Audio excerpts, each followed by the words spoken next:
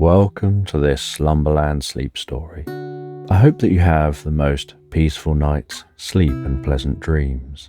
You can let me know what you think of this story or suggest your own story ideas in the comments section below. So just take a moment to allow your eyes to close and allow yourself to begin to relax. And as you begin to comfortably fall asleep, I don't know whether you'll drift asleep faster to the sound of my voice or whether it'll be to the spaces between my words. And as you comfortably drift asleep, I'm just going to tell this bedtime story in the background. And as you carefully crunch your way through autumn woodland, you can hear the sound of leaves crunching underfoot, the rustling of the leaves in the trees. You can see some of those leaves falling gently down from the trees, rocking side to side through the air as they carefully lower themselves down to the ground, carried on the gentle breeze.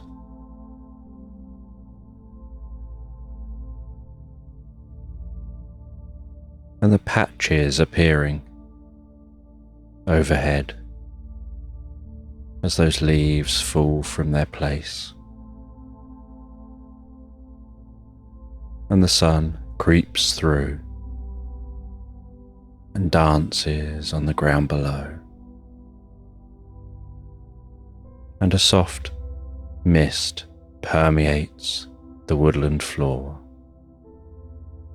wrapping around your ankles, moving gently with each step, like walking through shallow water, with your legs pushing through that water. The ripples gently spreading out with each step.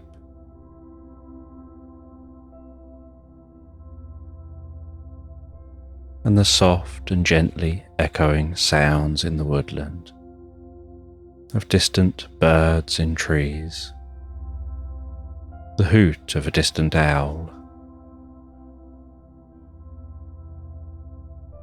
that slight chill in the air, stroking your cheeks, breathing in that slight coolness, breathing out any stresses or worries, while your mind is gently lost in thought, weaving around trees.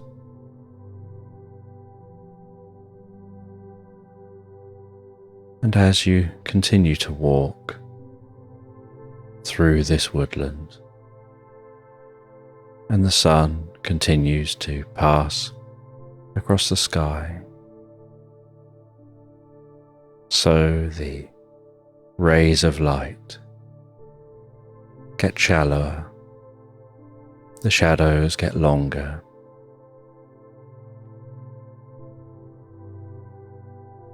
and the light goes from a brighter white to a delicate orange, weaving its way around those trees.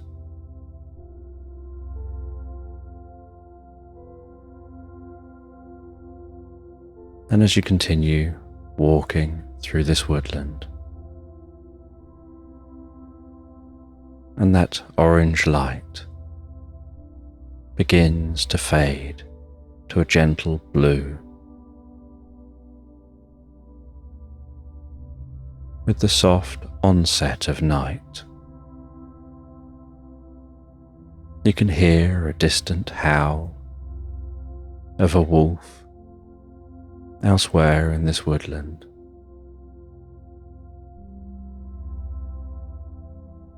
And then after a short time, you hear a howl coming from the opposite direction in response, and then another and another, the animals communicating with each other as you continue walking so peacefully, so calmly through this woodland.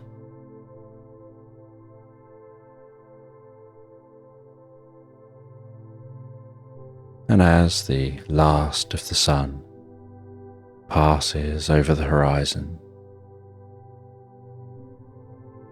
you find your way to the edge of the woods, into a slight clearing where you can see the gently rising full moon hugging the tops of the trees in the distance. The stars sparkling and twinkling overhead. And in this clearing, you see a large ravine, and you walk over to that ravine. You walk along the edge of the ravine, gazing down to a thundering river down below.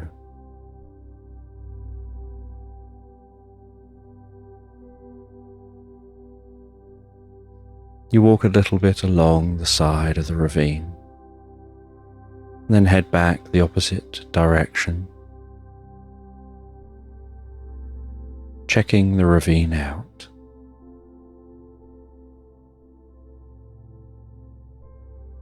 Before resting on the edge of the ravine, dangling your legs over the edge, taking your backpack off, and out of your backpack, you take a long rope, and on the end of the rope,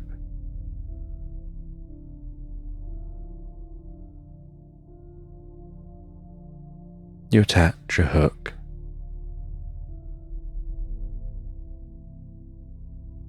And then you stand back up and you throw that rope across the ravine. And the first time it lands and you pull it, and it just pulls off the edge of the ravine, so you roll it all back up again. And you throw it again, and then a third time and a fourth time. And the fifth time you manage to hook that on the other side of the ravine. You tie off the rope on this side of the ravine. You wander calmly back into the tree line, examining the branches of the trees. You find a suitable branch, break that branch from the tree, and carry that branch with you back down to that rope. You throw your backpack back on your back. You hear the soft howl of another wolf.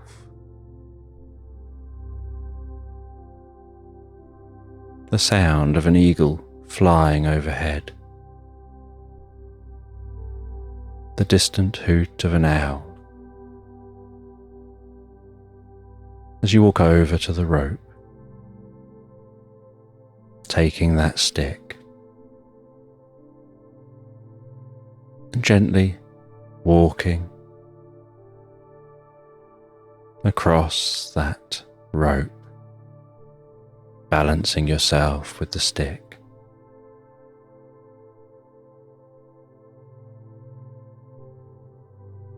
carefully walking along the rope. The gentle breeze pushing on your cheeks, moving softly and calmly above that thundering water.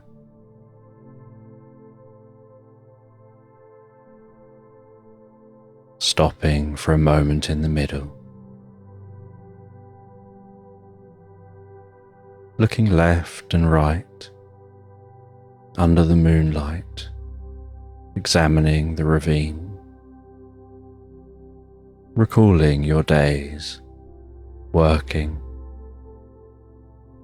in a circus, the days you used to swing from high up, used to cross ropes like this through multiple performances, day after day.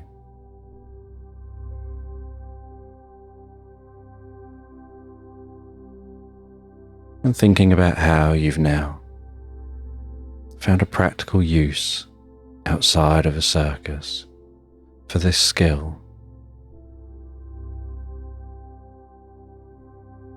And you lower yourself down onto that rope, crouching all the way down, sitting yourself down on the rope.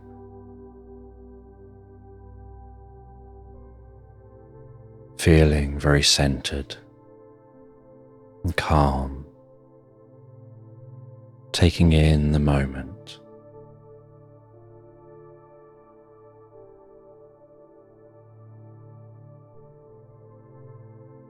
And from on that rope, you're wondering whether to drop down and explore the ravine or continue across to the other side. You wonder whether there'd be a way up from within the ravine if you drop down.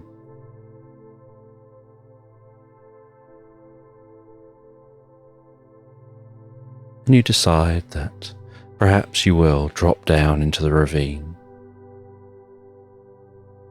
And so you pull a large sheet out of your backpack. You wrap 2 corners into one hand, 2 corners into the other hand, and then you just push your body forward, launching yourself off the rope, stretching your arms out as wide as you can. That sheet catching the air, jolting you back up as you fall down calmly, drifting down into that ravine, following your ears to guide you to land beside that thundering river, heading off to land on the opposite side of the ravine to which you were crossing from. Pulling your arms in as you near the ground, bending your legs, and gently landing and walking and rolling in that sheet, placing that sheet back into your backpack,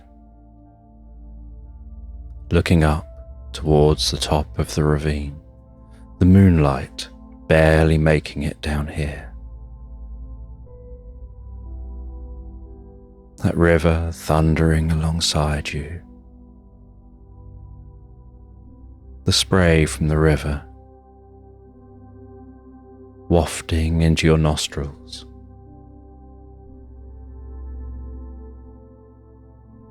As you crunch along the stony edge of the river,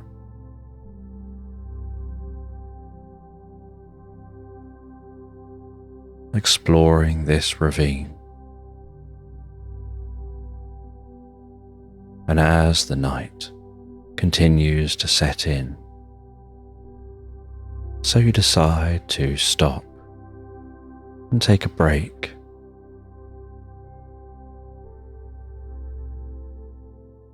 And you grab some spikes from your backpack. You wedge them in above head height into the cliff at the side of the ravine.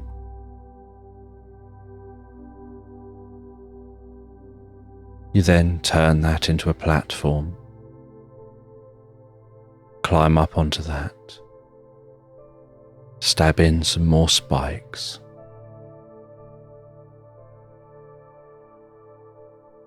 and then attach a sheet between the platform and those spikes, making a small space that you can fit in with your backpack and rest down and sleep for the night.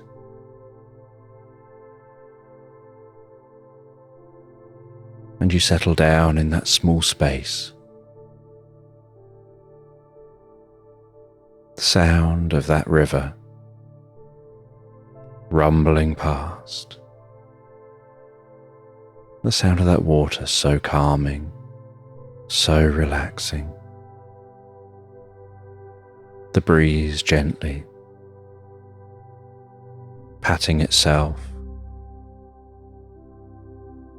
on the fabric that surrounds you. Feeling like you just want to drift comfortably asleep. And under a gentle torchlight, you read a little bit of a book before noticing that as your eyes work their way to the bottom of the page, each time they reach the bottom of the page, they just want to close deeper and deeper.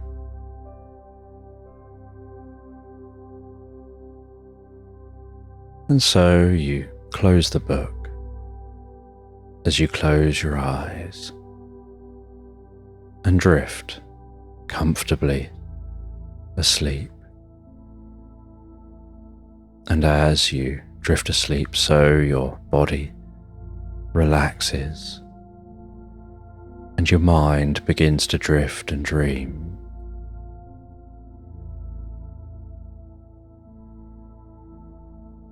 And you start to hear the sound of a disco. And in your mind's eye, you start to have this sense of coloured lights flashing and moving around.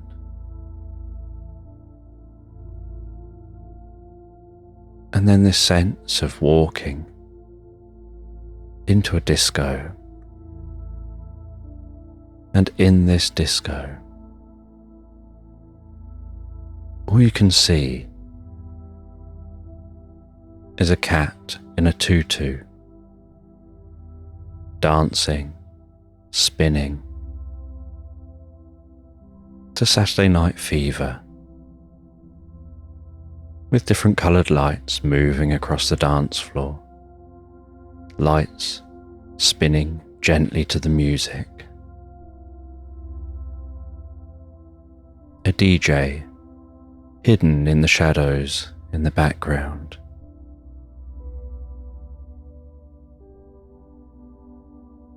A gentle occasional puff of dry ice wafting across the dance floor.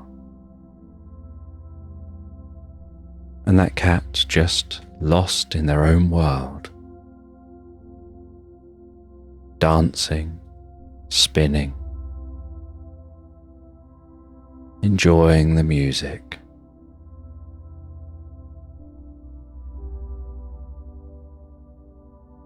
And you stand in the entrance to this disco, watching as that cat dances. And then as the song comes to an end,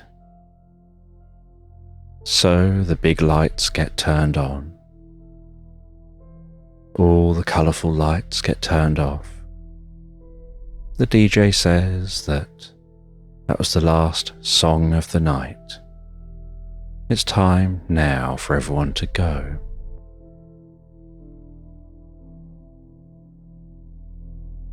And the cat seems a little disappointed with this. And you notice, with the lights on, the incredible mosaic on the floor. But once the lights are turned on, this room doesn't look so much like a disco. It looks more like an ancient Roman building with the most beautiful architecture, images around the walls, and a delicate mosaic across the floor. And you walk towards the cat. And the cat is still wanting to dance and is purring gently. And yet they seem very worn out, very tired from all their dancing.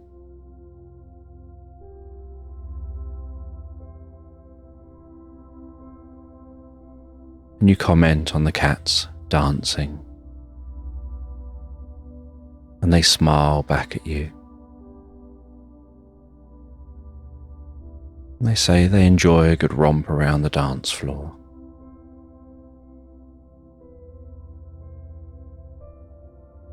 And they tell you perhaps you'd like to head out of the fire exits at the far end of this building. And they hand you some chopsticks.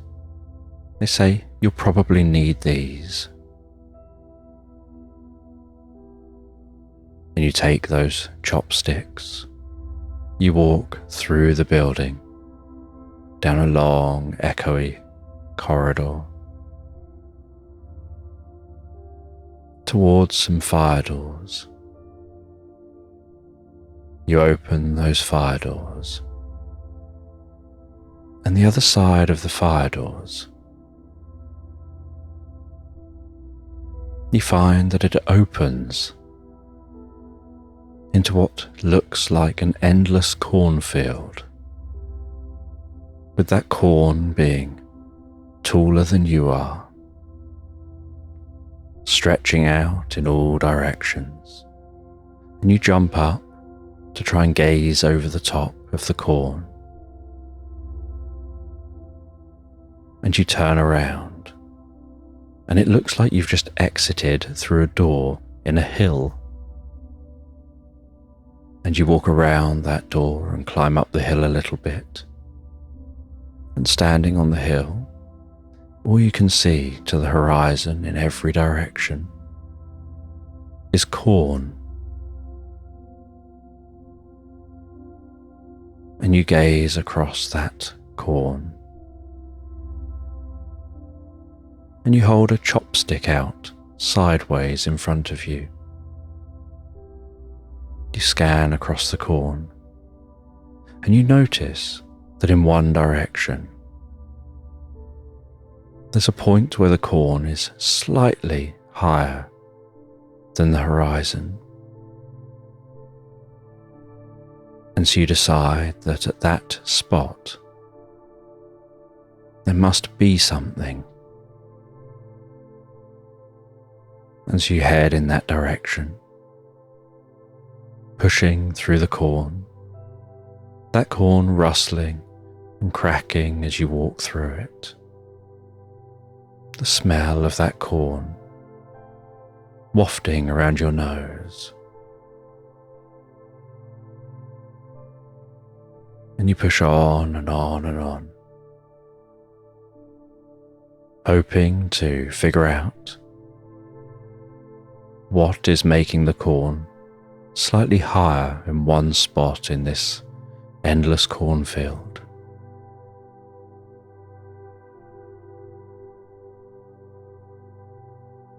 And after some time of walking,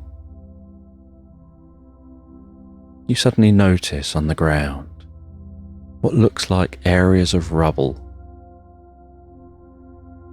and so you suspect you're on the right track. You push through that corn, leaving a trail of crushed corn in your wake.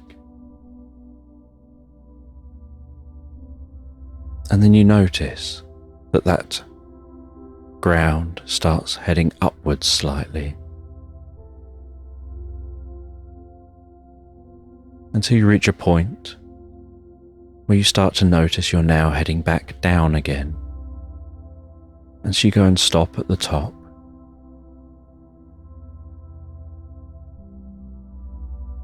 And you examine the ground beneath your feet. And you start digging into the ground with those chopsticks.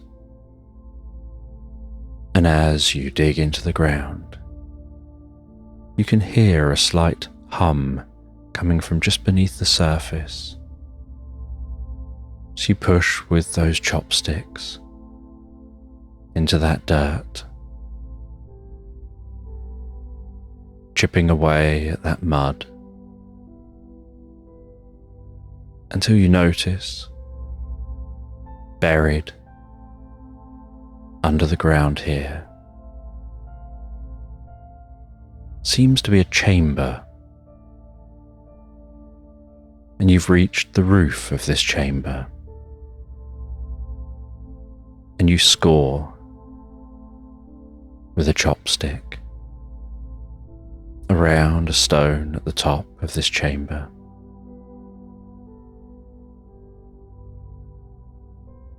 Until that stone falls through and thuds onto the ground. And you squeeze yourself down through that gap. You hang and then drop down into the chamber below.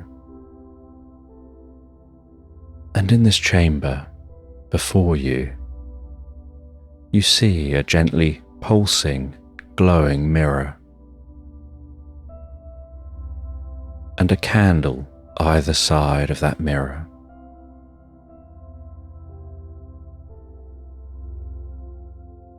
And you walk up to the mirror, and you reach out to touch the glass of the mirror. And the closer your hand gets to the glass, the more you start to hear this curious, gentle ticking noise.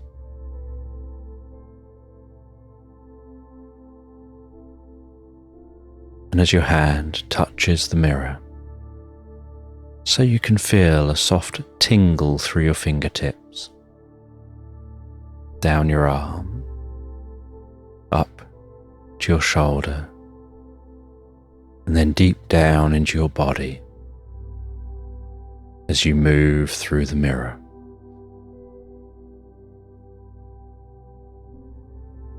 And the other side of the mirror, you find yourself in the most beautiful meadow, with the gentle scent of wildflowers, the soft rustling grass waving in the slow, undulating breeze.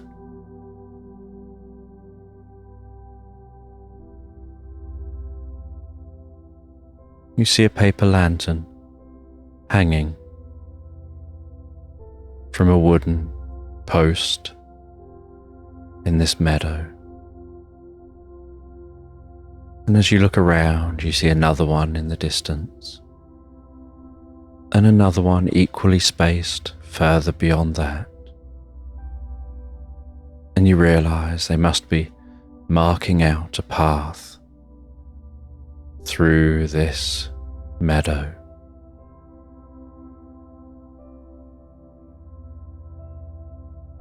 And you can still hear that soft, curious ticking. And as you gently turn around,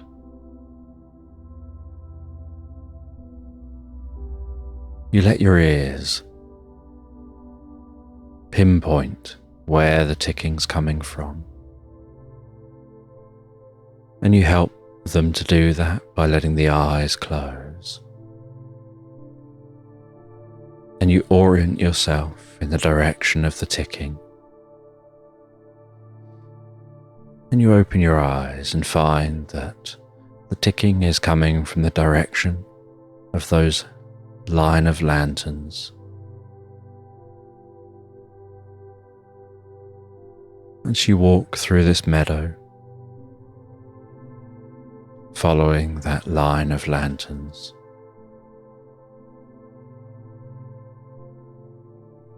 the sweet scent of those wild flowers, a large bird flying overhead, caught in an updraft, surveying the landscape below.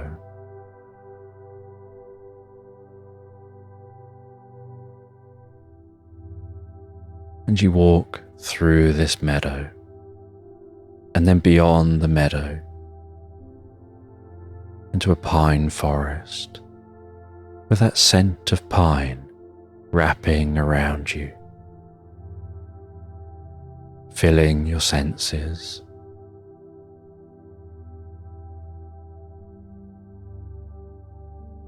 And you push yourself around the trees, feeling the bark of those trees under your fingertips, catching the sap on those fingertips, feeling its stickiness,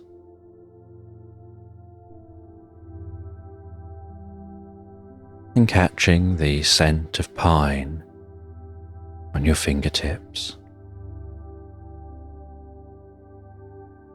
and noticing that ticking gradually getting louder and yet still barely audible.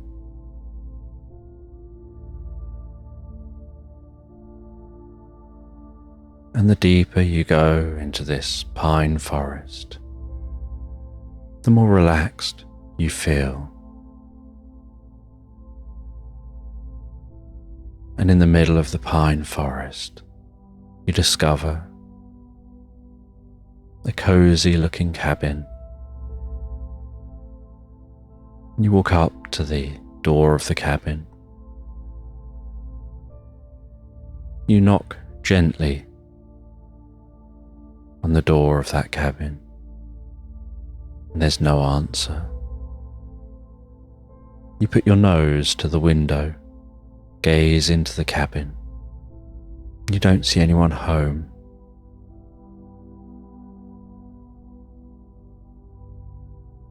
You open the cabin door and say hello, and still no answer.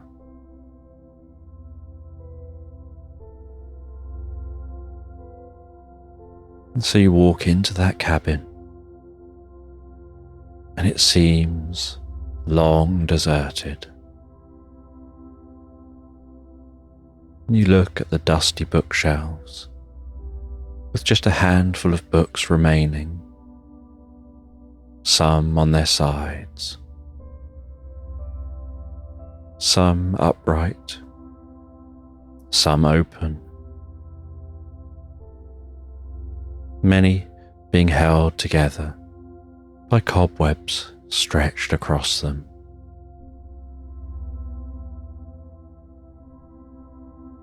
You open and look in the different drawers. And as you're looking in the drawers, your foot accidentally knocks the bottom of a cabinet. And with a click, a secret drawer in the base of this cabinet opens. And so you carefully pry that drawer open. And inside the drawer, you find an old book with an ornate cover. You take that book from the drawer. You sit yourself down in the gently dusty, cozy, comfortable chair by the old fireplace.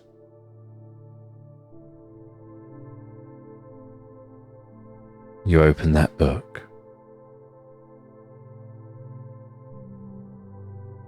And you see in that book the different symbols and images, as if those symbols and images are telling a story. You turn through the pages, running your fingers over the text, running your fingers over the images, feeling the texture of the paper.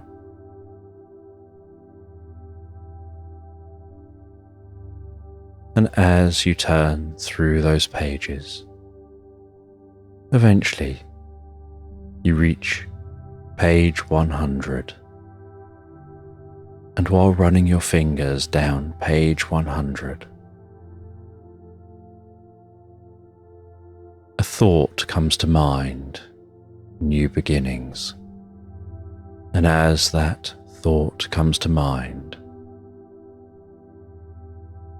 so do the pages. They seem to dance to life. They seem to begin to glow and stretch like a hologram, weaving its way off the page, up into the air before you. Before that hologram opens out like a book opening, and then opens out away from you like unfurling a map, to create a 3D world before you. And you lower that book to the ground. As that 3D world lowers to the ground, and you stand up and walk into that 3D world, watching as the cabin around you seems to fade away,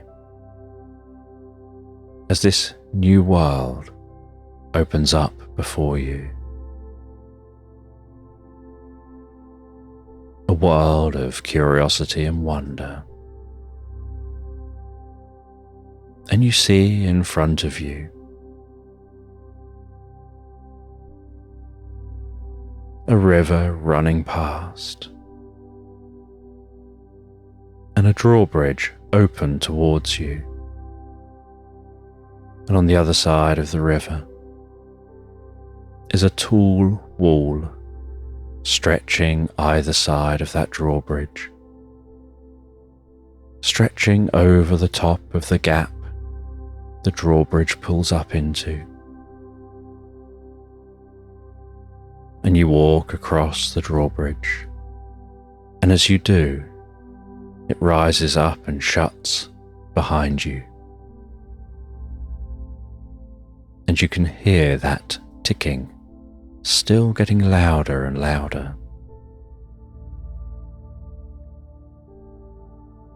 And you walk along a path laid out before you, hearing the gentle hoot of an owl in the distance. seeing a pocket of flowers with a hummingbird feeding, poking its head into one of those flowers, its wings buzzing imperceptibly fast.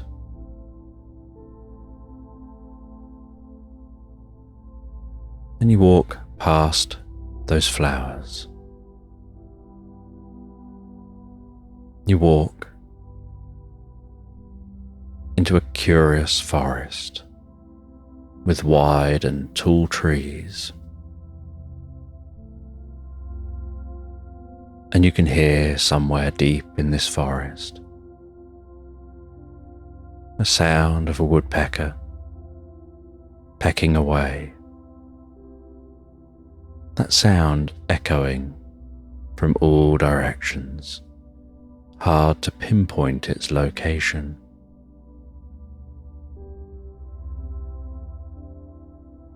And you feel like something's watching you as you walk,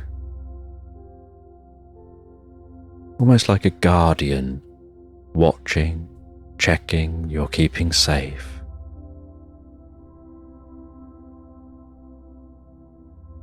As you walk deeper and deeper among the trees, and while walking through this forest, you hear the gentle rustle of the trees around you, as if they're moving, changing position.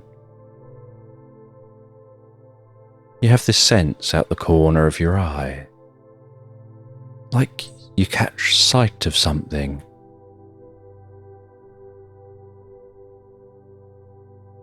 And then you swing yourself around, and just for a moment, you're sure that these trees had faces. But the details of those faces blended back in with the trunks as you turned. And so you stop and you ask if there's someone there. And after a long pause,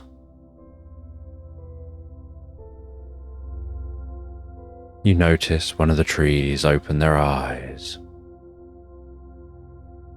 and in a low, deep voice, they say that they are all one. Their roots combine beneath the surface. This entire forest is one giant tree that's lived for thousands and thousands of years, that's been the guardian of this land. And it moves across the land so slowly, reaching out with those roots to a new location, growing up in a new location, and gradually stretching out, exploring the land, guarding the land, storing the knowledge of all those who've been here. And now they're here to support you on your journey. And if you carry on following the path you're on, following that ticking noise, you'll find what you're looking for,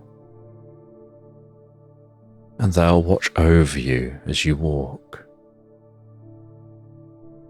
And so you continue on through this land, weaving through the trees, feeling safe and secure. As that ticking gets louder and louder, and you find your way out to a river gently flowing by through the heart of the forest. You follow that river, following the ticking, finding your way to a water wheel stretched across a waterfall, attached to a tall stone tower. And you head down the side of that waterfall. And you look back at the water wheel, at the way it moves as the water flows.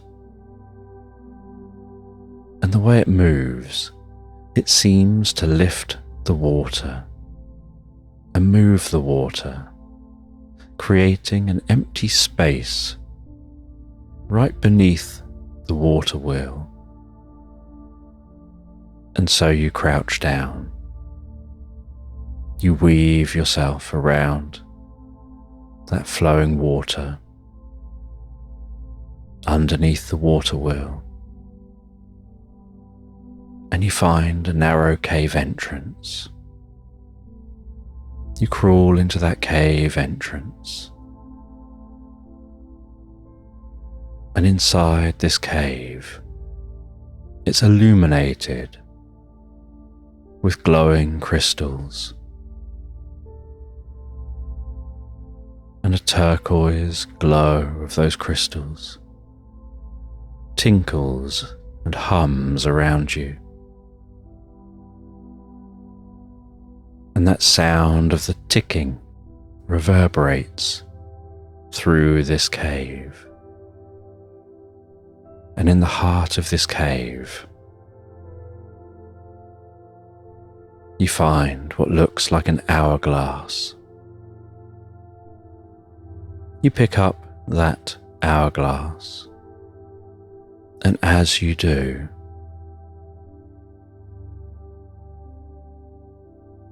the humming sound increases until suddenly there's silence.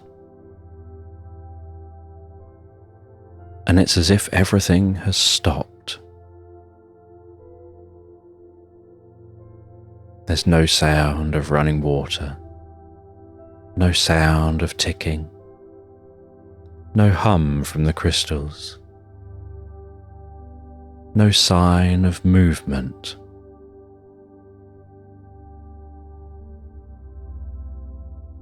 And you find yourself just gazing at that hourglass and being curious about the stillness.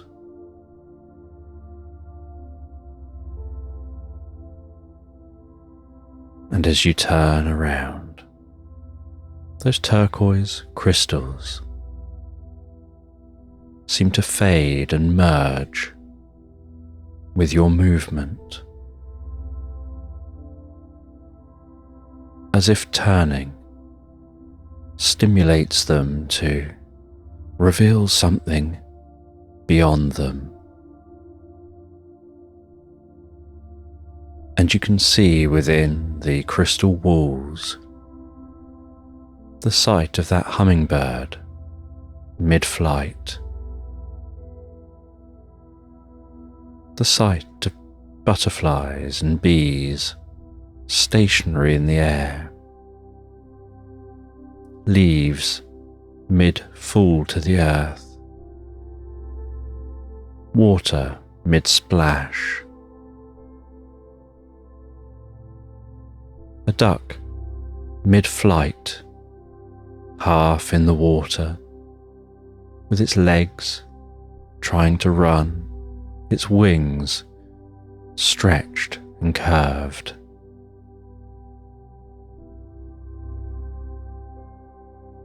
As time stands still.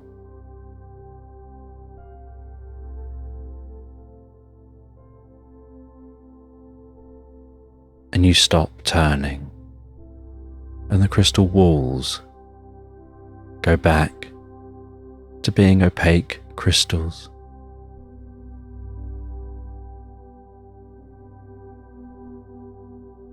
And you examine the hourglass, and as you tip it over, so time begins again. And you place that into your pocket. You crawl your way out. You stand by the flowing water, the sound of that water wheel spinning and creaking its way around. You head back up to the forest, and the trees tell you you found what you're looking for. It's time to now begin to change state. And with that, you find yourself awakening on the cliff of that ravine.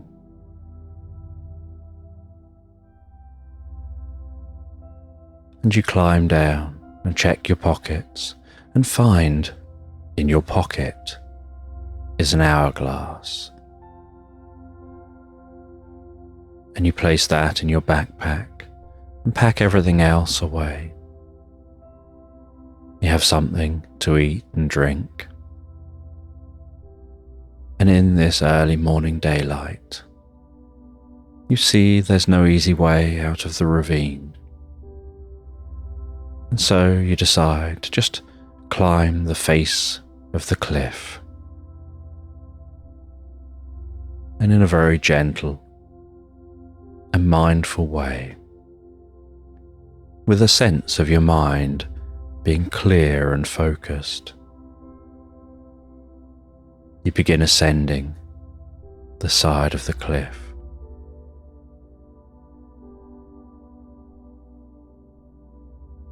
And you climb your way all the way to the top of the cliff. And at the top you stop for a break. You rest for a few moments, catching your breath, before continuing on into the woodland. And as you walk into the woodland, you start to hear this voice echoing gently in your mind, that there's a vast ocean of reality open for you to accept and explore.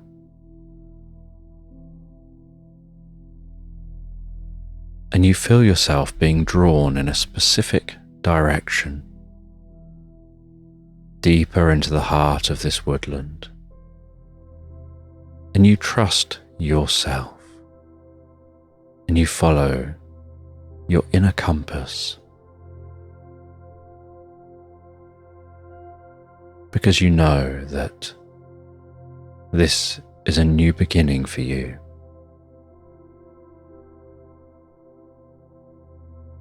That voice in your mind that's you yet not you, that's talking all by itself, is sharing deep wisdom, and that it's your role to listen. And so you follow that voice deeper and deeper into this woodland, and in the heart of this woodland you see a curious stone, and the surface of that stone, which looks like a very natural stone, seems to have a mosaic pattern etched into its heart.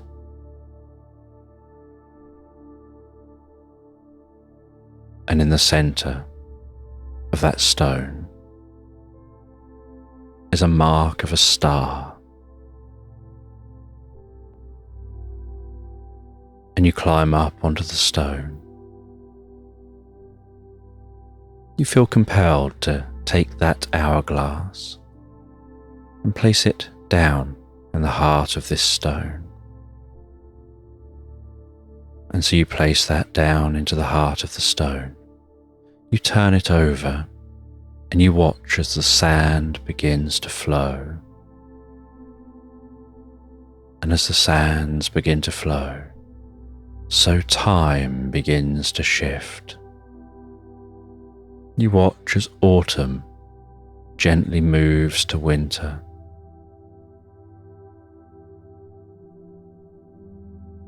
As the surface of the grass around the stone gets touched by the soft wisps of frost,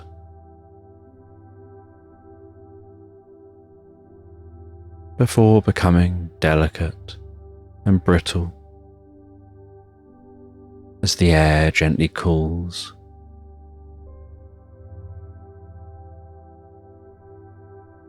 And the trees shed the last of their leaves.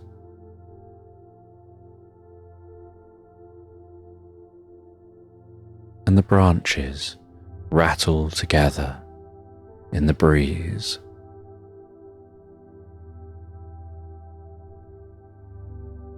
And white clouds hug the sky.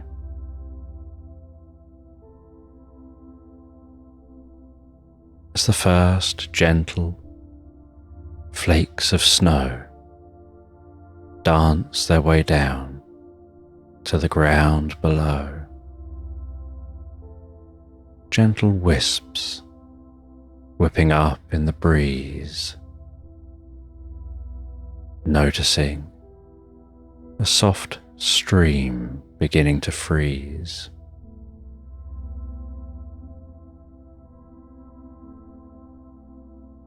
A rabbit exploring the crusty meadow, poking its nose through the grass.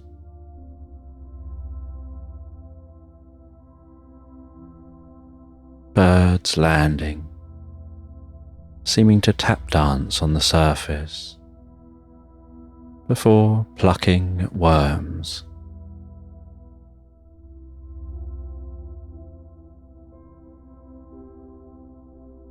The once coloured environment turning shades of white and grey. The sound becoming more muted as snow covers the land.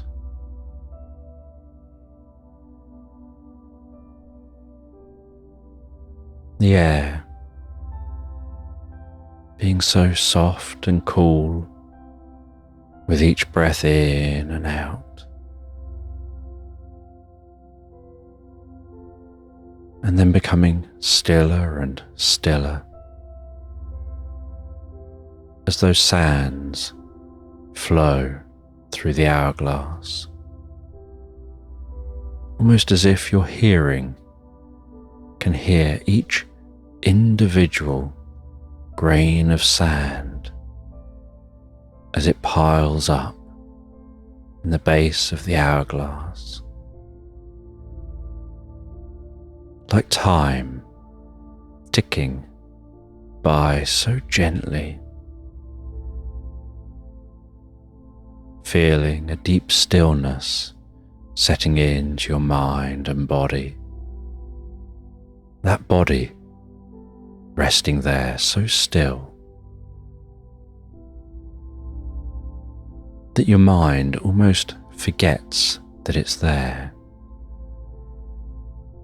The arms resting, relaxing, almost becoming a nothingness, with a nothingness setting in through the legs, the feet, deep within you.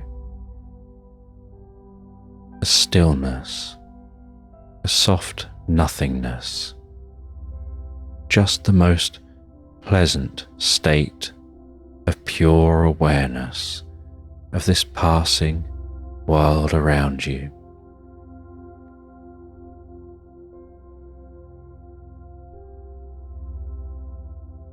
And watching as some deer walk out into the meadow in the snow, the sound of those deer crunching through that snow, the gentle cracking of the ice on the edge of the stream as they stand on that ice, and then the sound of the bubbling of the stream, and the fresh scent of that pure water. As winter calmly gives way to spring and the snows begin to melt, and as the snow melts, so green comes back to the meadow, colour comes back to the trees, and the water flows into the stream, and that stream rises and bubbles and chugs its way along, churning up, bringing with it a certain freshness and calmness, as if the stream is like a stream of consciousness, washing away any negativity, any doubt, any worries, just leaving behind a cleansed self, a cleansed mind and body, like the coolness of winter, leaving your body, warming you with the gentle sun of spring. As new life begins to form in the meadow, new wildflowers begin to grow. Bees and butterflies waft their way in to that meadow, to those flowers. The breeze gently warms up, bringing warmth to your heart, to your soul.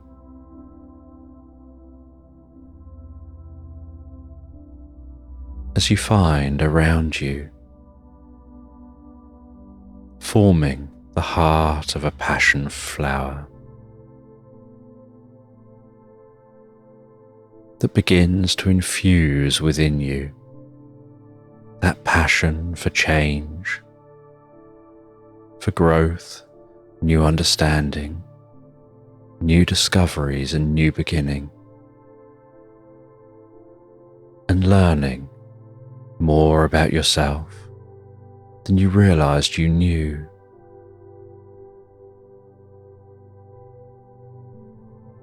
As this spring brings change and new beginnings, and the sound of a woodpecker echoes through the trees,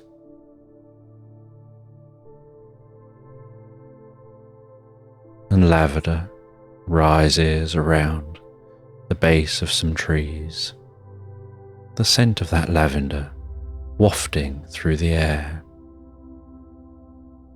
with each gust of the breeze.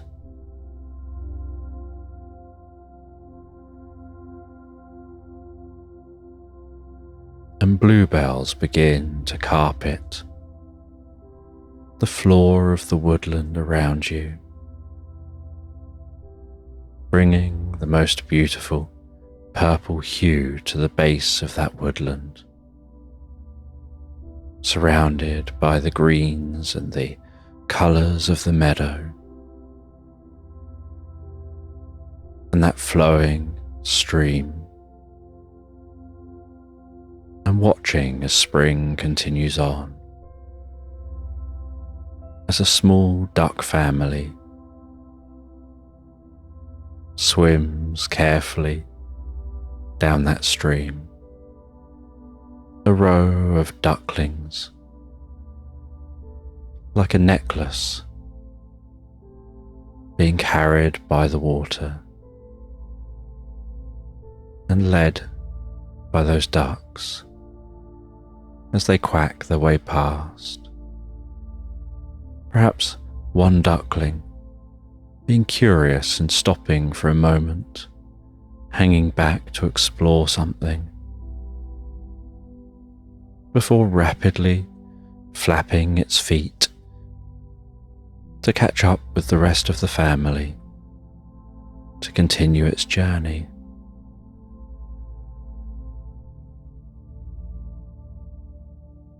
The sight of those deer again, only this time some young deer, feasting on the meadow grass, and young rabbits in the meadow,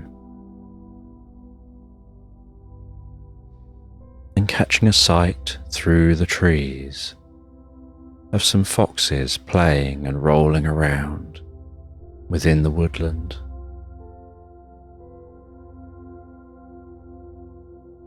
And the leaves of those trees growing broad and thick, filling the canopy with dense foliage, with barely any light able to make it through to the woodland floor. Just the occasional dancing shard of light creeping its way through when the breeze is just right.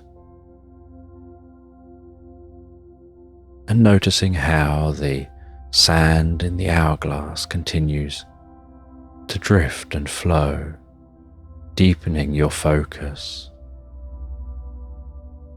Almost like there's a connection between you and that sand, like a countdown in your mind. 500, 499, 498, 497, 496, 495, 494. Each number in your mind seeming more distant than the last, seeming to take you deeper and deeper into the experience, keeping you locked in this reverie, in this comfortably intense focus on the world passing around you,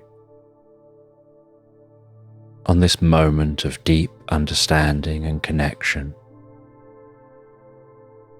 on this magical meditation with that hourglass,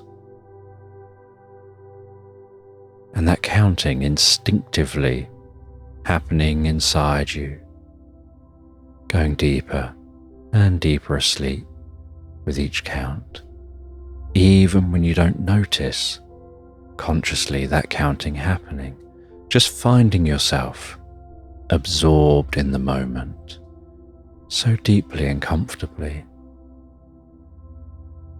As spring explodes to life into summer, with overgrown grasses, reeds densely lining the stream, many birds flying around, singing in the trees, swinging around in updrafts overhead,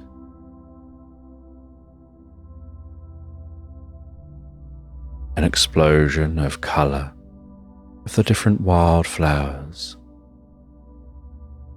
and different plants and trees with plants among the leaves.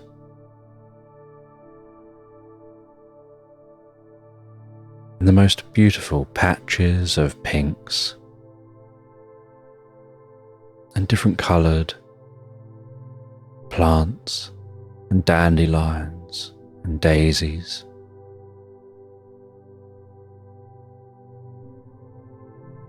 And finding yourself deeper and deeper absorbed in the summer, watching as all those young are now more used to their environment, more confident, like teenagers playing.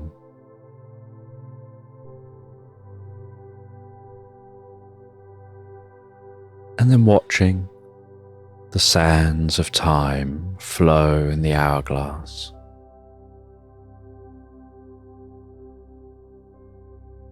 As the sands flow to autumn,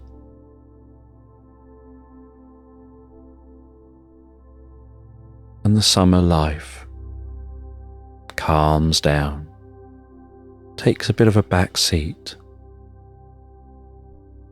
The leaves begin to fall to the floor. The air begins to cool. And things gradually approach the same environment you started with. And as autumn sets in and arrives back where you began, so that last grain of sand drifts from the hourglass.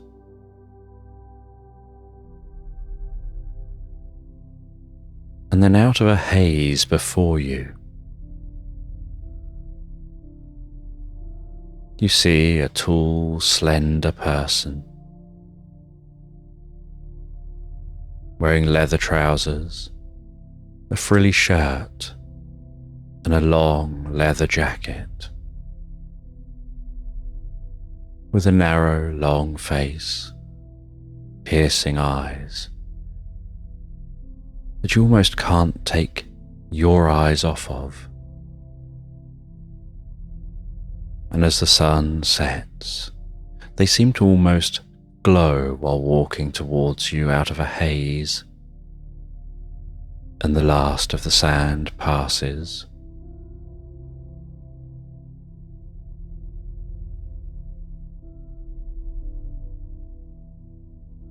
And your eyes are locked on this being that's walked towards you, and they stand before you with a kind and friendly face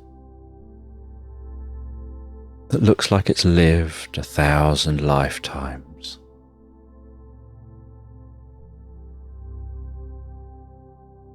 And they explain that they're a vampire. And they've lived in these lands for thousands of years. And your experience with that hourglass is their lived experience of time. That when you live for thousands of years, every single year passes as if it's barely a day.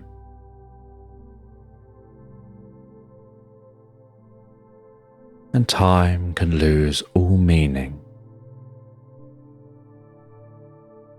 But you have a lot of time to think, to explore, to learn and grow, to find new beginnings.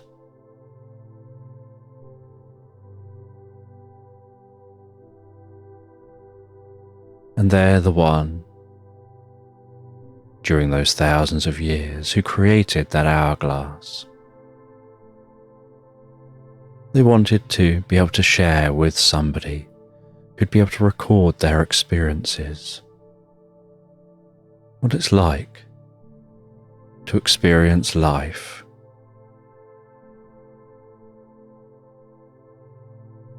when you live for an eternity.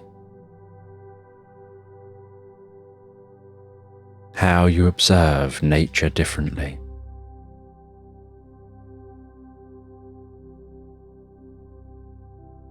And so they were able to use their psychic abilities to plant that into their dreams in such a way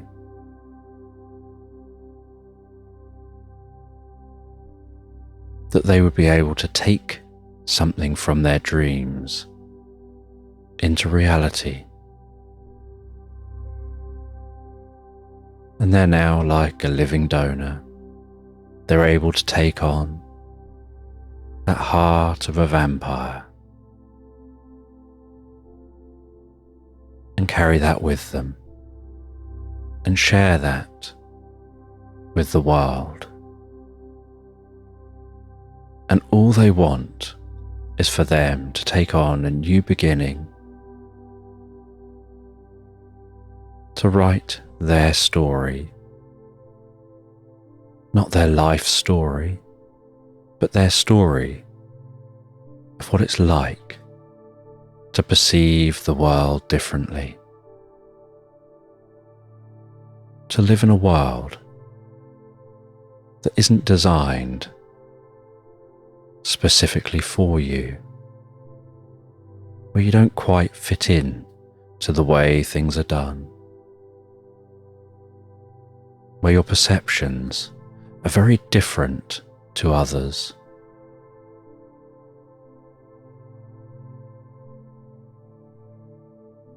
And they hand you an empty book and they tell you, each night when you fall asleep and drift and dream, you can wake up with no memory of doing so and begin to write the story. And after you've written the section of story for the night, you'll drift back asleep again in the most pleasant way. And each and every night you'll awake and write without any awareness before drifting back asleep again, sharing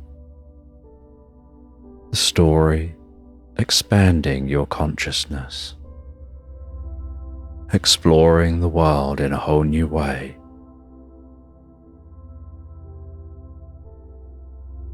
And then they turn, and as they do, the haze forms.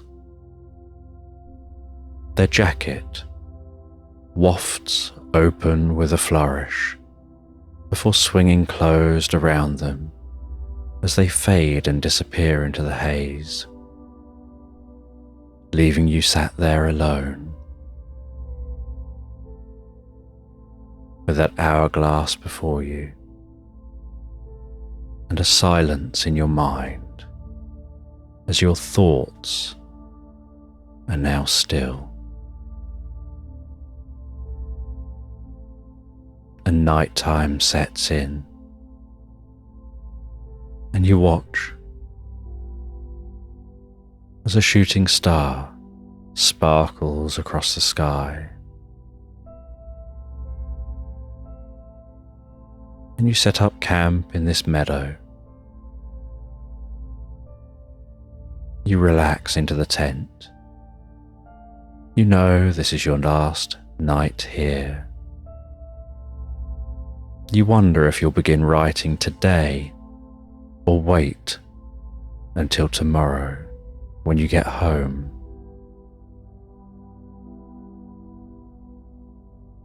And you settle down in a tent, exploring the experience in your mind as you drift and float so deeply, so peacefully and comfortably asleep into slumberland.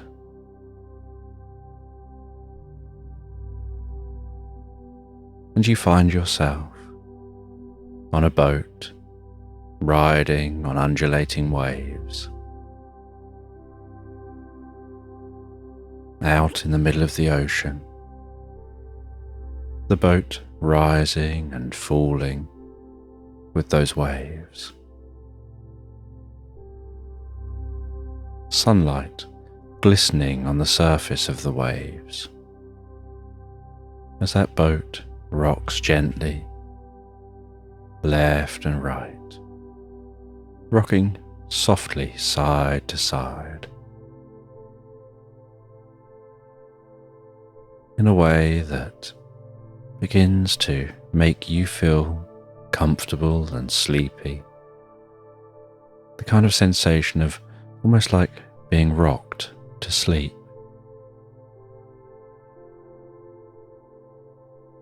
And while the boat rocks gently, bobbing on the water, and the occasional cloud passes across the sky,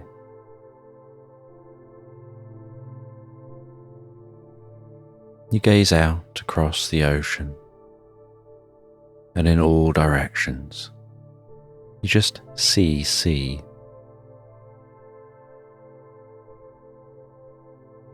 And then you notice in the sky a glowing, like a shooting star.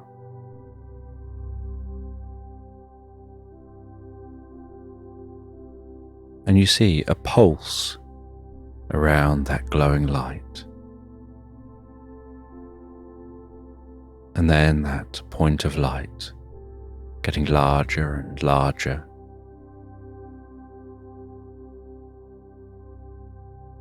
Before at very high speed, it splashes down into the water near the boat. And like the perfect diver, it barely makes a ripple as it splashes through the surface of that water and sinks deeper and deeper under the water. And you see behind it a streak of light, as if it's warming the water, and bubbles gently rising up from the path that's taking.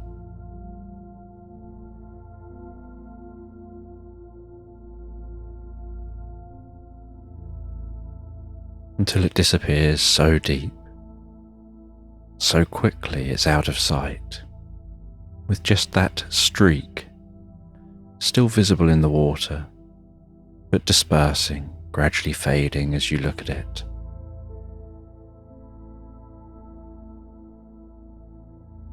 And you're curious what that was.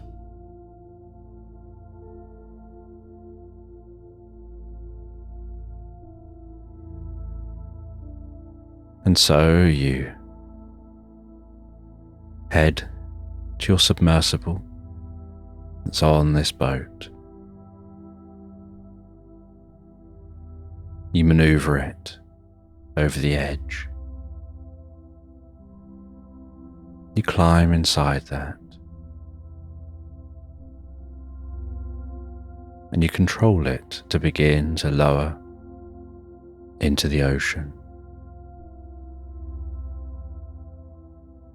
As it lowers through the surface of the water, watching the waves bob up and down across the windows. Hearing the sound of the water pass the top, seeing some bubbles rise up around the submersible. Hearing the ping of the submersible.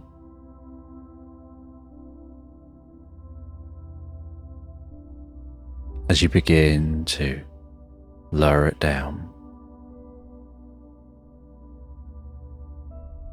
And it lowers down, remaining tethered to the boat overhead.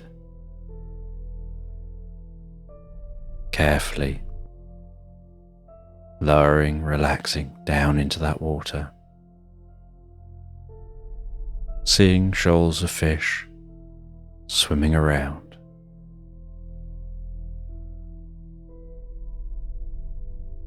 Lowering down, seeing the way the sunlight passes through the water and dances with the waves overhead. As you continue lowering down deeper and deeper,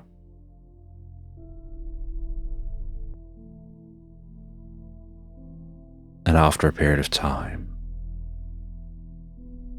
the light seems more like twilight. The sun barely visible overhead. You turn on the lights of the sub, illuminating your surroundings as you continue to descend, so calmly, so peacefully.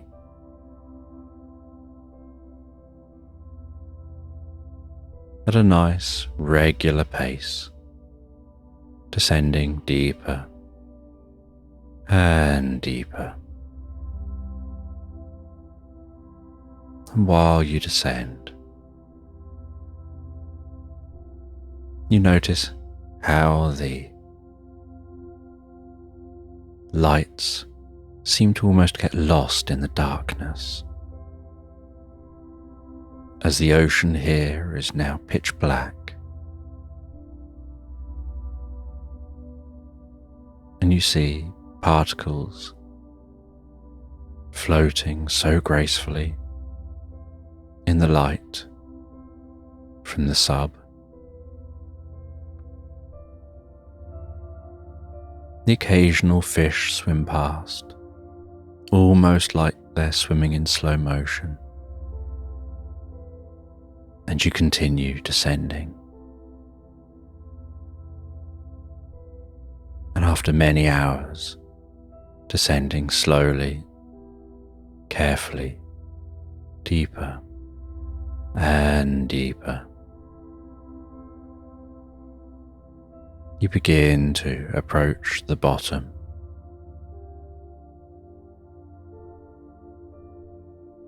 And you're curious if whatever entered the water has even survived this far.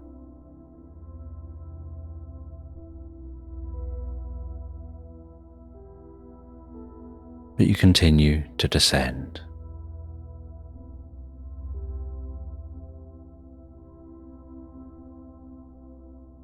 And once you're down near the bottom,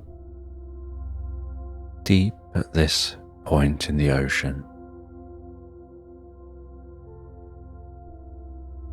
you look through the windows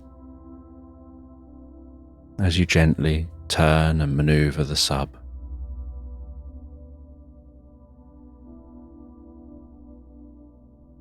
And you can see what looks like a gently glowing egg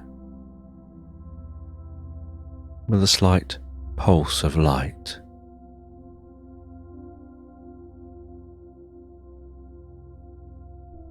And you move that sub close to that egg,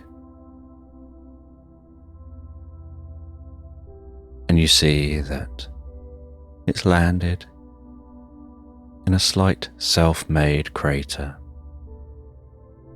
slightly wedged into the ground. As it continues, almost hypnotically, to pulse gently, where you find your eyes almost locked on that pulsing.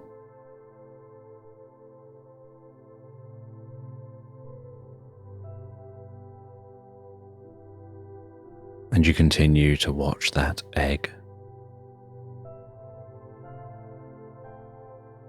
And that pulsing begins to speed up.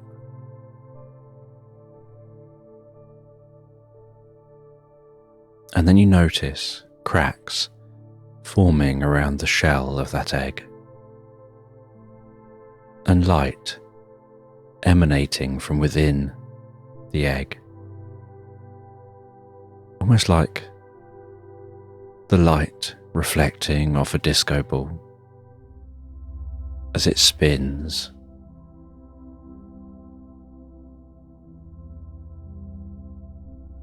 And then, with a massive pulse, the sub shifts and rocks as the egg seems to explode.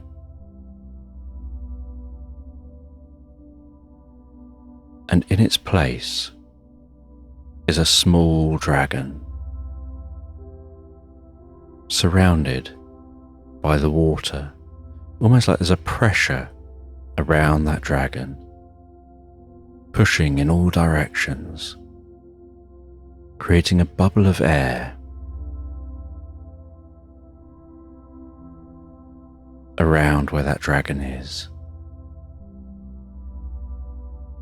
with the water vibrating and pulsing, and the sub vibrating and pulsing, and that young dragon stretching its wings for the first time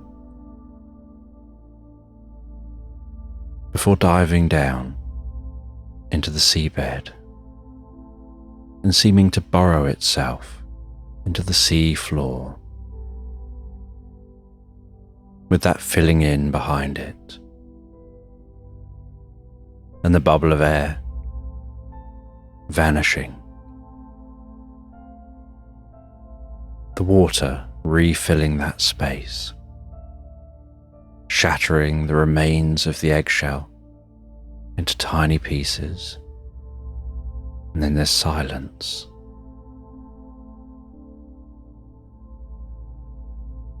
And you sit in that silence for a while, just watching the empty ocean floor, curious about what you've just seen.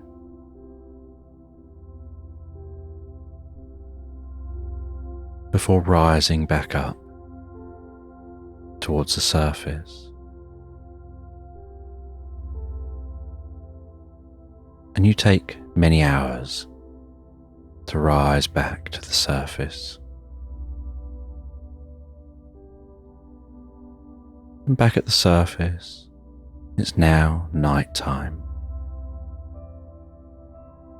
And you rise your sub out of the water to the attachment above you. Climb out of that sub back onto the boat.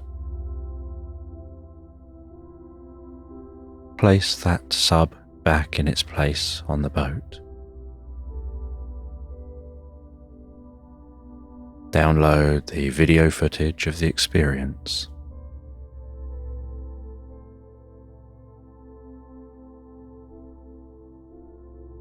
And then, with a nice drink, you sit watching the video of that experience.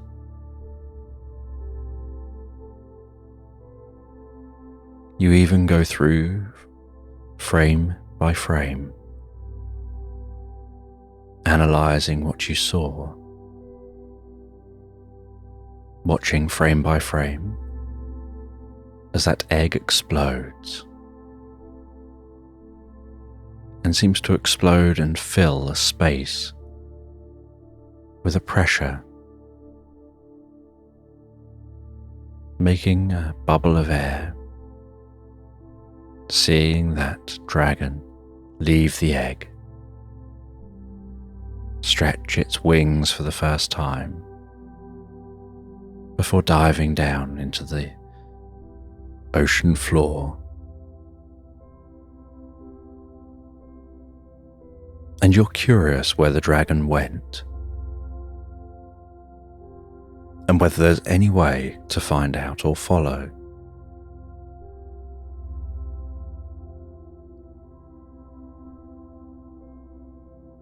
And that night, you settle down in bed, still thinking about the dragon, and with the boat gently rocking, you drift peacefully and comfortably asleep. And while you sleep, you're awoken by a gentle, pulsing hum. And you open your eyes and you leave the bed. And and you walk around to find that hum. And you head out to the front of your ship. And in the front of your ship, you see what looks like a glowing portal beginning to appear, gently pulsing and humming as it begins to form and grow. And you start to see in that space what looks like some woodland.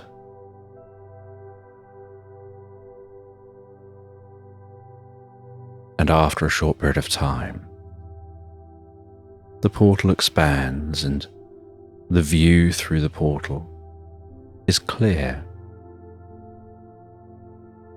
And you walk towards that portal. And you poke your head through the portal, looking at the view, but uncertain whether to pass through.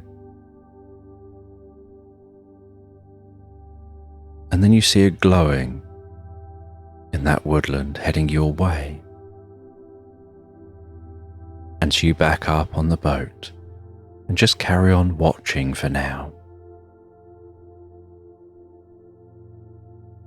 And that glowing gets closer and closer.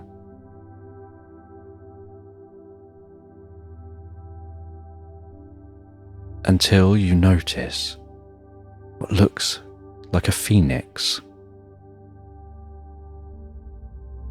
Its body flaming as it approaches.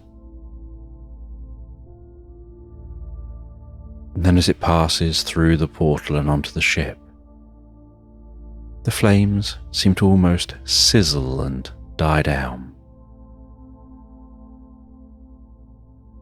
And you see that it is a phoenix, and on the back of that phoenix is a little duck wearing what look like biker glasses pulled down over their eyes.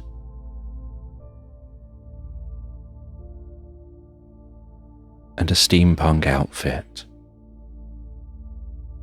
that clearly looks like it protects them from the heat of that phoenix. And they pop the glasses up onto their forehead. And they call over in a gentle voice, asking if you've seen anything strange here. And you ask them to define strange. And they say, have you seen anything perhaps fooling around? And you say that an egg fell from the sky, landed at the bottom of the ocean, and then it seemed to open. There was a dragon, then it disappeared into the ground.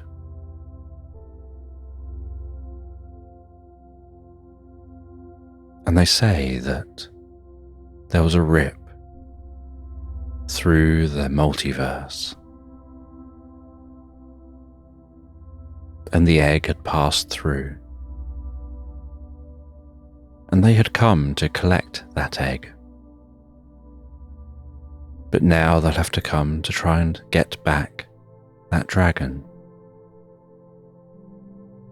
and that the dragon will have found a safe place to keep themselves while they're here. They probably sensed that there was a cave deep beneath the ocean, and that would be a safe place for them to go and hide.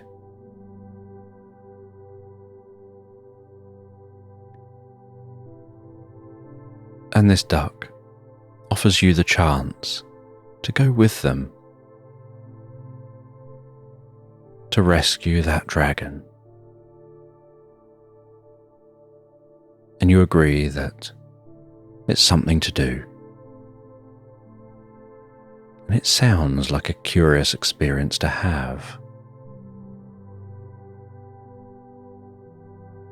And so the duck heads off for a minute on that phoenix, and in what seems like almost no time at all, returns and throws you an outfit and says this will protect you and help you on your journey. And so you change into that outfit, climb onto the back of the phoenix. The duck sat just in front of you, and with a slight movement of their legs, the phoenix bursts into flames, flies back through the portal, and then a portal appears in front of them, and they fly through that portal. Only this portal takes them to a different location, and you can hear rumbling and see around the portal what looks like soil, as if you're burrowing through the soil. And there seems to be a bubble of portal around the phoenix. And you notice that the duck seems to have a small dial, a little bit like a clock, that they have in front of them, just rested on the neck of the phoenix. And they're twisting and manipulating that dial. And in doing so, they're manipulating the portals so that they can create one in front, one behind, and connect the two, like having a bubble, travelling along under the ground, with the ground passing through the portal at the front and out of the portal at the back, and them in the middle.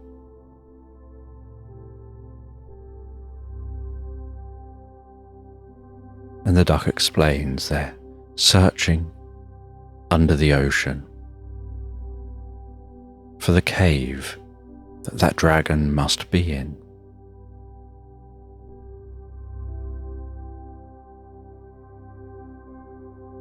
And after some time of searching, they come out into a gap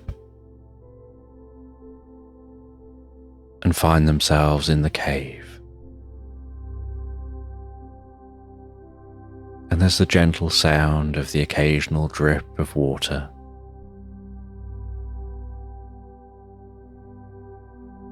And the rock in this cave seems so tough. And the duck explains that dragons are normally born in fire, deep in the earth, their eggs surrounded by so much pressure. And normally they launch from volcanoes. The change in pressure ruptures the egg, signalling the birth of the dragon. And they explode out the egg in a protective casing, which expands and protects them, pushing away, normally magma, as they form and spread their wings for the first time. And normally they burst out of that bubble, flying high above the magma, to take flight for the first time. But here, the pressure change must have triggered the egg to rupture. But on realizing they couldn't make it, the distance they'd have to make it out the top, they flew down and dragons know chambers. And they have a kind of sense for such things. Almost like radar or sonar, some way of being able to see gaps in the earth. And so they will be in here somewhere. And as the phoenix, the duck, and yourself explore this chamber, eventually you find the remnants of the tunnel they created as they flew down into this chamber. And so you know you're on the right track. And you continue following and exploring. And you're curious when they find that dragon, how they'll get the dragon back to their usual location, whether they can create a portal that fits all of them through it at once. Because so far the portal seems to just be the size to fit the phoenix through, with the duck on its back.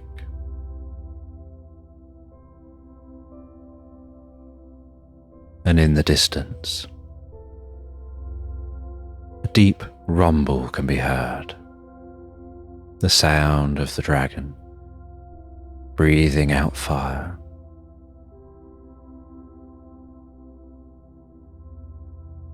And they head towards that sound.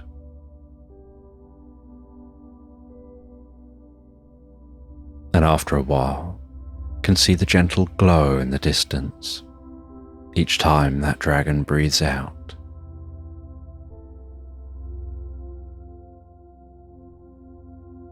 And eventually, they catch up with the dragon, and the duck heads over to the dragon, explains what's happened and that they're not in the place they should be. And the dragon's trying to understand. And the duck heads to one of the walls and creates a portal against the wall, a portal back to that land. And the phoenix, with you still on it, walks over to that portal. And the duck encourages the dragon to head through the portal. And the dragon heads through that portal. The duck climbs back on the phoenix and says that it'll be easier to take you with them for now. They can take you back to your ship after they've dealt with this dragon.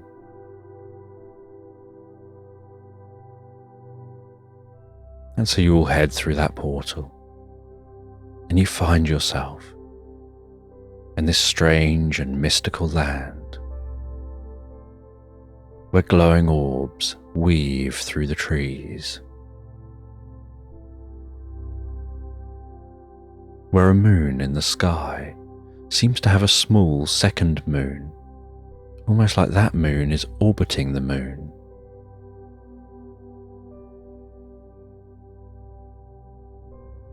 Where the stars are a dense patchwork of light and dust.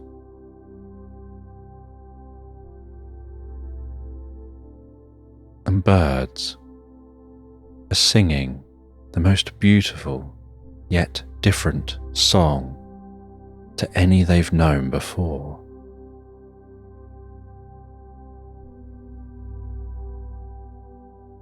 And in a clearing, the duck tries to explain to the dragon what happened. But the dragon's still young and doesn't really understand.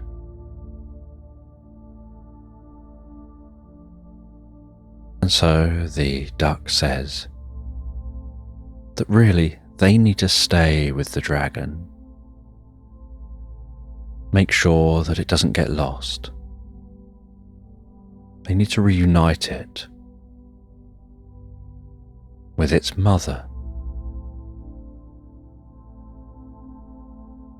And the best way to do that would be for you to go and find the mother.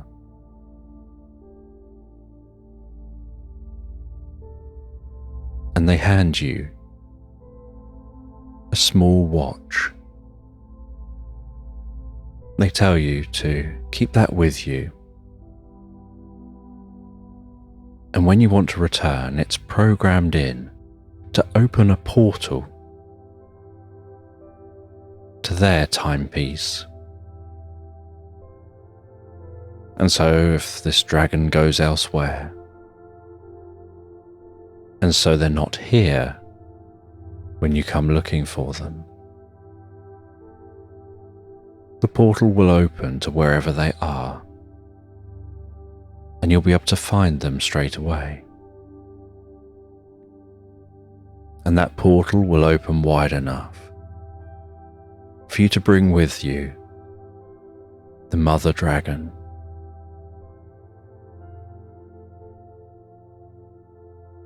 And they hand you a map,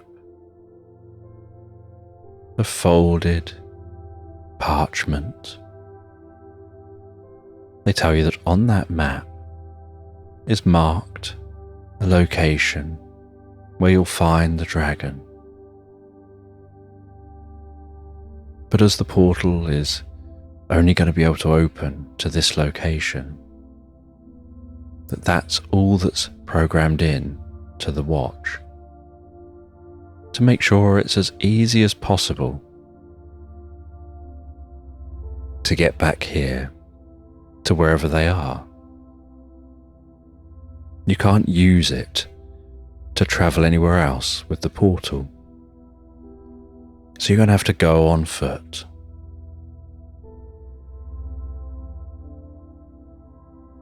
And you're happy to do this, to explore a strange land in search of a dragon. And so you set off following that map. You head through the most beautiful orchard of trees with the sweetest of scents.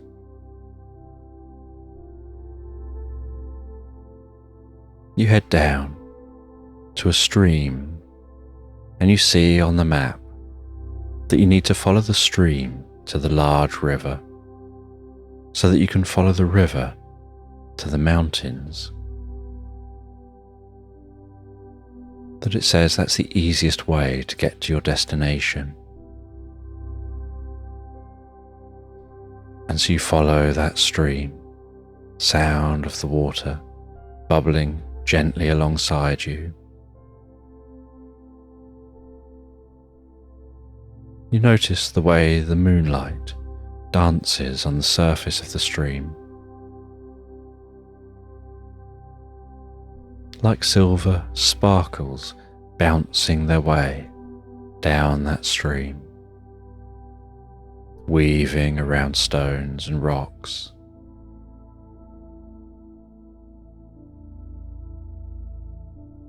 You can smell the cool, fresh scent of that water.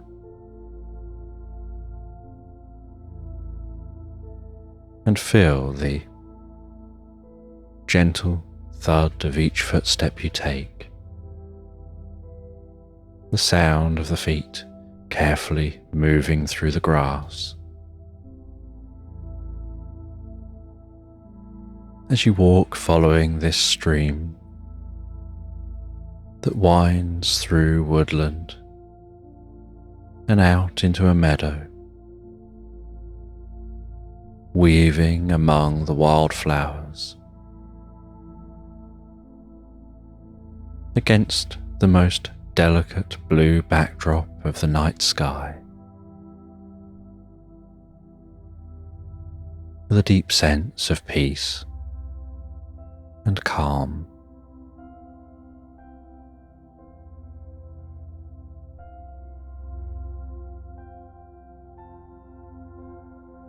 And eventually you start to hear in the distance the sound of more substantial flowing. And as you round a corner of a hill in this meadow, you see the stream meeting the river.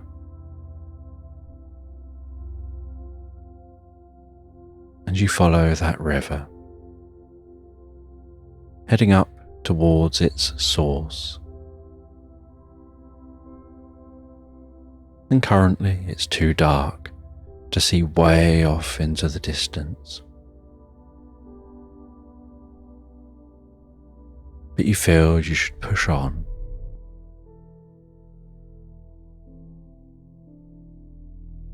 And so you follow this river.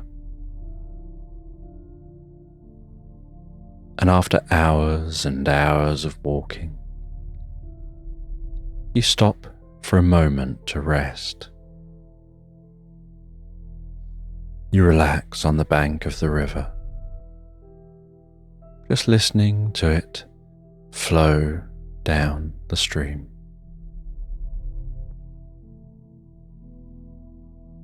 Feeling a little bit of spray from the river from time to time.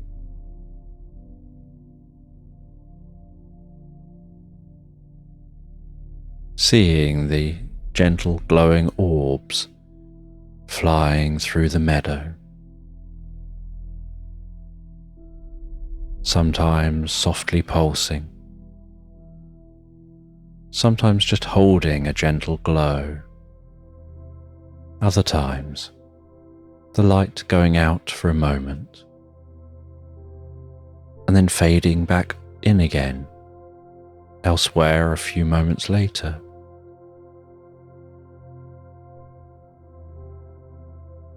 And as you rest there, you gaze up at the night sky. You look at those two moons, the blanket of stars. You can make out the clouds passing across the sky.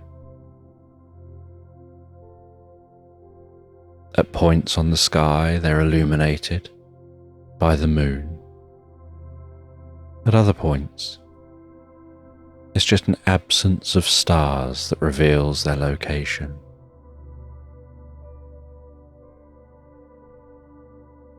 And as you gaze up at the sky, so your eyes want to close a moment, just to rest a moment, and you know you don't want to fall asleep.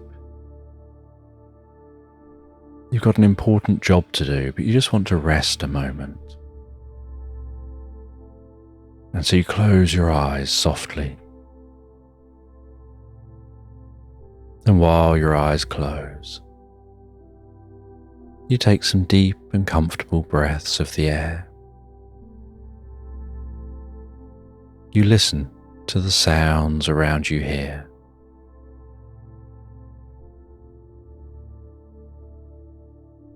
And as you breathe that air out, so you feel your muscles relaxing, your shoulder muscles, your chest, muscles down through your body. And you feel like each breath is breathing in peace and comfort. And it's almost like you're breathing out any stress or tension.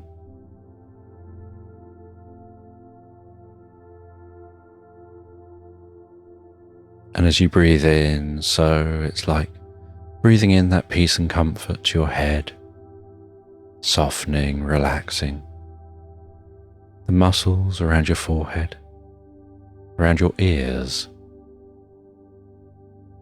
softening and relaxing around your eyes, your cheeks, the back of your neck, breathing out any tension before breathing in more deep relaxation, softening the muscles around the jaw, relaxing the tongue, the lips, the eyelids, the nose, throat, relaxing down around your shoulders, deeper and deeper, even more calmly.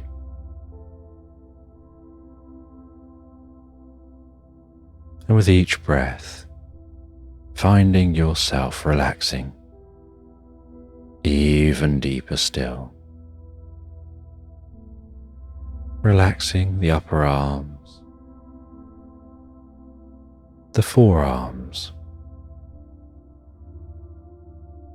relaxing down to your hands, to your fingertips, down your upper back, around your chest, down your sides, down your lower back, down your stomach, relaxing the muscles down to your bottom and down into your legs, so easily and effortlessly, so deeply and comfortably, all the way down to the tips of your toes. Just feeling like this is the perfect moment to deeply relax for a while, but making sure to try really hard not to fall asleep, but instead to just relax deeper and deeper. In preparation for making the rest of your journey,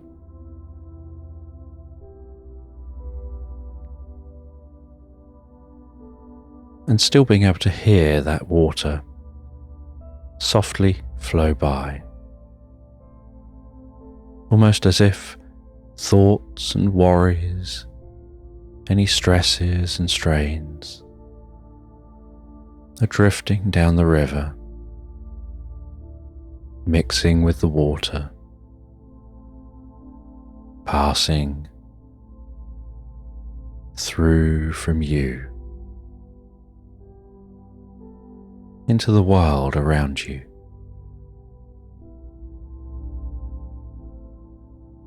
Helping you become more relaxed. And when you feel suitably relaxed, your mind wants to drift into a reverie, and you try to fight for a moment from drifting into that reverie because you know you've got a job to do. But you also know that looking after yourself is important. So if your mind and body is saying relax, then you should listen to that, because it probably needs to relax before you continue your journey. Maybe it knows something that you don't about your experience. And so as you continue to relax, you drift into that reverie in your mind, and you find yourself exploring a labyrinth. And this labyrinth seems ancient, with tall pillars and archways.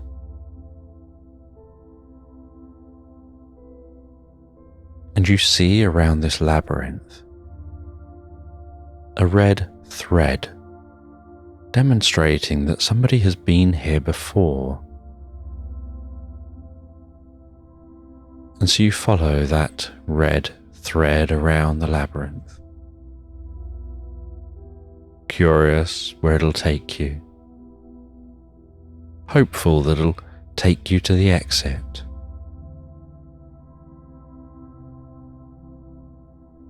And you follow that thread, left and right, right and left, a left, then a left, then a right, then a left, then a right, then a right, then a left, then a right, deeper and deeper into the experience.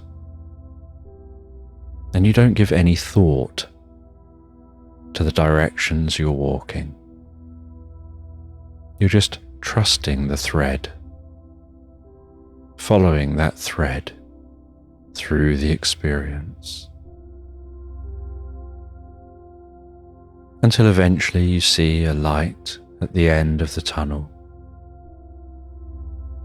You head out of that light. Notice you've headed out of the side of a cliff,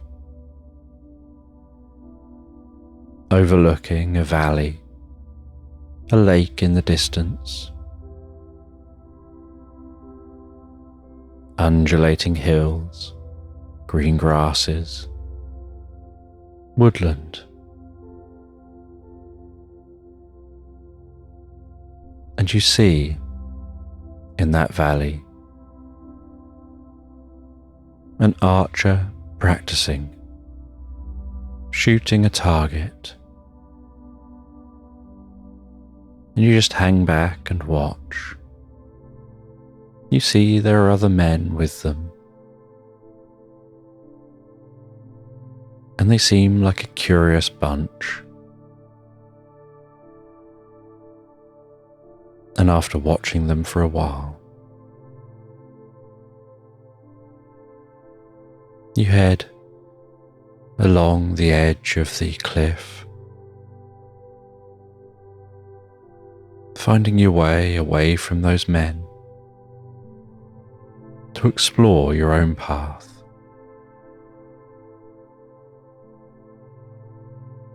And as you explore, you wander into the woodland here. And the curious thing about the trees in this woodland are the sounds of tinkling bells they make as the wind blows a breeze.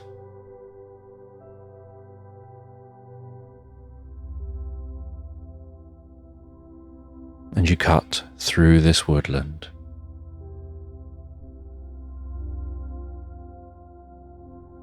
and notice a clearing through the woodland. You find your way out into that clearing. And in the clearing, you see 3 unicorns munching on some grass. And you try and sneak closer, trying not to startle those unicorns. You try and sneak closer, creeping low in the grass, before accidentally stepping on a twig, startling those unicorns, 2 of which run off,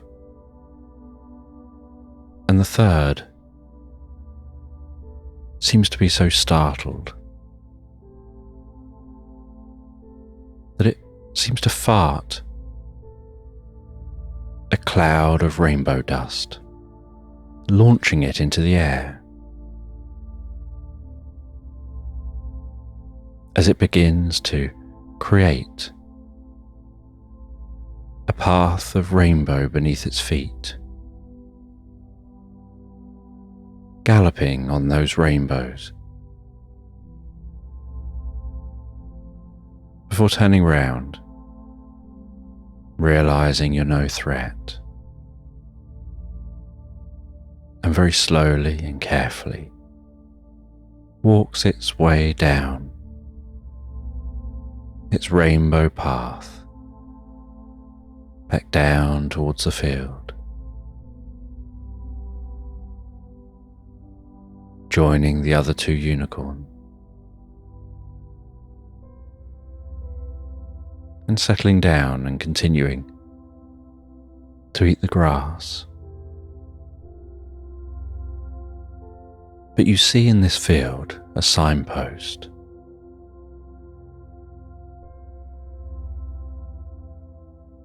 And on that signpost are two arrows. One arrow saying not this way. One arrow saying this way.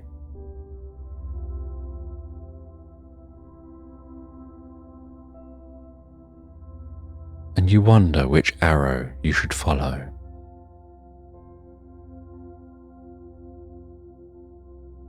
And then you read a sign that's on the ground at the foot of the arrows.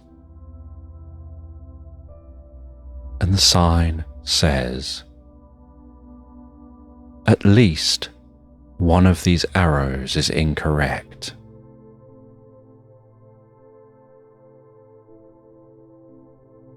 And so you look back at the arrows.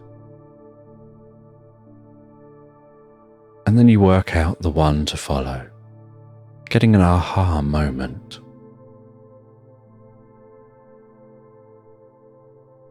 And you follow a faint footpath, walking through the meadow.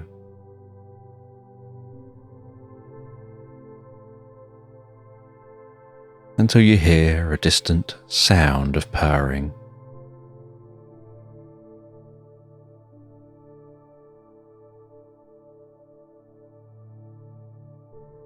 And as you approach that purring, it gets louder and louder.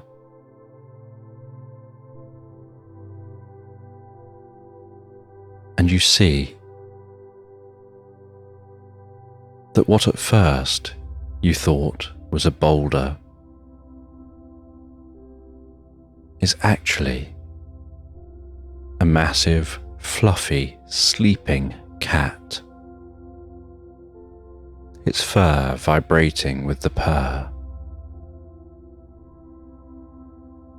And you walk over towards that cat, and the cat, wrapped up into a ball sleeping, is significantly taller than you are. And you approach the cat, and you try and get its attention quietly and carefully. You even gently touch its fur, feeling that vibrating, purring fur, as the purring seems to almost soothe and pass into you. "Excuse me," you still try and get its attention. And eventually, in a very sleepy way, it opens an eye and glances in your direction.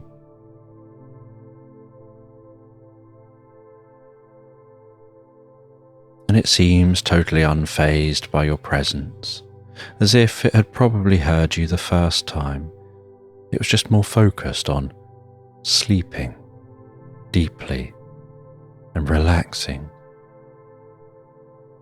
than opening its eyes and engaging with you. And then, in a way that makes you think that it's thinking, "Oh, this is so much effort," it raises its chin, turns its head over, rests its chin back down, so it's now facing and fully looking at you, points its ears in your direction,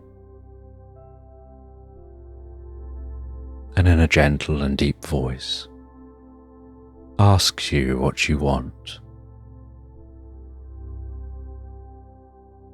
And you say that you don't really know.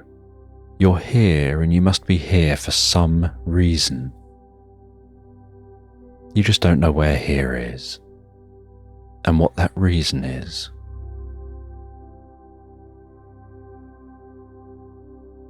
And it tells you that you'll know when you find it. Just continue along the right path.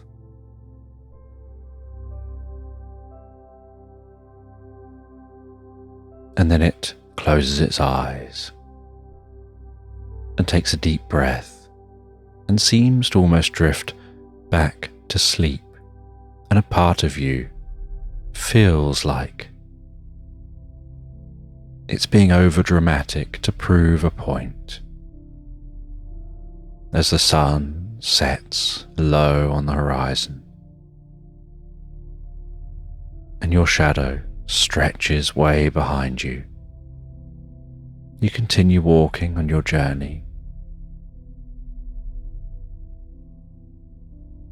And then you see something that you know must be the thing that if you see it, you'll know it. You see the most beautiful and yet minimalist and simple structure. And you head towards that structure. And above the structure entrance is just the word sanctuary. And so you walk into that structure. And as you do, you deeply feel that sense of sanctuary, like a release of tension, a release of all things you'd want to get rid of, as if they're left behind at the entrance.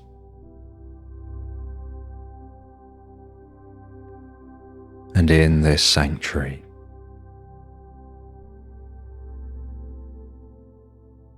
the walls seem to be talking to you, almost as if they're echoing back your inner self, as if they start echoing back, letting go, letting go. That's it, letting go. And you don't fully understand them, but it does seem like it's echoing back something from deep within, as if something's pulsing from your heart through your head and projecting out to the walls and reflecting back from the walls in a healing way, wrapping you in a cocoon of well-being, like a loving hug, and just the slight echoey words, letting go, letting go, feeling that deeply within you, letting go.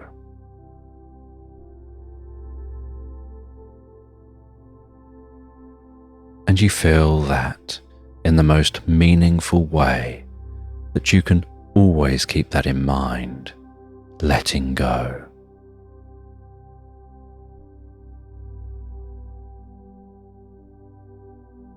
As you find yourself sitting cross-legged in the center of this sanctuary, those words echoing around inside you and outside of you.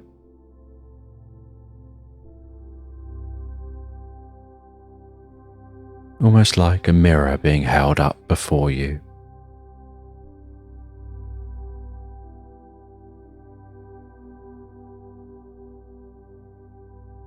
And you feel that sense of this place enveloping you,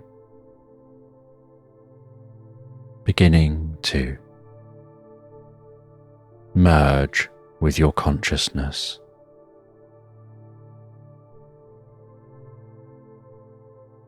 as you find the gentle sound of the river returning, and the reverie beginning to fade away, having found the healing answers for you in a way that was so easy and effortless. Awakening on the side of that river to continue following that river to its source. And eventually, after many hours, arriving at the foot of a mountain, continuing to follow that river up through this mountain, weaving at first and becoming more narrow and narrower and narrower.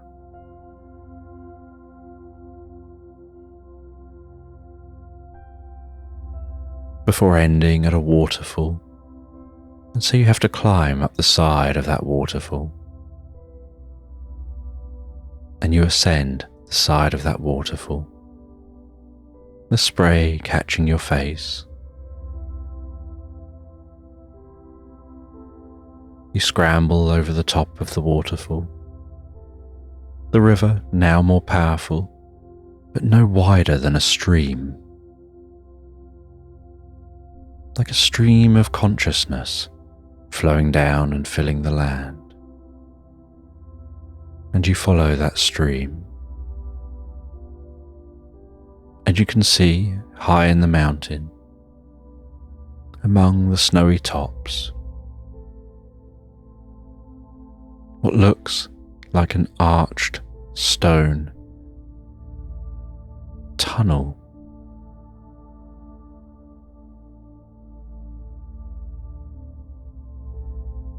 And with hard work, you eventually reach that tunnel. You see that this river seems to flow from within the tunnel. And you walk along the side of the water into that tunnel. And it almost seems to be shaped like an igloo in the mountain. And you head through the tunnel and come out into an enormous, domed, cathedral-like space. And in the heart of this space is a giant dragon with glistening skin, breathing deeply and so comfortably. And you approach that dragon, and the dragon notices you and stands up, towering way above you. Its long neck and long tail and wide wings, making it seem like a giant dinosaur with almost tree trunk legs. And you look up high towards the dragon's head. You show the watch as you talk so that they know where you've come from. You explain about the egg. You tell the story of that egg falling from the sky, of finding the newborn dragon.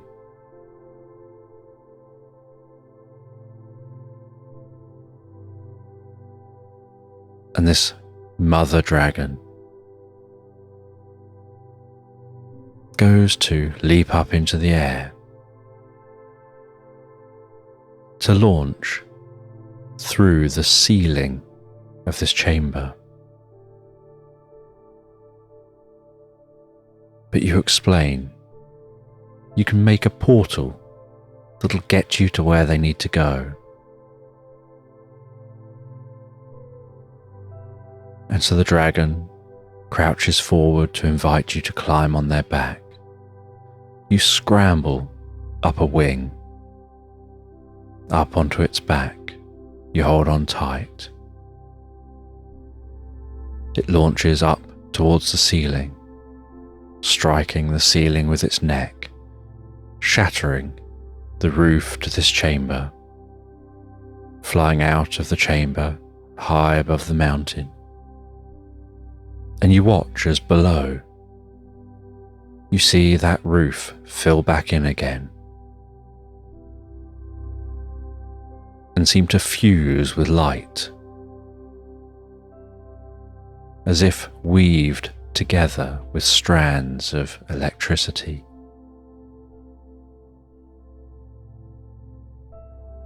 You then press the watch, and it projects a portal in front of yourself and the dragon, an enormous portal in the sky. And the dragon flies through that portal, and down in a clearing you can see the phoenix, the duck, and the young dragon. And it flies down, thuds to the ground, leans into that young baby dragon, which walks over towards them. And the baby dragon rests its head and neck on the neck of the mother dragon. They both seem to be making a low, growling, almost purring sound from their throats, as if connecting and bonding in some way. And you climb down and slide down the wing of the dragon and jump down to the ground and head away from the dragons and over towards the phoenix and the duck. And you watch them bonding for a while. Then they start making sounds to each other like talking, like pulses of noise.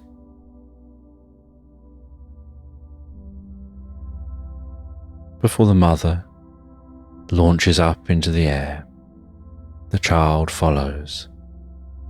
The mother looks back, and then they fly off.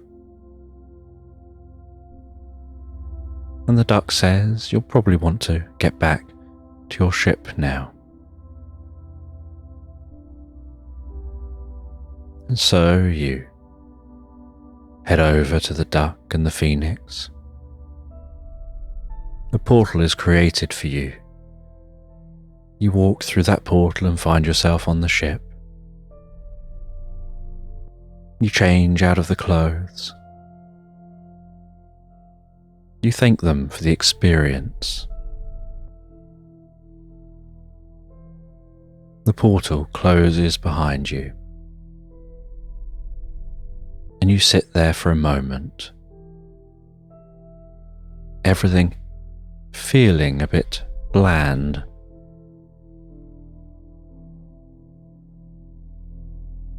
Like the come down after doing something exciting.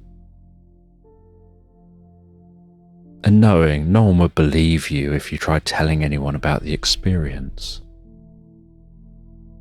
You head into the ship and you see that almost no time has passed,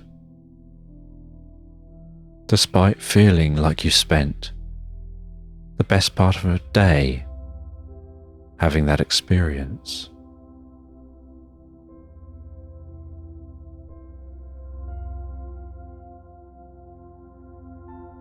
And so you prepare for continuing your journey in your ship. You'd stopped here initially just to rest and get some sleep before continuing your journey, having just a day of floating not having to do much.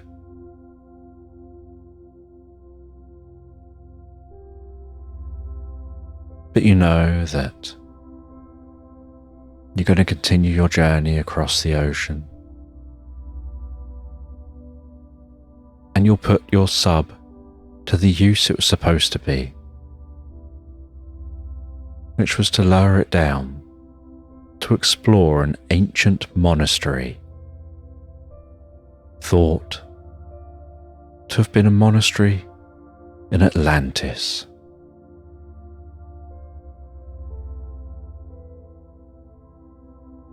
And you get out an ancient book made with ancient parchment. You look at the maps, the diagrams, and you wonder whether it'll compare to your current experience, whether it really will be a monastery from Atlantis.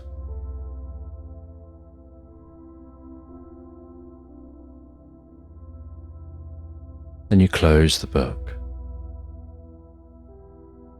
You know that's an adventure for tomorrow, wondering whether it'll follow the adventure from today, whether it'll stand up to today's adventure. Maybe there's more to the world than people see.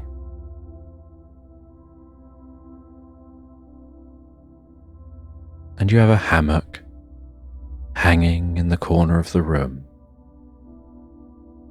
And you decide to sleep in the hammock. You lie down in that hammock, the hammock gently rocking with the boat.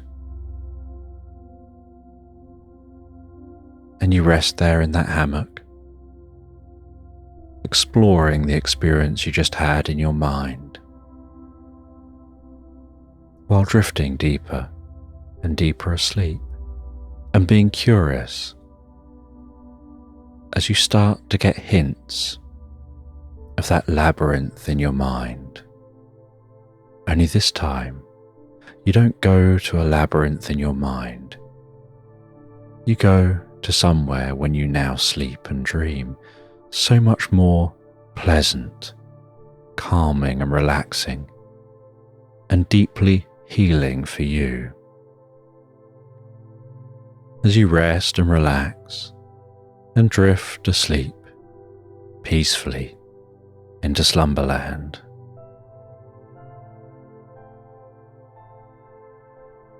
And the ship bobs up and down on the ocean waves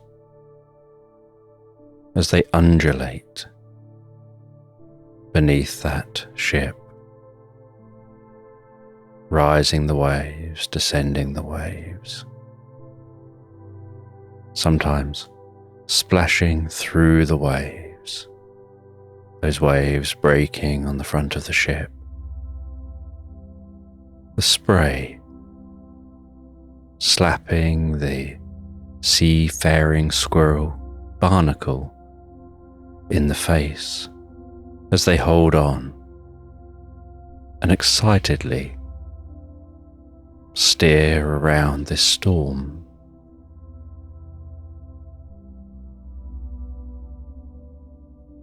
And the storm whips up that sea air, the dark clouds spiraling overhead, the rain lashing on the deck of the ship.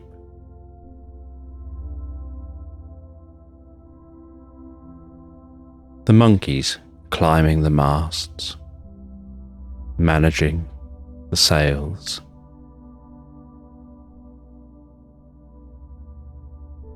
and monkeys taking cover in the barrels, tied to the deck of that ship.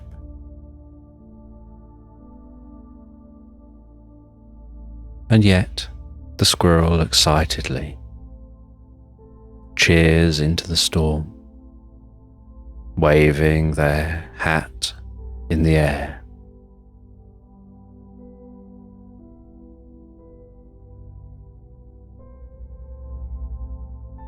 Knowing that they'll beat this storm.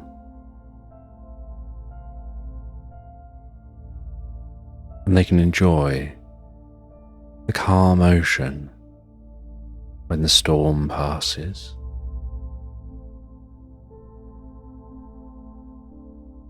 As the ship continues to rock and roll, and the wood continues to creak,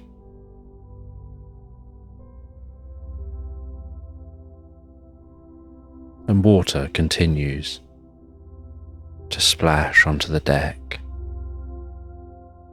The taste of that salty sea air, of that spray mixed with rain. The distant and low rumbling and cracking of thunder.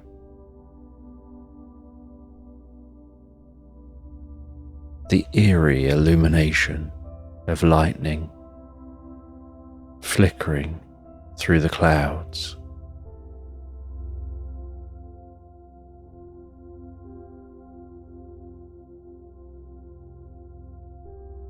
And after many hours, the storm eventually begins to calm down. The monkeys come out of those barrels. They survey the ship, set to business making repairs and fixing the things that were broken during the storm, fixing the sails. As the ship bobs gently on the calm ocean, with that storm fading into the distance, and Barnacle heads into the captain's cabin to sit down with his parrot Bill for a cup of tea.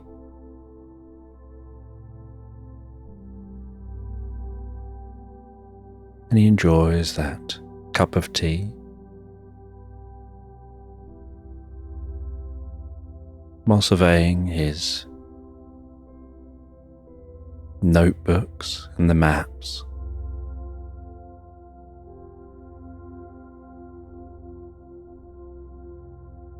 To check that they're still on course for the island they're trying to find.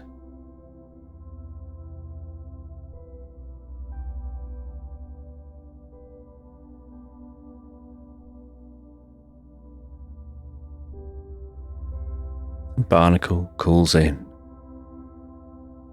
the first mate, Legolas, the three-legged iguana, to come and take a look at the maps, to get their take on those maps. And Legolas looks at the maps and walks around the maps and flicks open a really old science magazine.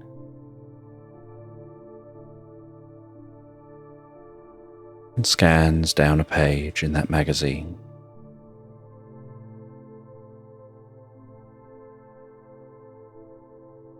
And in that magazine looks at some long-lost ruins, and then looks back at the map and says that that one island looks like it might have some of the features that are in the image from the science magazine. So that's the island to head for. And they're travelling across ocean where there's hundreds of small islands dotted across the map.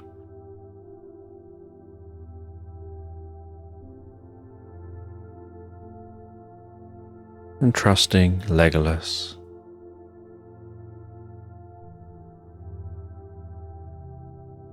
Barnacle heads back out onto the deck. You can see a rainbow behind them in the direction of the storm, and the low sun casting the most beautiful golden light across the sea out before them. They start to head towards the sun.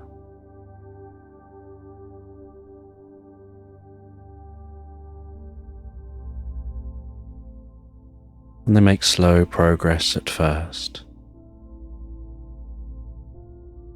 until all of the sails are repaired. And once all of those sails are repaired, they stretch them all out, and the ship powers along.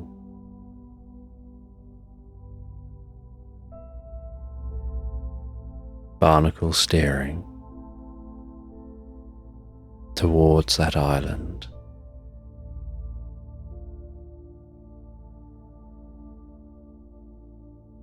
And as they near the island, they slow down, and they see some dolphins come alongside the ship, leaping over the bow waves of the ship.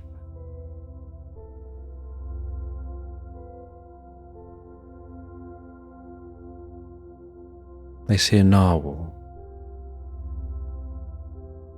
reaching the water before diving back down.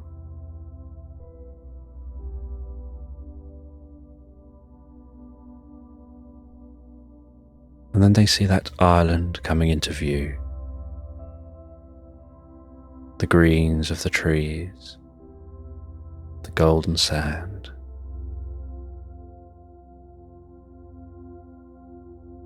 Rolling hills.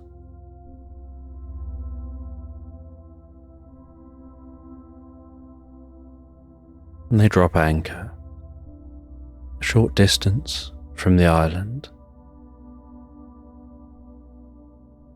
And Barnacle gets in a small sailing boat. It's lowered down to the sea. And Rose gets in a small rowboat. It's lowered down to the sea and rows over to the island. And rows the boat up onto the beach, jumps from the boat onto that golden sand,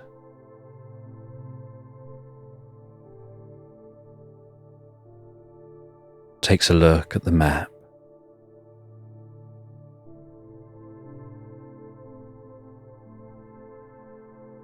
chooses the direction to head, and sets off into the heart of this island. And it doesn't take them long on entering the forest on the island, listening to the sounds of the forest birds,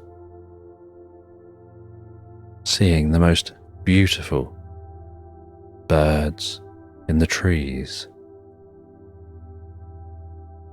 to see on the forest floor ancient ruins being reclaimed by nature.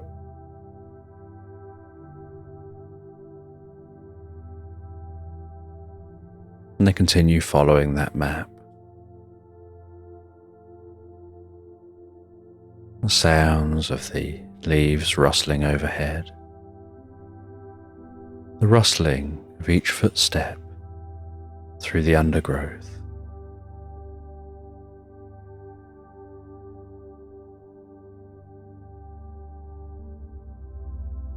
The way the light of the sun flickers through those leaves, its golden setting sunlight, casting the softest shade.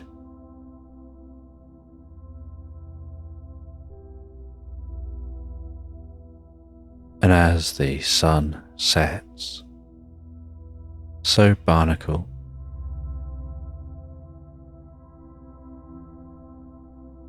sets up a camp here in the forest.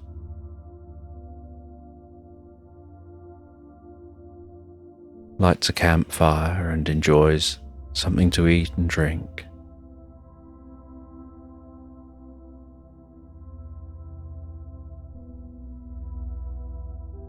Hears the sounds change as night time sets in.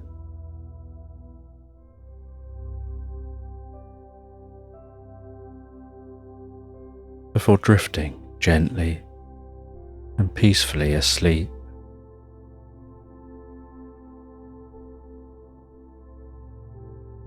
And during the night, Barnacle hears a sound, a gentle rustling coming from within this forest.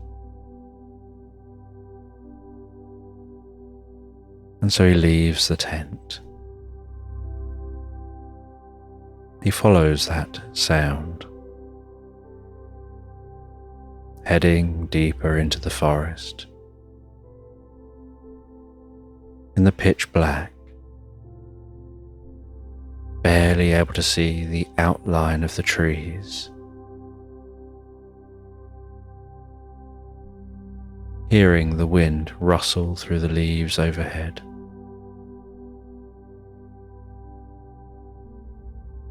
And then seeing a gentle, ghostly glow coming from deep in this forest.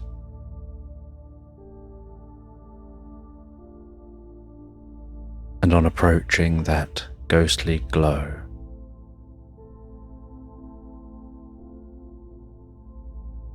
seeing that it looks like a goat walking among the trees, and the movements of the goat's mouth make it look like it's screaming.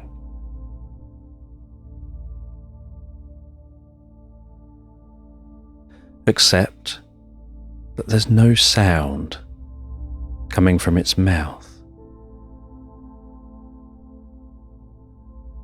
It's just a faint hum, like the sound of bells coming from that apparition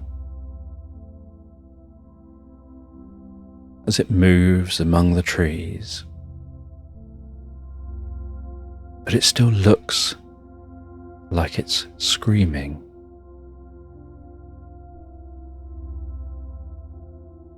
And Barnacle approaches, and it's as if that ghost doesn't notice them or acknowledge them. They get right up next to it. It seems to be almost like it's on autopilot.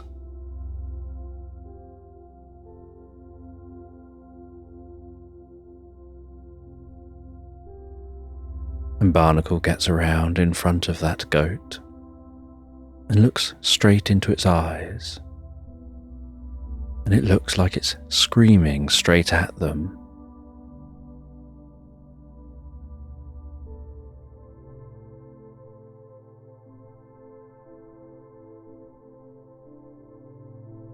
And then Barnacle reaches out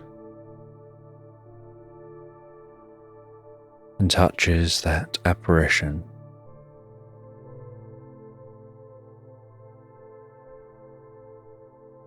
And it sends a slight tingle through their body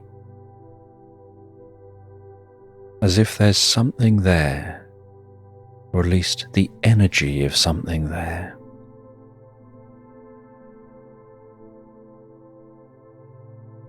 But as they touch it, that contact makes them hear it, and in their mind, they can hear it screaming. And it's only when they touch it and can hear it that it seems to look at them as if it now notices them, as if that contact has made them share realities. And they stop screaming for a moment.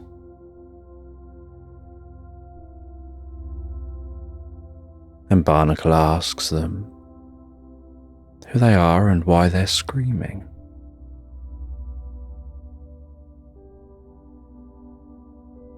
And they explain that they're a screaming goat,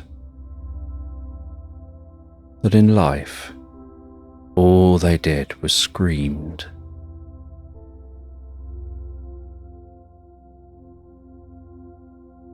It's an evolutionary survival mechanism. Yes, it means they can be heard, but it's such an unbearable scream that nothing goes anywhere near them. The trouble is, it can be very lonely when you scream all the time.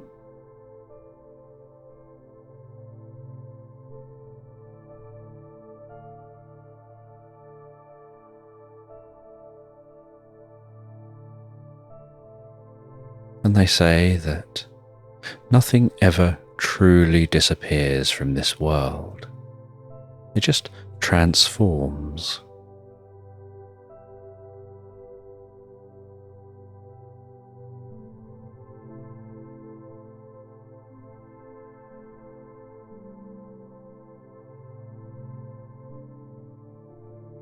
And the only way that Barnacle can hold any conversation is by remaining in physical contact.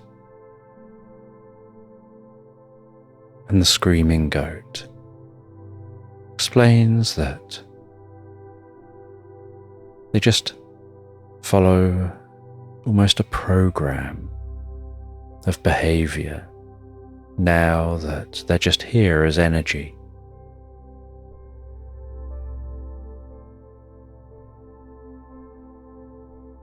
But there is one being here that they may find interesting.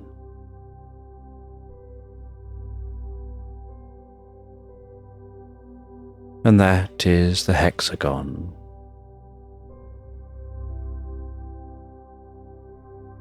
And it's like a dragon, but with many wings. And those wings beat in a pattern, almost like a wave passing down their body. With the front two wings flapping down, and as they go down, just after that, the next two wings go down, and then the next, and the next, and the next.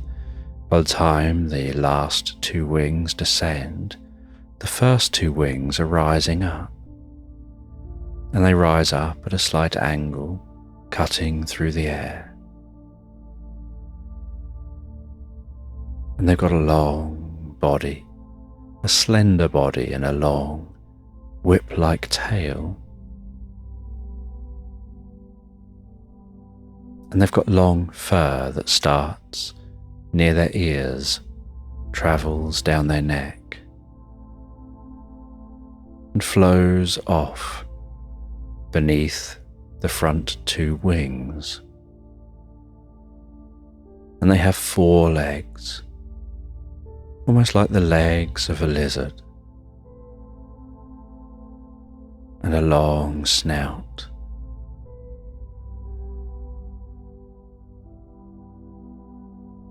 And they let out large bursts of golden flames. and you always know when one's nearby because they sniff in before their burst of flames, and so you hear that sharp, deep sniff sound as they take in vast amounts of air.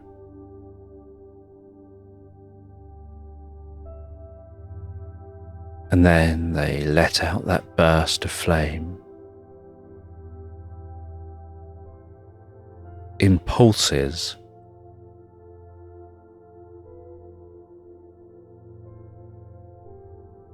that almost sound like a tee-hee-hee-hee-hee sound.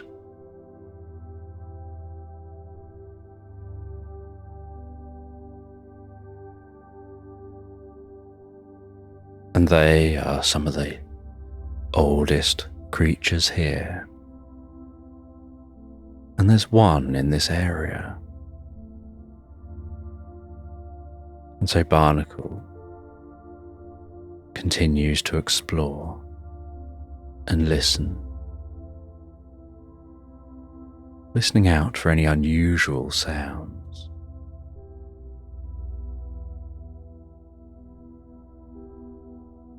And they frequently stop and stand in silence.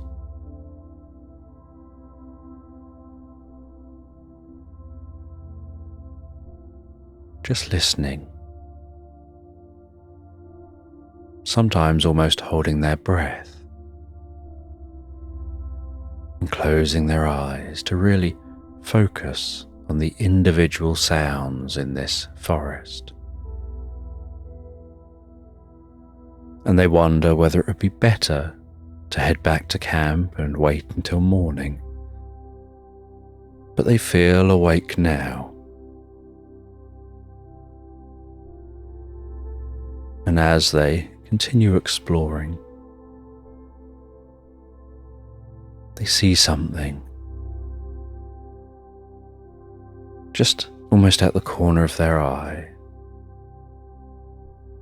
Something there, but almost unseen in the darkness, like a shadow against the night, swinging left and right, almost hypnotically swinging left and right, and they get closer and closer.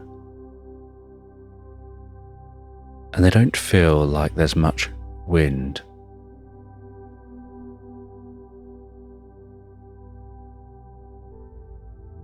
And so they don't feel like this swinging is something being blown in the wind.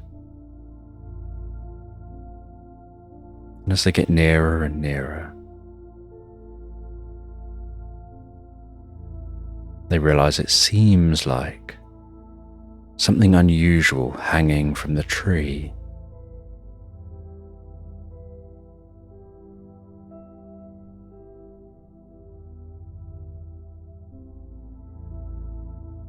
And their eyes are now reasonably well adapted to the dark, and yet they still can't see much. But they can see some glowing eyes, almost piercing blue, with gentle purple pulsing around the blue eyes.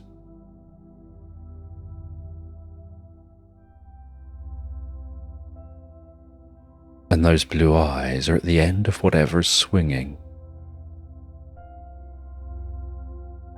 And they stop and watch.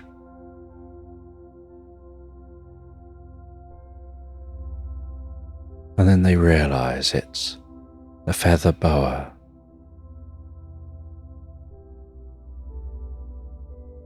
One of the rarest types of snakes that you can see.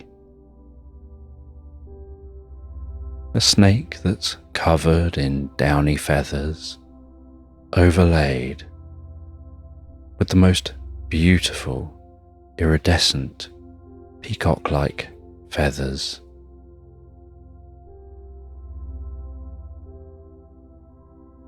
and it's just swinging from the tree like a pendulum, swinging left and right, left and right. And as it notices Barnacle, so it stops swinging, raises its head up, gets its head to the same height as Barnacle's head,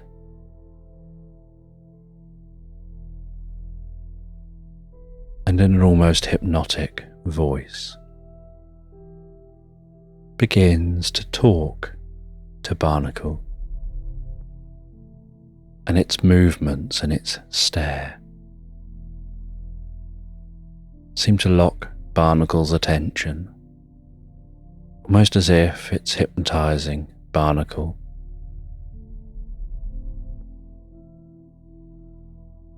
And Barnacle feels themselves becoming very still, very focused. Even in this darkness, they feel like their peripheral vision is getting even darker. They feel a deep sense of calmness setting in through their body.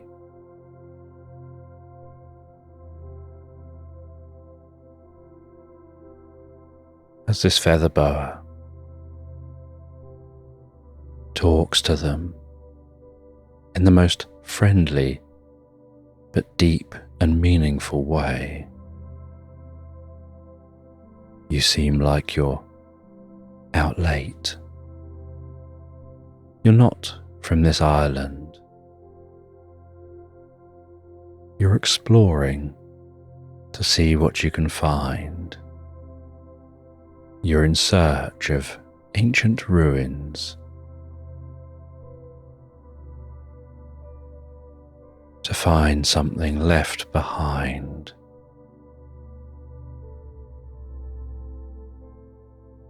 And you're searching for the cherry trees,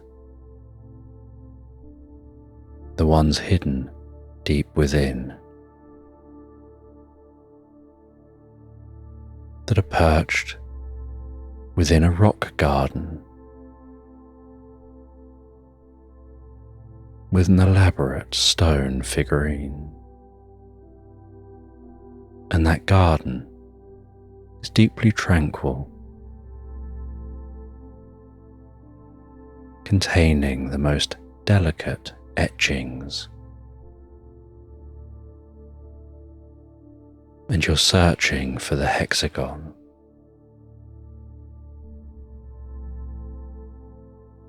To find that which is within. And they share that they can actually help if you'll let them access your mind with a two-way connection. And Barnacle feels that, from what they were saying, they probably already had access to their mind. It felt like they were reading their mind already. But the feather boa said that you just have to rest one foot gently on their neck. And Barnacle does that, and instantly gets a flash of the island as this feather boa sees it, almost like a view of the island in infrared, where the darkness isn't a problem. And they see in different shades of blues and reds a very different type of view of this island.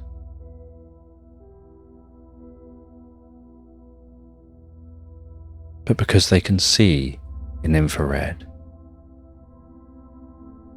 They can see the heat signature of where that hexagon has been.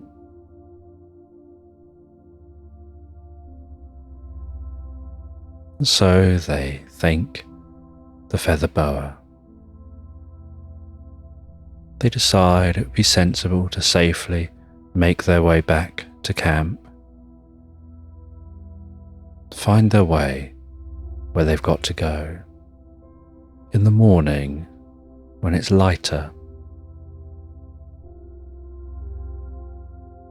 Back at camp, they rest back down and once again drift peacefully asleep. And while drifting asleep, they ponder the journey tomorrow. And as they drift and fall asleep, they imagine themselves in an unusual world, a land of giant creatures.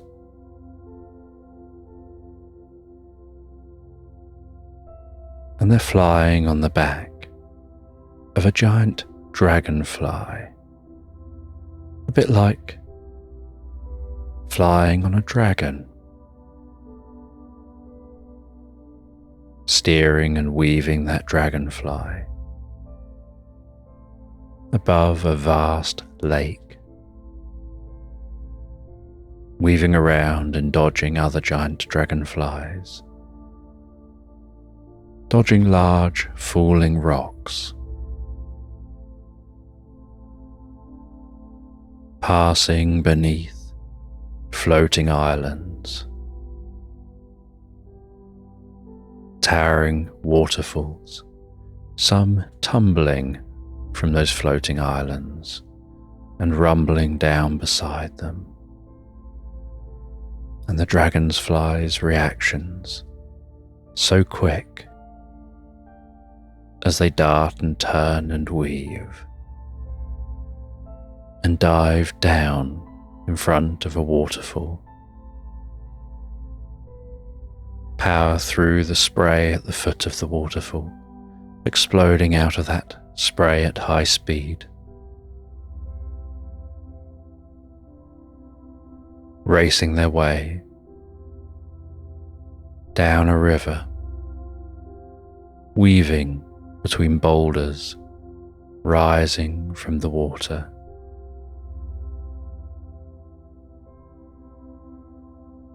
Before turning into forest, and at high speed, powering through that forest,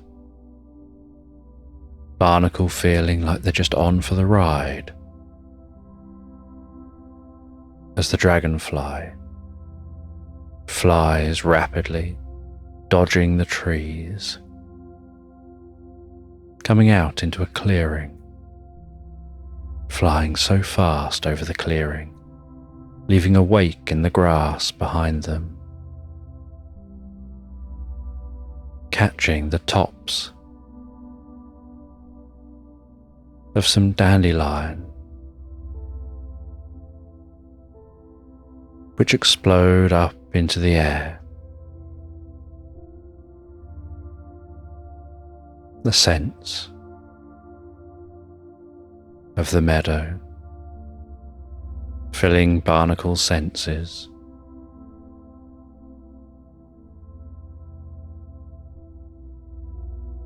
And then that dragonfly flying rapidly at a glowing blue portal, passing into that portal and then disappearing as they roll and land on the ground the other side of the portal. And as they look up, they find that they seem to be standing on the moon, only the moon is slightly soft. And every movement releases a gentle cloud, and they realize this is a mush moon, like a giant mushroom, a giant fungus floating in space, so large it has its own gravity, its own atmosphere,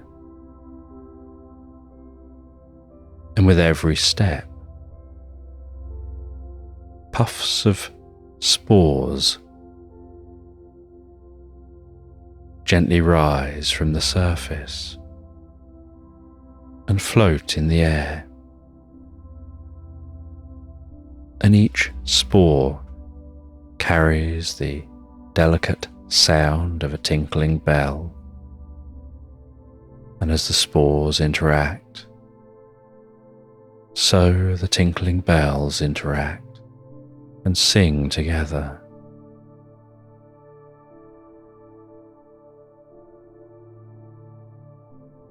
And Barnacle walks around the moon. You can smell that mushroom scent from this mush moon.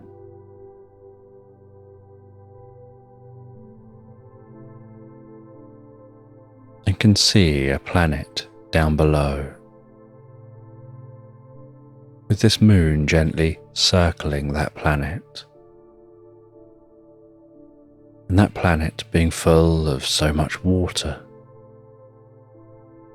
barely any land and giant ice caps.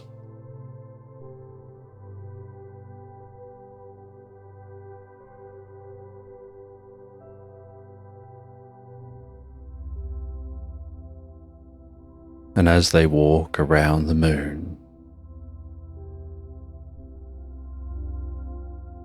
so they see a bit of broken off mushroom,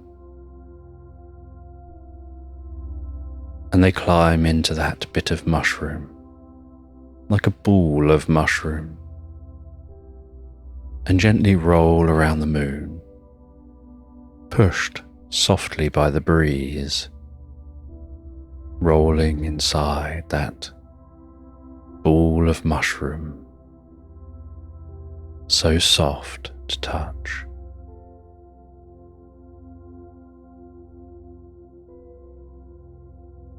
Until they see what looks like a cave in the distance,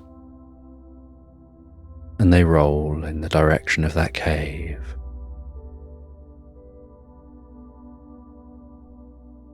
And when it's near the cave, they tilt back a little, bringing their bull to a halt.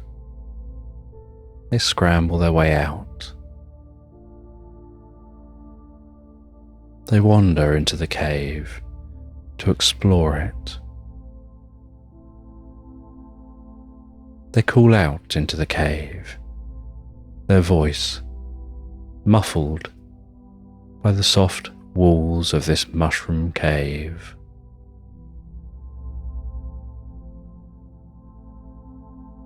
But they hear a noise in this cave. And so as they walk into the cave, following that noise, they encounter a dog. And it's a really friendly dog. And it introduces itself.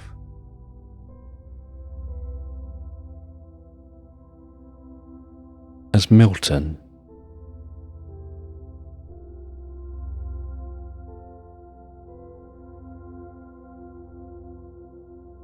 And Barnacle sits down and begins to talk with Milton, asking Milton about this place, saying that to them this is just a dream, but it feels so real and lucid. And Milton says this isn't just a dream. This is so much more than a dream. This is a deep state of reality buried within your consciousness. And the dog says that perhaps their dad will be able to explain it better. And the dog heads off and says, just sit there and meditate for a moment while I go and find my dad. My dad will be hidden around here somewhere. He likes to hide away, where he can be alone with his thoughts, exploring his consciousness, exploring the deeper natures of reality. But I'll go seek him, and when I find him, I'll return. But for now, just stay here and meditate.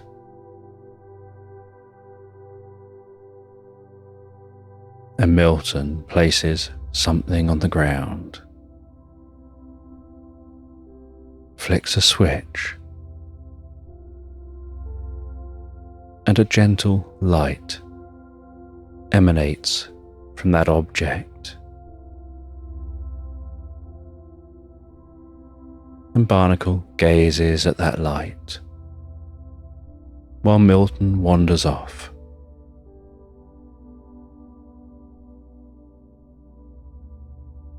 And as Barnacle gazes at that light,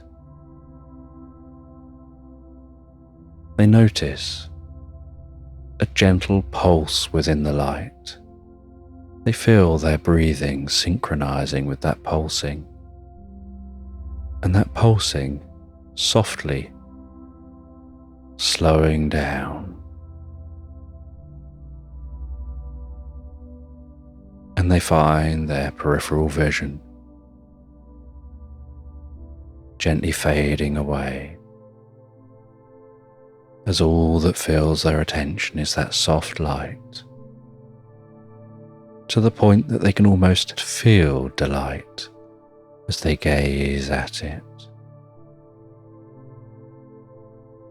And their breathing continues to slow. And while they gaze at the light, they have this sense that the light is containing numbers from 600, 599, 598, 597, and they feel themselves almost instinctively beginning to count down those numbers.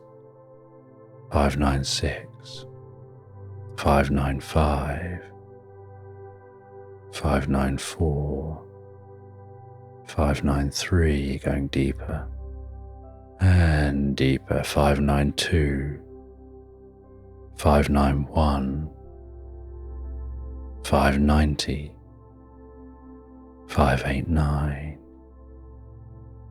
And as they count those numbers, 590, 592, they begin to lose their place. And so they pick up after their mind has wandered a moment with where they last remember counting 590, 589, 588.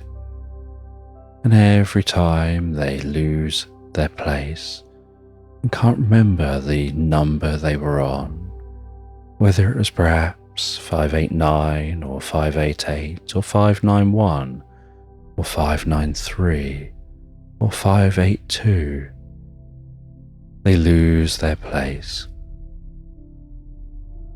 And focusing deeper and harder and more effortlessly, they carry on counting from where they last remember,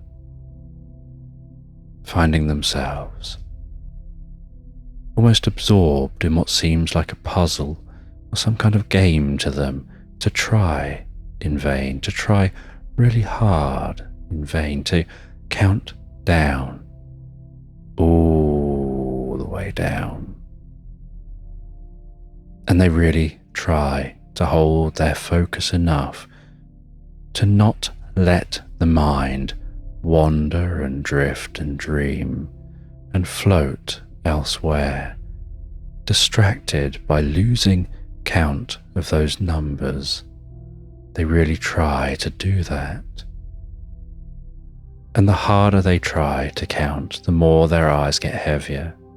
And the more their eyes get heavier and heavier, and those eyelids want to close, the more they find themselves drifting into that game, trying so hard to do well at that game, until their eyes close and they find themselves lost in thought, find themselves exploring the most beautiful landscape, rolling green meadows, filled with magnolia trees, with the softest, silkiest flowers.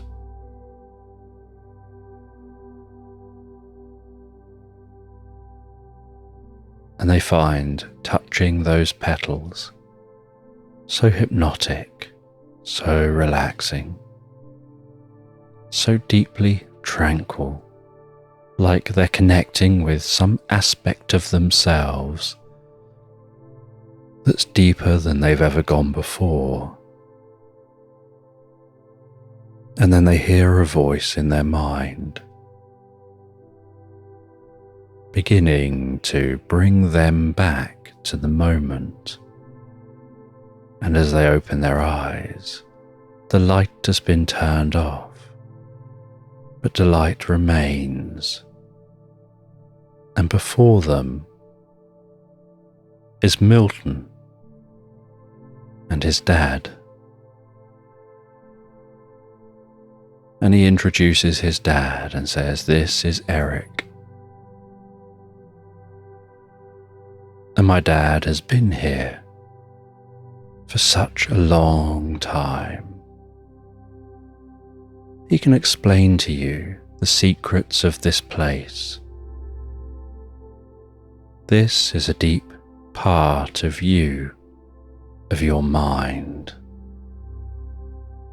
It's somewhere to explore, and everything here is in the form of a metaphor.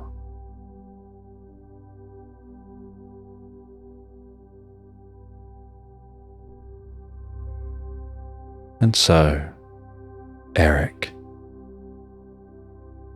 begins to guide Barnacle through a meditative process. They tell Barnacle to gaze back into delight, to absorb yourself in delight. And as you absorb yourself in delight, you can listen to the sound of my voice. And while you listen to the sound of my voice, you can just say what you see. And Barnacle explains that what they see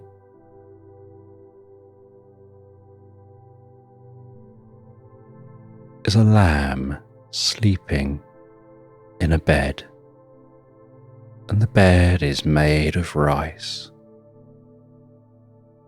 and the rice is floating on a lake of perfectly still water. And as it floats on that lake, it turns gently in the water. The lamb resting and sleeping on that bed. The moonlight beating down a silvery glow illuminating the landscape with that silvery glow. The moonlight sparkling on the surface of the water. The deep blue in the night sky surrounding the moon. The dark green of the night-time leaves of bushy trees around the lake. The faintest gentle sound of the water lapping on the shore of the lake. And that lamb breathing so calmly, so relaxed in bed.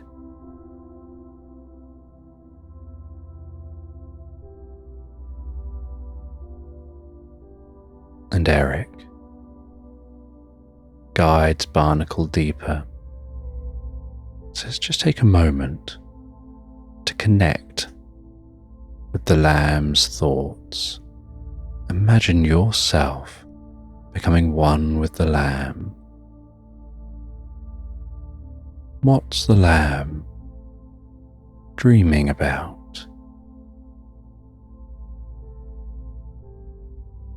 And Barnacle focuses in the most comfortable way, synchronizing their breathing with the lamb's breathing. And as they do, they begin to see inside the lamb's mind. And the lamb is in a field on a beautiful spring day.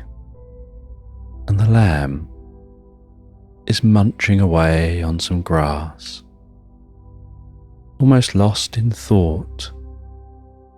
And next to the lamb is the mother. And from time to time, the lamb will look up and just count how many of those other sheep are in this field with them. 1, 2, 3, counting those sheep. But every now and then the mother will get in the way, or the sheep will move, and the lamb will start counting again and have to pay even more attention to counting.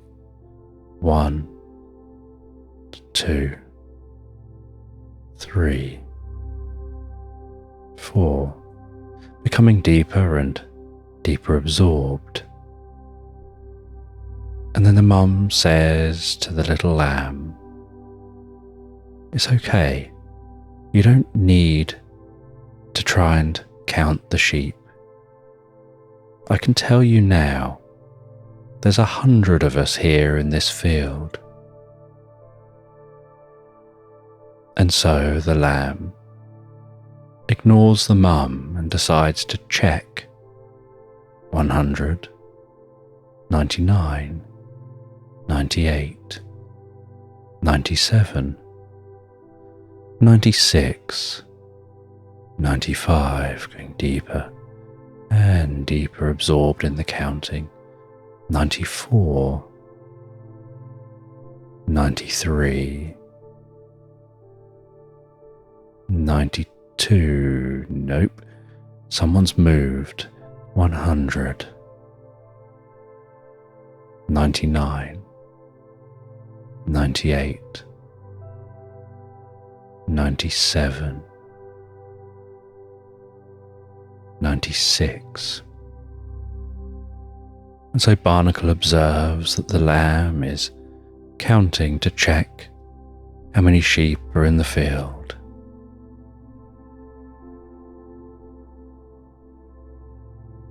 And Eric guides Barnacle deeper and deeper into the experience, until there's a moment of clarity where Barnacle sees what looks like a queen.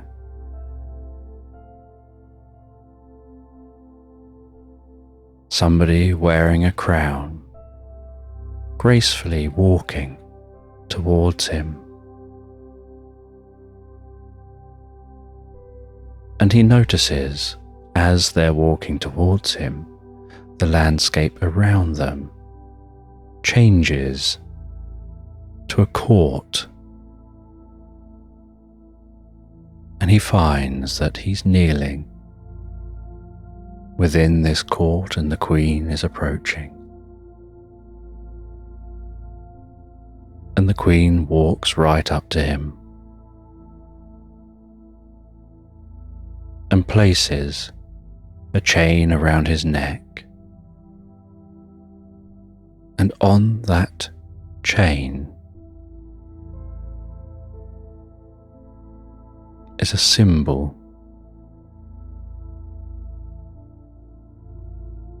And she looks at him and says, "You're now ready." And with that, he begins to drift back from that meditation.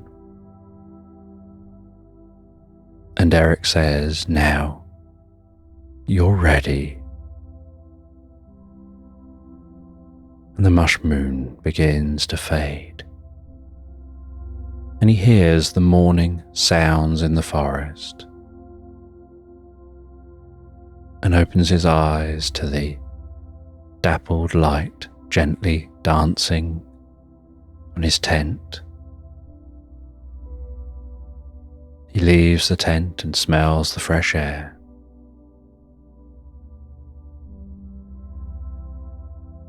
He packs everything away and begins to continue exploring this forest. And as he explores the forest, he listens out for that hexagon.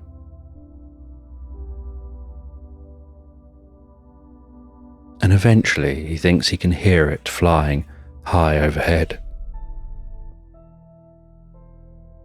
And he still has some residual abilities from that feather boa. And through the trees, he can see the faint sign of a heat signature, and he keeps his eyes on that spot while navigating through the trees to a clearing. And in the clearing, he calls down that hexagon, which flies down gracefully,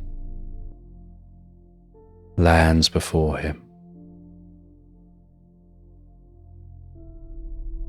and that powerful creature walks in thuds along the ground. And Barnacle heads over to the hexagon, and on the back of the hexagon is a saddle, and the hexagon glances at Barnacle and his back. And so Barnacle jumps on the back of the hexagon, and it launches in the air, its wings flapping, its body gently undulating as it flies. And it seems to instinctively know where it's going, and it flies beyond the clearing. It flies over tall hills to the far side of the island. And near the far side of the island, it lands beside some old ruins of an ancient Roman aqueduct. And water's still passing along that, but as its ruins, the water's just pouring like waterfalls off the end of the ruins. And these ruins have been like this for so long. There's a pool beneath both sides. where water falls down and has been eroding the ground.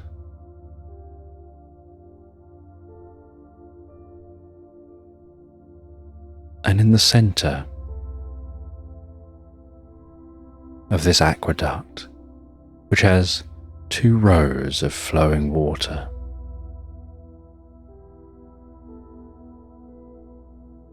is an entrance into the hill.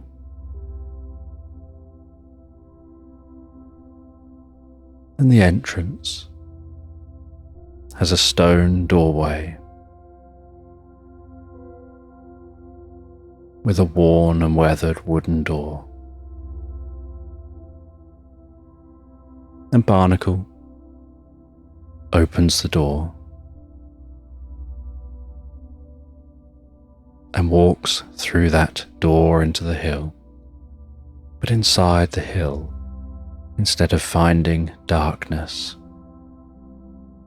they find the most beautiful rock garden. And surrounding the rock garden, are bright yellow daffodils, the scent of which wafts into Barnacle's nostrils.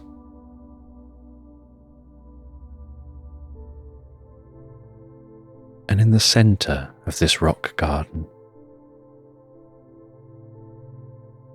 is a stone figurine. And at the foot of the figurine is an etching. And the etching seems to be some symbols.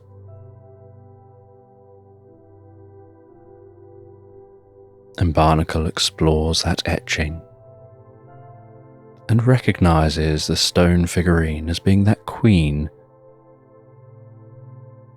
and touches near his neck and finds that that chain is still around his neck.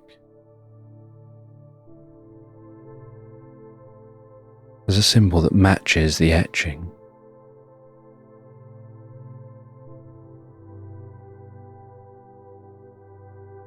And so he walks around the back of that stone figurine, and behind the legs of the figurine, tucked just up against the heels, is a jewellery box. He takes off that chain. He places the etching within what looks like a keyhole, and as he twists it, it turns and clicks, and the jewellery box pops open. And as it pops open, so a small figure rises up. Tinkling music begins, and that figure dances to the music. And beneath the figure is a small folded letter. And Barnacle takes that letter, reads the letter, and finds that it shares about this place, about a magical bubble surrounding this island, where dreams come true.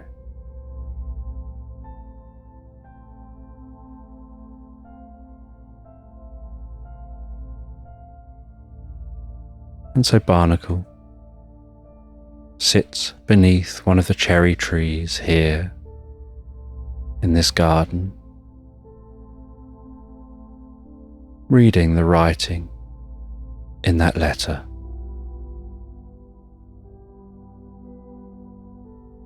Learning that there is no physical treasure as they had thought they'd be seeking. The treasure is the island itself, the magic that it holds. its ability to expand consciousness. That the experience on that mush moon and the experience here are all connected, just different layers of consciousness.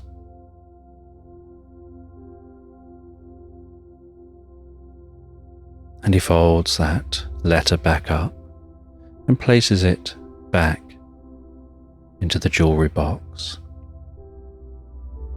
and places the jewellery box back in place. And as he places that back and pushes it back against the heels of the stone figurine,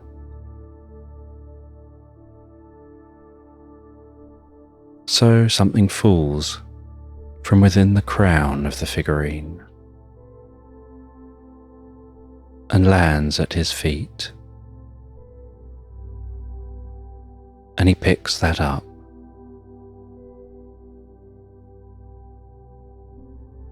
And it's a small egg-shaped container.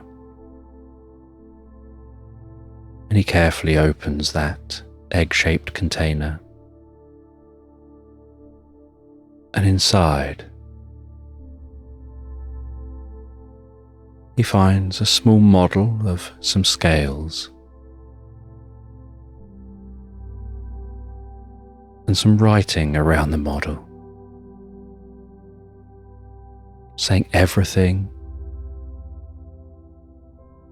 balances out. And this special surprise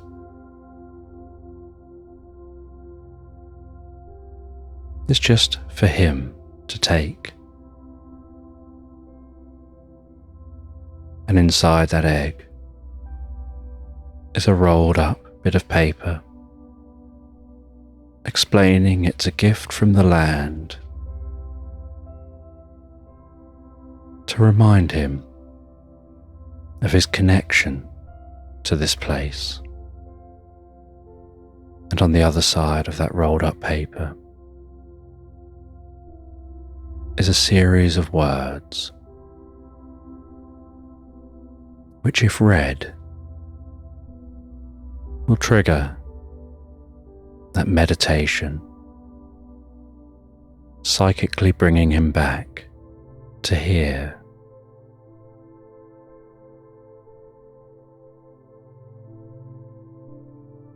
And he leaves this space, and he gets a lift back on the hexagon, all the way back across the land, back to the beach he started on. It thuds down onto the soft white sand. He dismounts, pushes his boat back out into the water, scrambles into the boat, rows back to his ship, and back on his ship he begins his journey home. Legolas asking him what his journey was like, if he made any discoveries.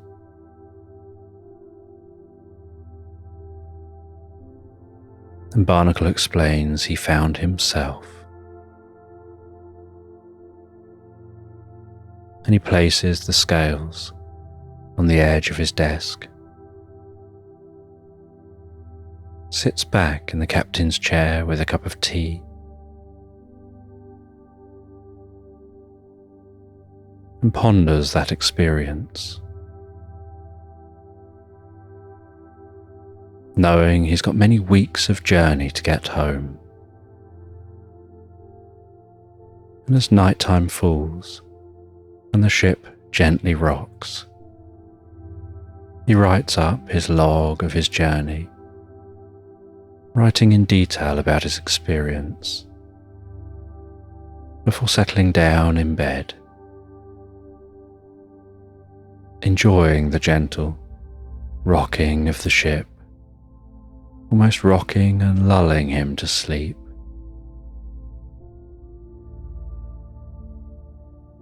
As he begins to drift and float, so peacefully and so comfortably relaxed asleep,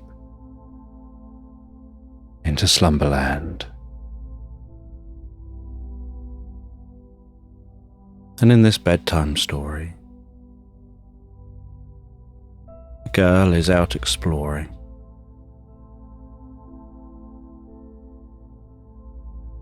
She's walking through a meadow on a beautiful summer's day. Some fluffy clouds passing overhead. The sounds of summer songbirds. The warmth of the sun beating down onto her cheeks.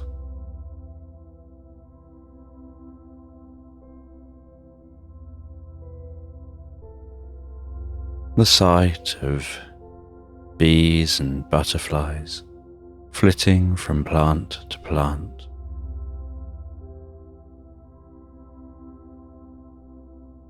Just absorbing herself in her own thoughts while she walks. The sound of her feet moving through the grasses. That slight rustling sound. The dull thud of each footstep. The gentle tickle of the grasses against her legs. The occasional breeze blowing across the top of the meadow. As her mind drifts and floats gently into a reverie.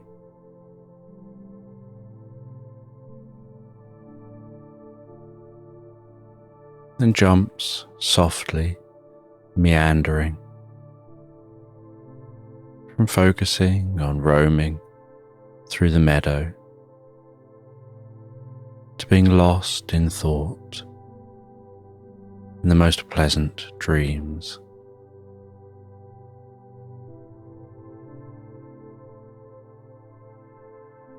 And she wanders through this meadow,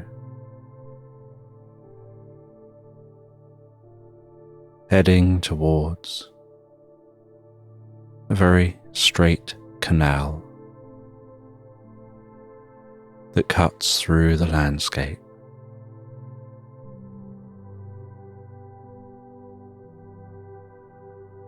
Eventually arriving down by the canal, ambling along the bank, along one side of that canal. The gentle waves lapping on the shore. The light of the sun glistening and dancing on the surface of the water.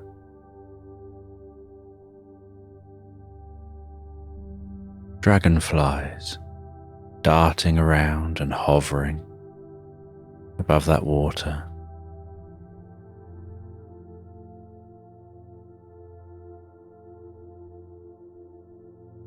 The occasional person on a canoe heading down the canal.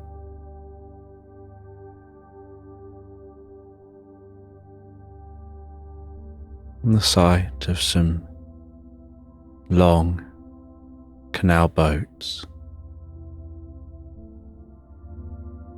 moored up at the sides of the canal. And she follows this path along the bank,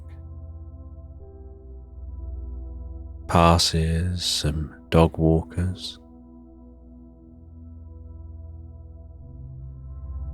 and heads into woodland as the canal cuts through this woodland.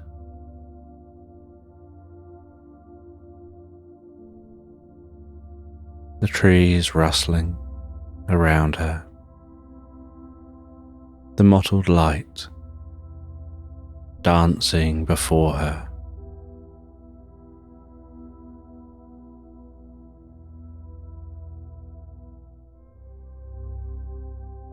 And in the canal, she can see many families of ducks and their ducklings just swimming around in their rows. Sometimes the little ducklings getting distracted and having to dash to catch up with the group.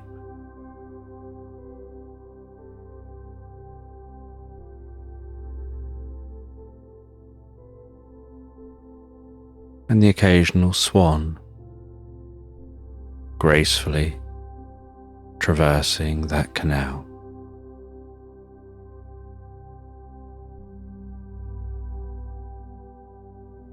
And yet she continues walking, enjoying the atmosphere, unsure exactly where she's going,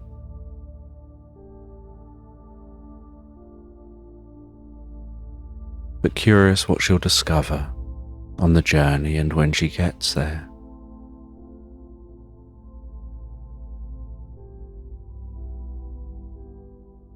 And while walking along the canal, she encounters locks,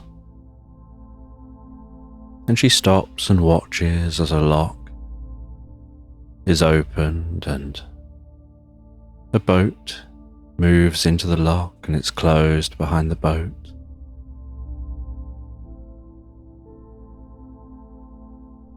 And then the water is carefully drained out as that boat lowers down. And then the front of the lock is opened.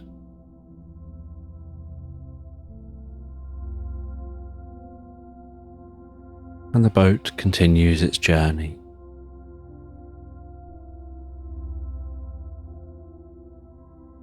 Just as the girl continues her journey.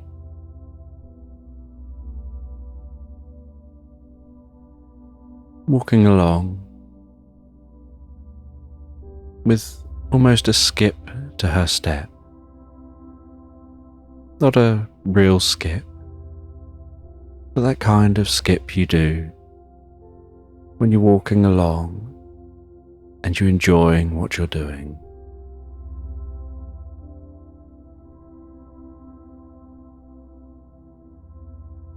And while continuing along through this wooded area, she sees a stag at the edge of the woodland, which stops eating and glances up at her. And it carefully watches as she passes by.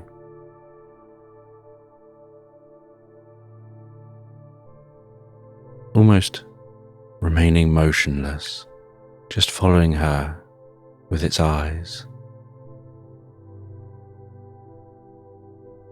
And she watches it back. And as she clears that stag, so it resumes its eating. As she resumes her walking and passes out the other side of the woodland, continuing along in the sunlight.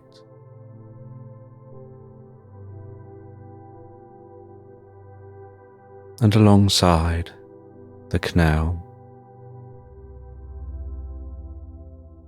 are large open fields. And she sees in one of the fields what looks almost like an army of chicks chirping in the field, chowing down on grain.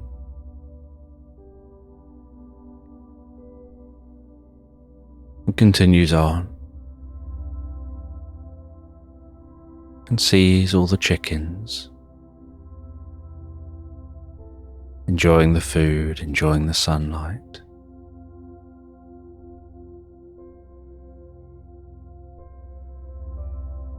And she continues walking. And while walking, passes a field of cows.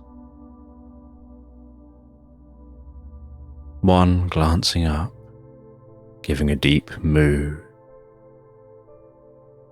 before continuing to eat.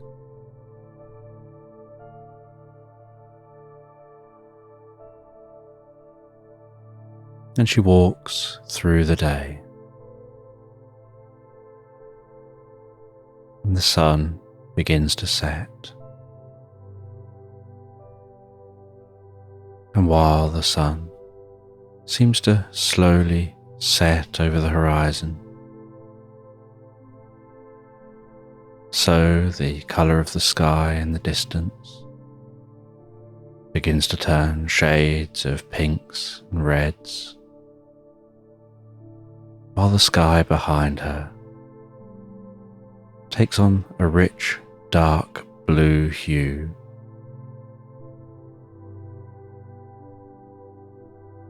And the stars in the sky begin to turn on one at a time, jumping to life.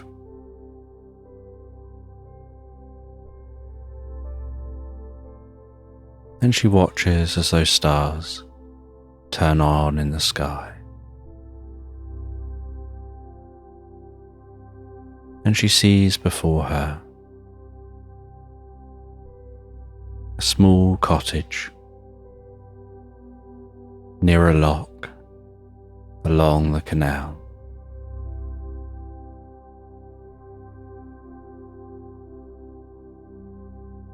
And there are cosy lights on in the cottage. Shrubberies in the garden.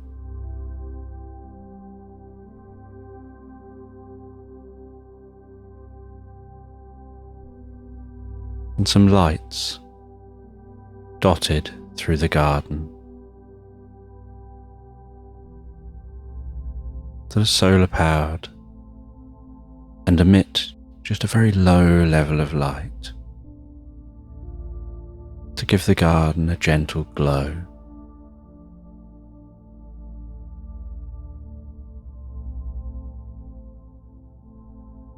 And she opens the gate, closes that behind her, walks up to the front of the house, rings the doorbell. And a friendly old lady answers the door and invites her in.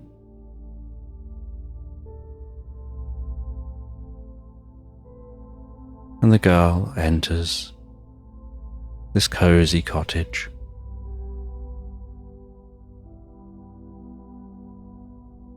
And she apologizes for running a little bit late, but says that the walk was so nice and relaxing. She just found herself lost in thought, and she wanted to take it all in and enjoy the journey to the cottage.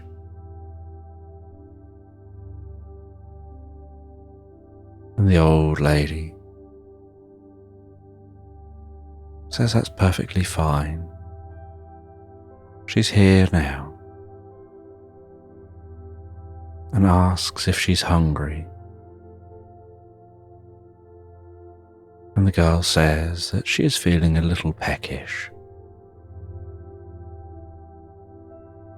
And the woman says she's prepared some soup and homemade crusty bread.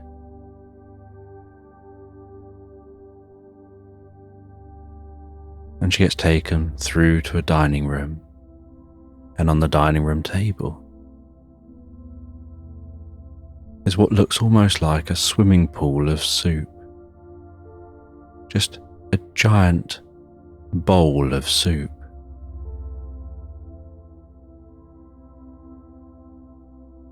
And the soup has just gentle wisps of steam rising from it.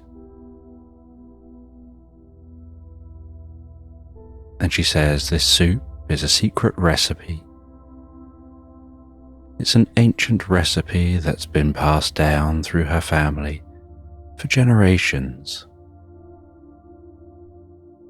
From even before the family built this cottage. And the cottage was built about 400 years ago.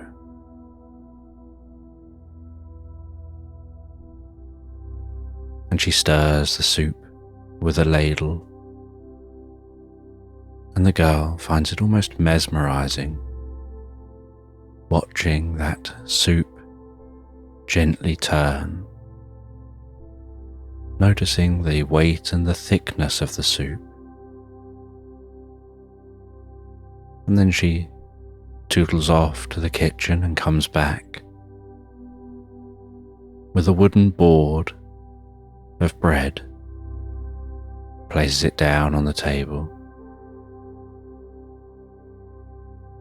There's a waft of the scent of the freshly baked bread tickles the inside of the girl's nostrils and dances around her senses as her mouth responds to the smell of that bread.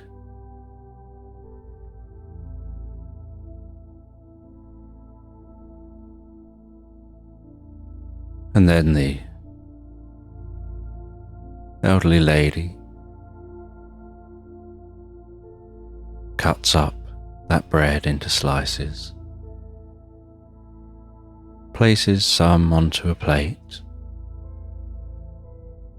hands it to the girl, and she puts it down beside her, then hands her a bowl and tells her to help herself to the soup.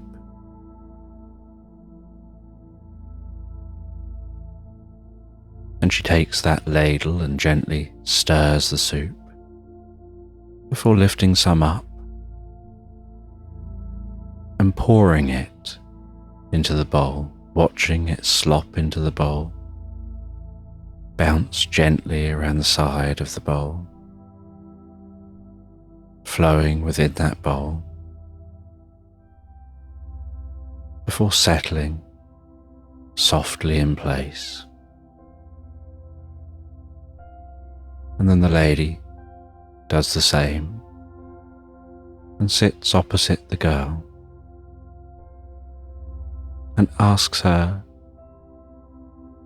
how her walk was and what she's been up to, if she's seen anything interesting, while they gently eat the soup and the bread, dunking the bread into the soup, finishing the bowl of soup, having felt the warmth of that soup gently pass down through the body, softening, relaxing, calming the body, and then wiping around the bowl with some bread.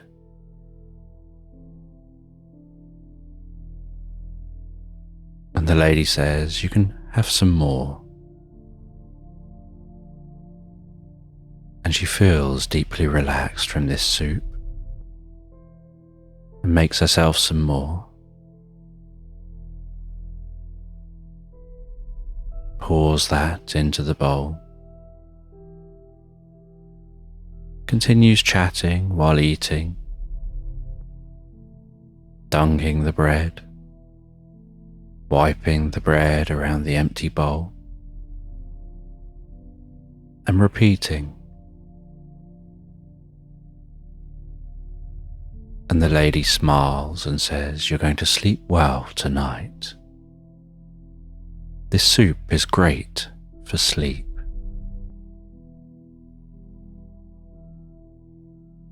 And carries on eating her soup. And after eating the soup and the bread, the lady invites the girl to sit out by the canal at the end of the garden, drinking a warm drink, listening to crickets and other nighttime sounds, hearing the gentle flow of water. The darkness of this space, seeing the galaxy stretching overhead,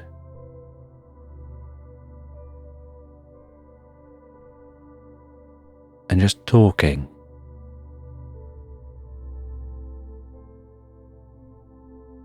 following just a flow of consciousness from thought to thought, unsure really where the thoughts are going, but finding it so easy to talk to this woman who sits and listens so well.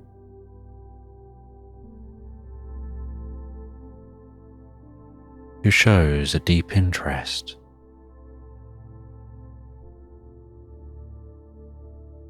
in what she's got to say. And as the night gets later and later, so the girl begins to feel tired and begins to want to go to sleep, and they head inside. And inside, the girl gets shown to the bedroom she'll be sleeping in.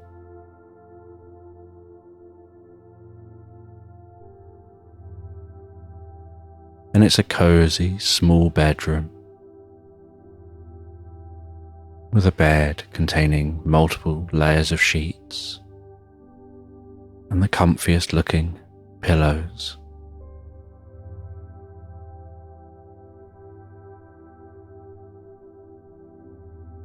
And a small lamp on next to the bed.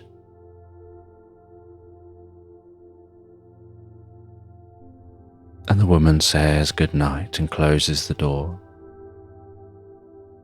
And this bedroom has a fresh, comfortable scent to it,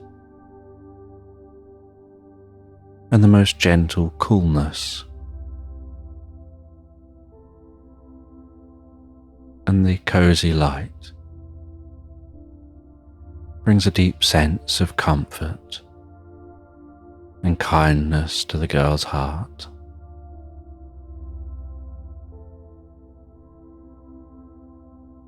And she settles down in the bed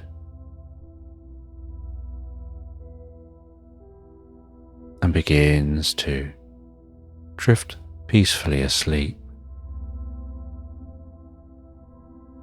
And as she begins to comfortably drift asleep, she starts to dream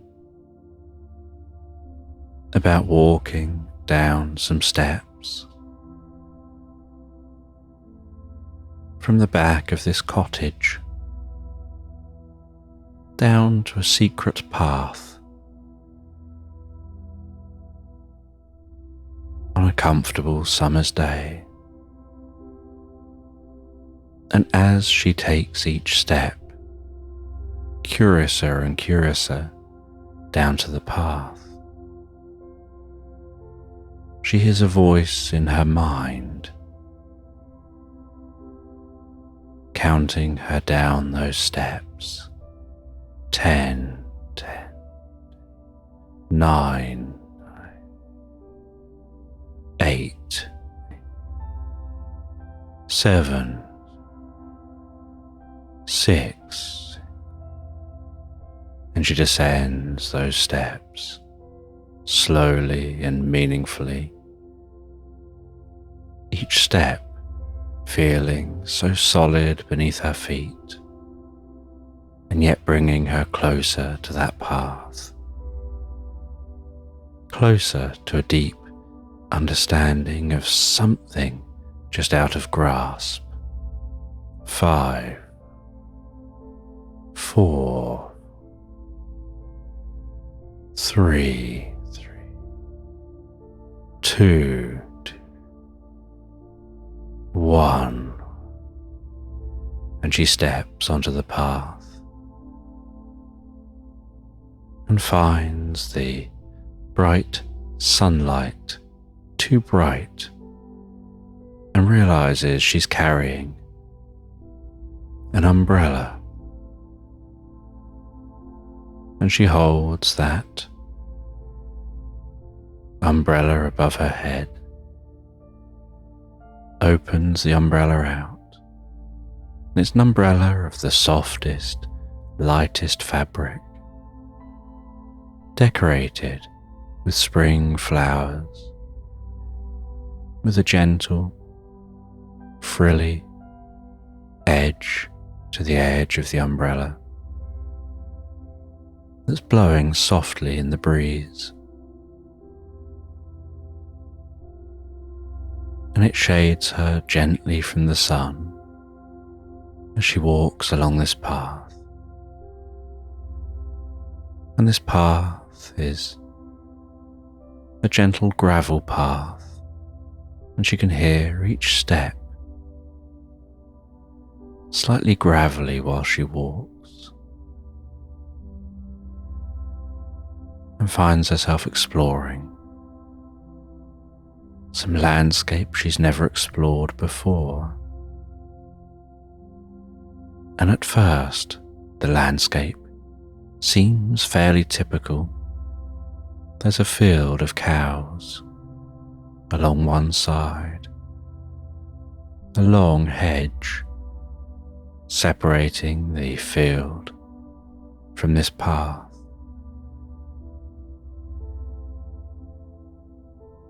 There's a slight bank down the other side. Then it heads off into woodland, and the trees in the woodland are gently rustling, and she can see the light dancing through the branches, weaving around the woodland floor.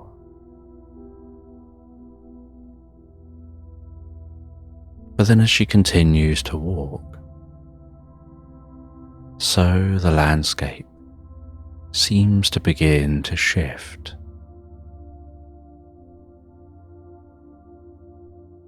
The trees stop making a sound as they move.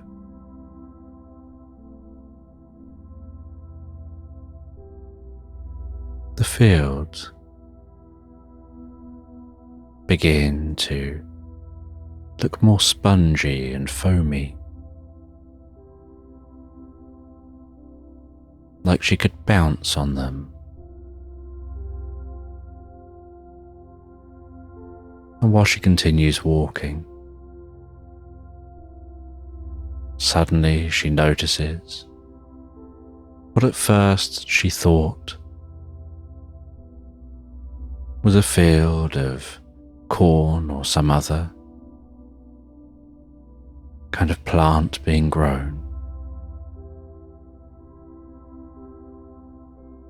But notices at the top of each stalk is a tiny cupcake, and she sees in that field a combine harvester. Only the combine harvester is travelling through the field so delicately, cutting the tips of those stalks, just gathering up the cupcakes from the tops of each stalk. And instead of it shooting grain out of a pipe into a trailer,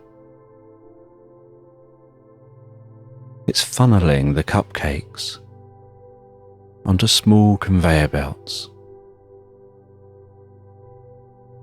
and they're being moved from the front of the combine harvester through the combine harvester on small conveyor belts into rows at the back of the combine harvester. And once one row on the trailer is filled, the mechanism lifts up the conveyor belts are just slightly more than the size of a cupcake, and it starts forming a new row on a new layer in the trailer, filling that trailer with cupcakes. And she can smell how sweet those cupcakes smell.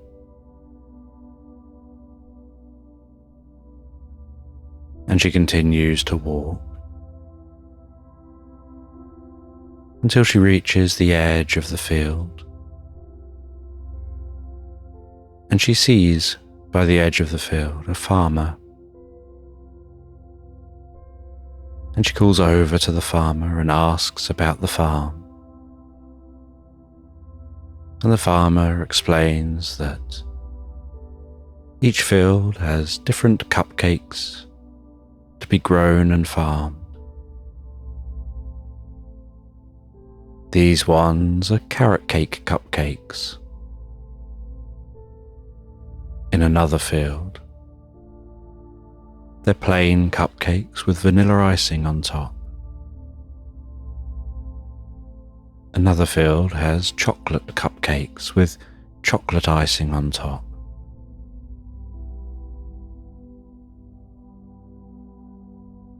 And he says that his favourite cupcakes are the strawberry flavoured cupcakes. And he goes and grabs one of those cupcakes and offers it to her, and places a small little gummy bear on the top of the cupcake, squidging it into the icing. He says that makes all the difference.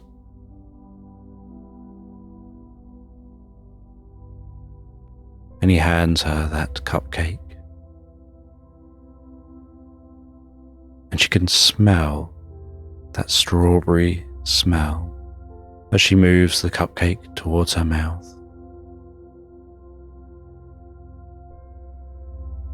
And she takes a bite of that cupcake. And the strangest experience happens, that as she bites into the cupcake, it's like an explosion of a taste sensation, like popping bubbles bursting around the inside of her mouth, fizzing. And as the cupcake dissolves while she chews, it seems to turn to liquid.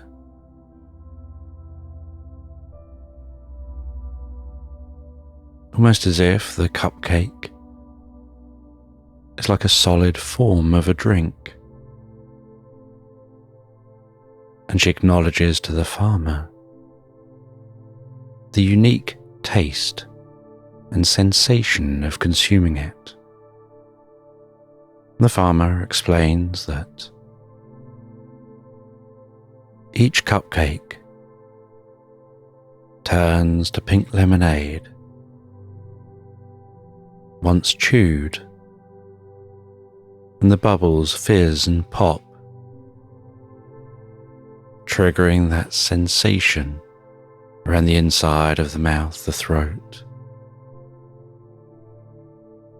expanding the taste and she eats the second half of that cupcake and gets given an additional cupcake to take away with her. And she says goodbye to the farmer and continues walking. And as she's walking,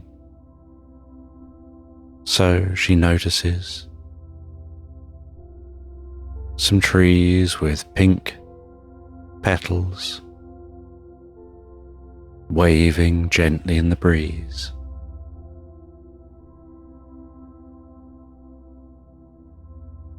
And a gust of wind whips around the trees. The sound of that wind rustling up the leaves. And like a mini tornado, whipping the pink petals from the trees up into the air. And they rise high in the air before the wind fades away. And those pink petals gently fall towards the ground, floating on the breeze.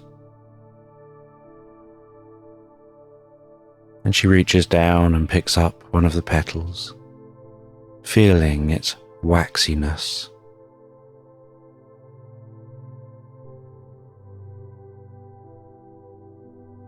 And feeling this urge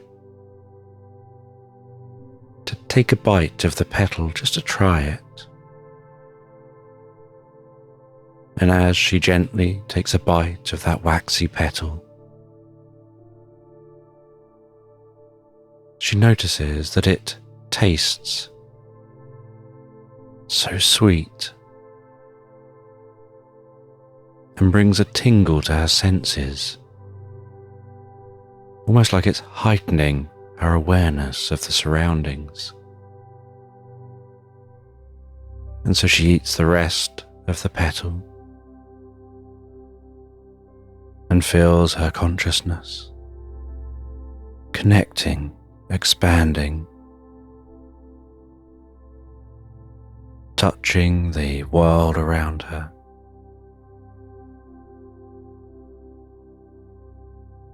Noticing each and every movement of each and every twig, every rustle of every leaf, the movement of every single blade of grass.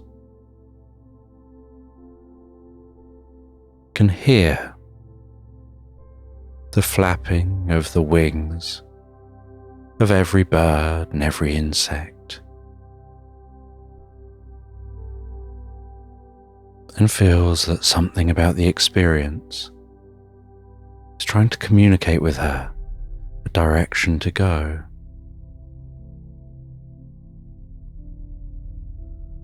And so she jumps the hedge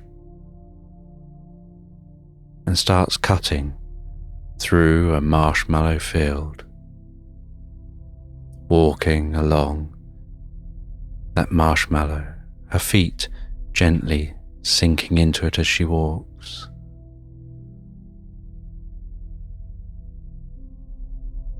And she can see at the far end of the field is a farmer with a tractor that seems to be almost hovering or sliding along the top of the marshmallow, dragging behind it what looks like two blades that seem to be cutting the marshmallow into slices. And then there's a device behind that seems to roll it up into an enormous rolled strip of marshmallow that once it reaches a certain size gets cut and lands in a trailer.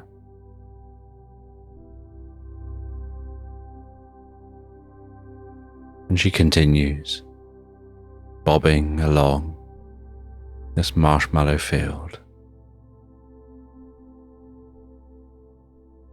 finding it difficult and time-consuming to walk through this field,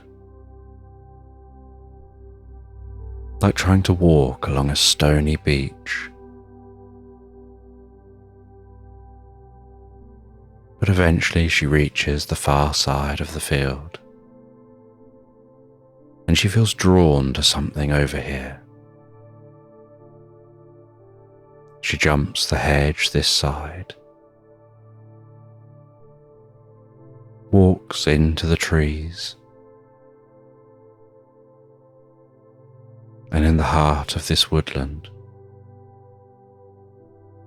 is a tree that seems to be humming with the gentle sound of a million bells.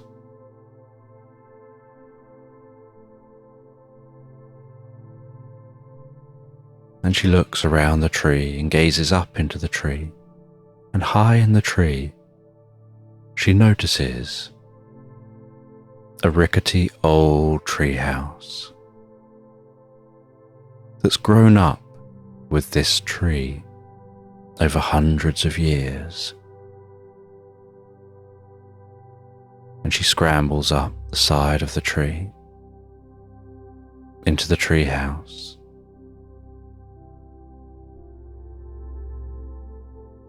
And inside the treehouse, it smells of wood and ever so slightly musty. And there's a small, weathered metal box. And on that box is what looks like a combination lock, only not like a modern combination lock. Looks like something that somebody invented specifically for this box.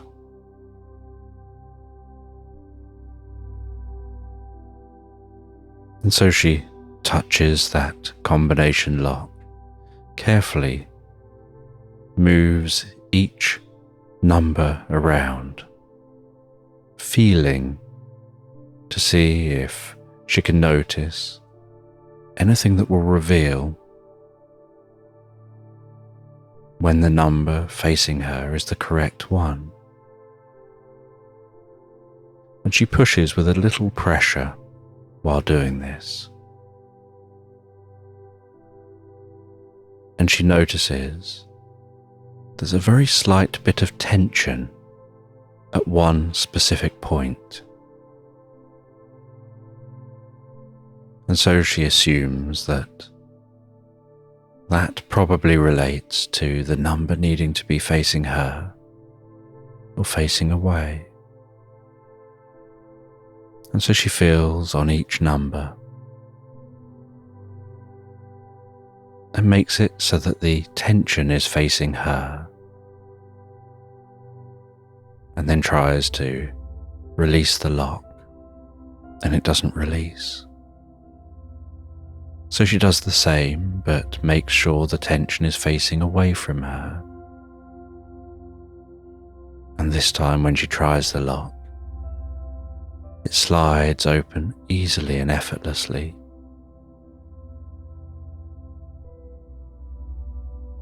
And she opens that metal box. And inside the metal box, she sees a flip book and a pen, which looks like was the one used to draw what's in the flip book. And she begins to flip through that flip book, and she watches as a lizard wanders into the scene, looks left, looks right, picks up a cello case, carries that along, seems to be setting up at a musical event, like a concert, opens the cello case, but finds that the cello's broken.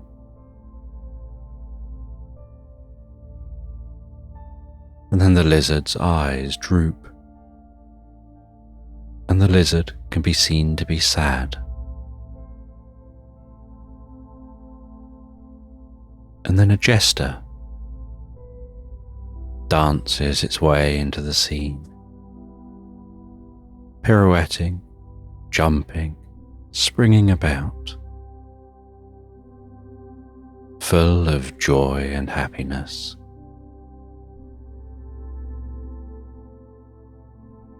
And the jester drapes a large cloth over the cello,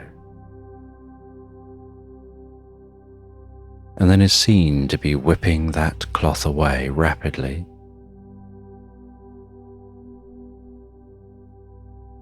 And then the words, "Ta-da," appear on the flipbook page.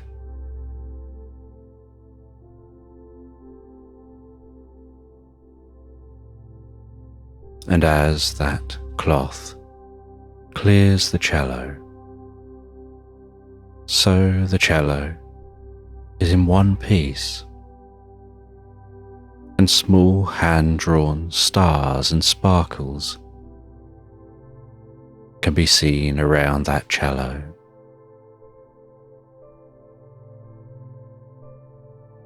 And then the jester points to a calendar as the lizard glances to the calendar and points to what date it is. And then the jester can be seen holding their belly and laughing, and the lizard can be seen shaking their head.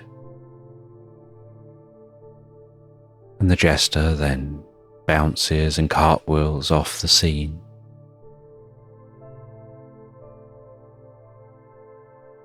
As the lizard plays that cello before an audience, with a single spotlight shining down on them as they do a solo. And then the flipbook ends with the page lighting up, the spotlight now gone, and a crowd cheering and standing up and clapping, and a tear in the lizard's eye. And then it says the end.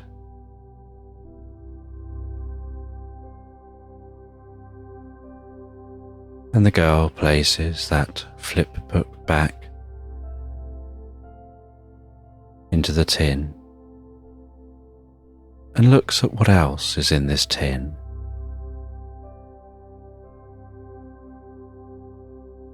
And finds inside this tin a key attached to some purple ribbon. And she takes that key and looks at it and wonders what it's for. And the only keyhole she can see in this treehouse is into what looks like a medicine cabinet attached to the trunk of the tree. Just a small door in the shape of a box. And so she pops the key into the lock, twists that key with a slight click, opens the door of that cabinet, and notices that instead of seeing the inside of a cabinet, or even seeing the trunk of the tree, she sees the inside of the most opulent mansion. And so she crawls up into the cabinet, crawls through that cabinet, and climbs down the other side, climbing down into a living room of a vast mansion with marble floors, thick rugs, dense curtains hanging by the windows, the most incredible furniture, paintings many times her size hanging on the walls in golden frames, and silver candlestick holders dotted around the shelves and above the fireplace, with tall white candles in those holders. And she walks around exploring this mansion. And as she explores, she feels drawn to a dark corner that seems like it's hiding something. And she heads over towards that dark corner. And in the corner, she sees a small door, like a secret door built into the wall. She crouches down and heads through that small door, and finds herself walking through an icy snowstorm, and yet can tell she's still inside.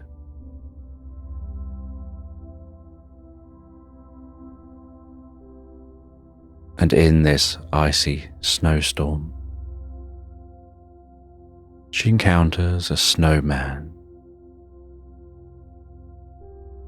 who shares with her that they are that part of who you are that you often keep locked away, not because they're bad, but because you'd rather not experience their presence if you don't have to. But they do serve a purpose. They can be helpful, and it is helpful to know and deeply understand yourself and all aspects of yourself, because there's a time for them, just as there's a time for all those others you've met on this journey. As you've been wandering around the inside of your mind, exploring all the corners of your brain in a way that you can understand and connect with.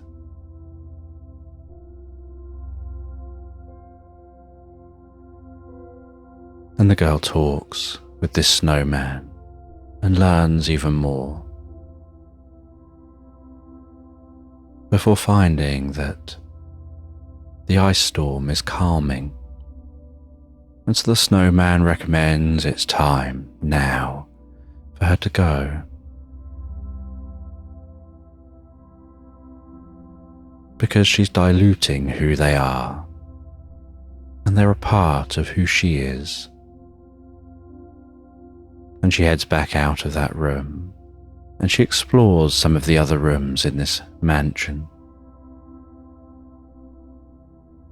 before beginning to feel that pull of wakefulness, beginning to realize she slept through the night.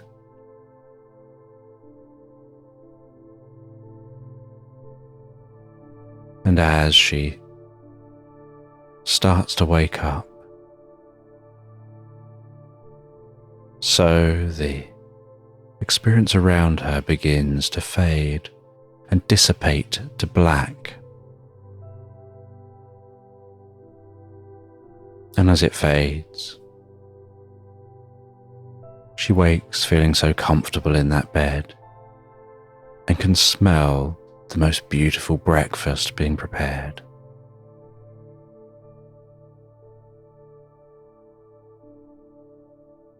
And she goes and enjoys that breakfast with the elderly lady. She smiles and says, "I can see the soup worked wonders. I can see that you've dreamt and your mind is expanded,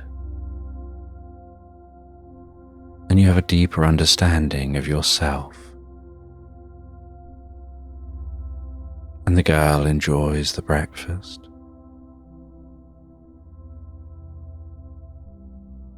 And the lady and the girl plan what they'll be doing through the day, what they'll be doing through her stay, as she learns more about herself over the coming days. Each day getting to spend some time resting by the canal. Each day learning new skills. And each night integrating those skills deeply within her. Enjoying the most incredible food, the most transformative food.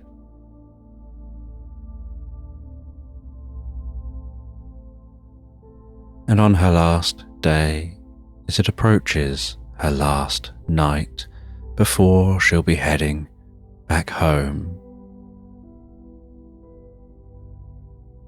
the lady says there's one last thing for you to experience.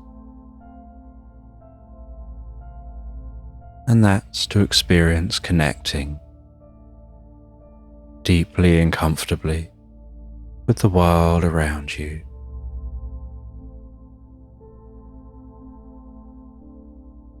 And the girl sits in the most comfortable chair, and the lady sits opposite, and on a coffee table between the two of them, the lady places a metronome, starts that metronome ticking, and tells the girl to remain very still and with just your eyes watch as that metronome ticks and tocks, and I'll be just talking to you in the background. And so the girl gazes at the metronome, and her eyes follow the tick and the tock as it ticks and tocks and ticks and tocks. And the lady speaks and says it isn't about the ticking or the tocking. Just watch that metronome as it ticks and tocks, but focus your awareness on the spaces between the sounds. Focus your awareness on the nothingness, not on the tick or the tock, but on that space in between.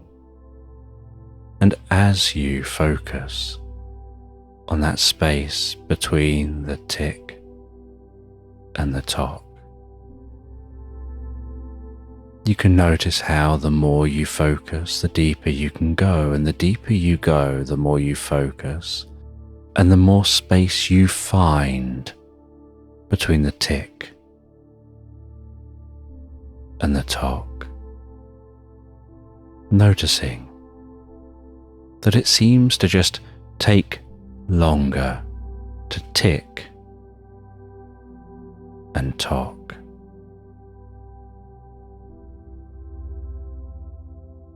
And for every tick of real-world time, the tock can take longer to arrive, and the longer that tock takes to arrive, the more time you can find before the tick. And I don't know, as you listen to the tick and the tock, whether the ticking and the tocking will stretch further and further apart, to the sound of my voice or the spaces between my words, or the changes in your mind as you become so absorbed in that nothingness, in that space between the ticking and the tocking, the space between the in-breath and the out-breath, the space between the words that you say to yourself, the space between the flap of a butterfly's wings, the space between the movement of the clouds, the space between the earth and the moon, the planets and the stars and each other, the galaxies,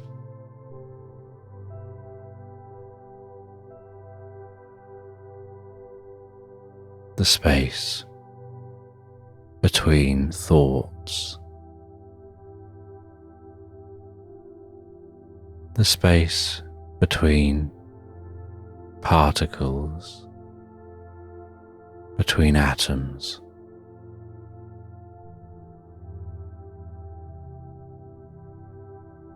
the space between the crests of the waves that make up the particles,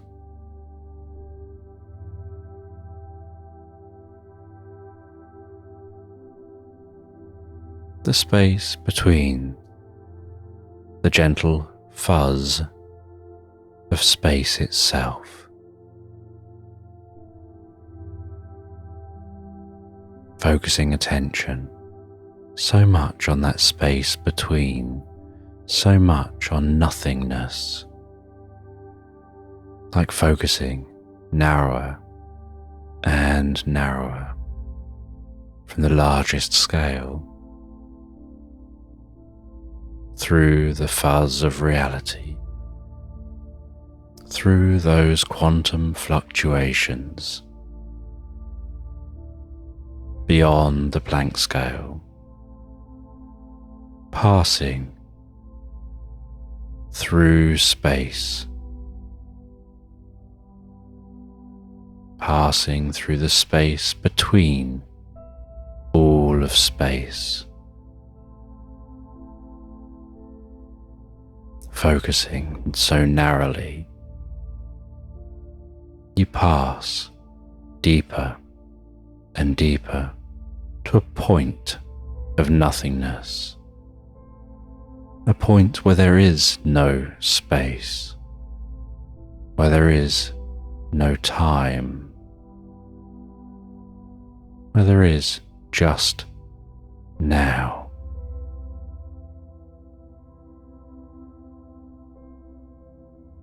And letting your mind sit now.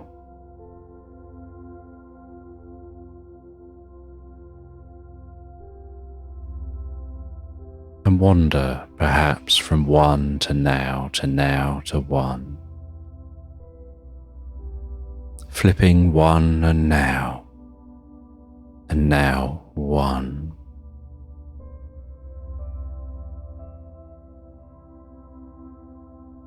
Absorbing yourself in that fundamental point.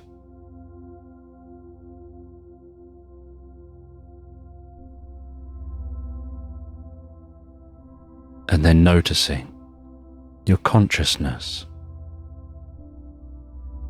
begin to sparkle in that point, and noticing that spark of consciousness leap to the next nearest point, and then the next and the next.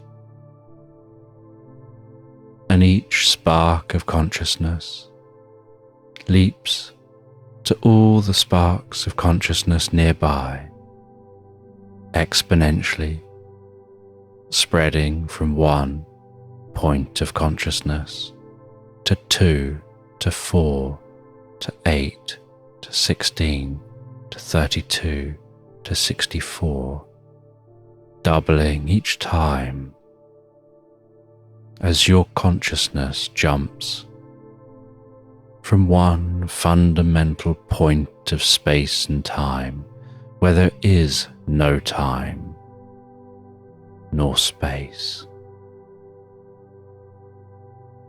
doubling each time, only at the rate and speed that you relax deeper and deeper.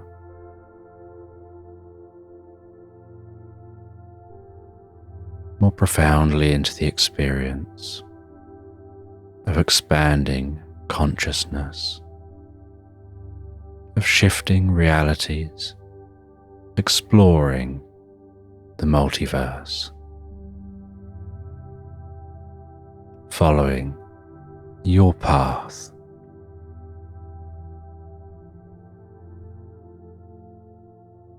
As you see those sparks of consciousness jump to life like tiny bells playing around you with each spark of light, until very quickly that consciousness, the timeless consciousness, doubles to fill the universe. And only then do you feel that connection with all things, that deep compassion and understanding, a new perspective of yourself, the world you live in a way that brings deep peace and harmony that will continue with each and every breath you take.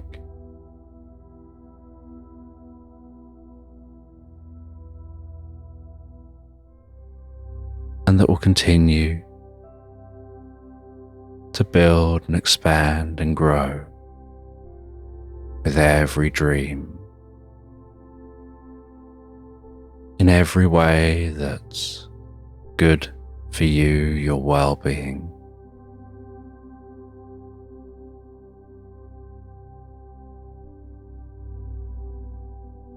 That spreads peace and kindness to others. And when that's happened,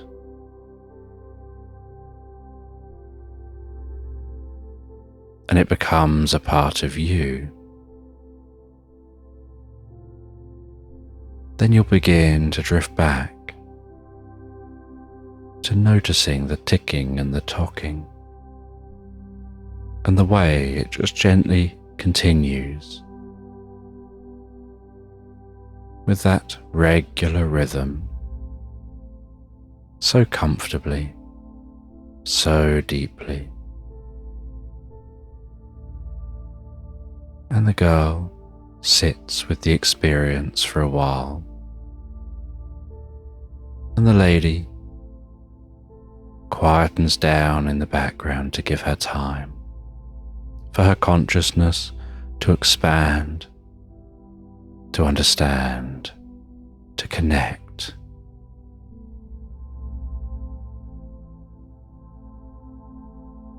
To the changes undulating deep within you now.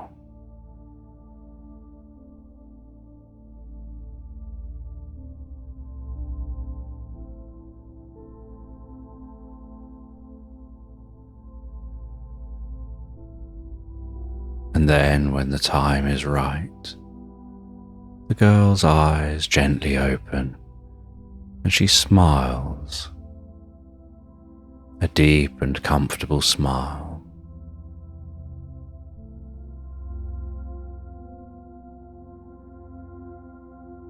And the lady stops the ticking metronome, and the girl feels ready for bed. She feels like her mind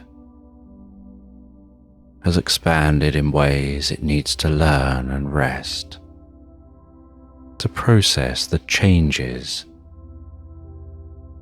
that have happened here, now.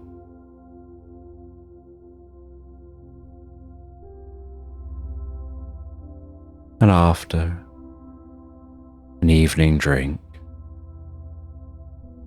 and a final chat with this lady, knowing in the morning she'll make her journey home, she heads back to bed, settles down in bed, pondering the experience she's had the last few days, the metaphorical exploration of her brain, and the deep, meaningful meditations connecting her with herself, with others, with the world around her, helping to improve mental health, helping to reduce worry, helping to calm anxiety and find peace and clarity and understanding and a focus. And her eyes feel heavier as she rests in bed. They gently close, and she feels herself swimming deeply in consciousness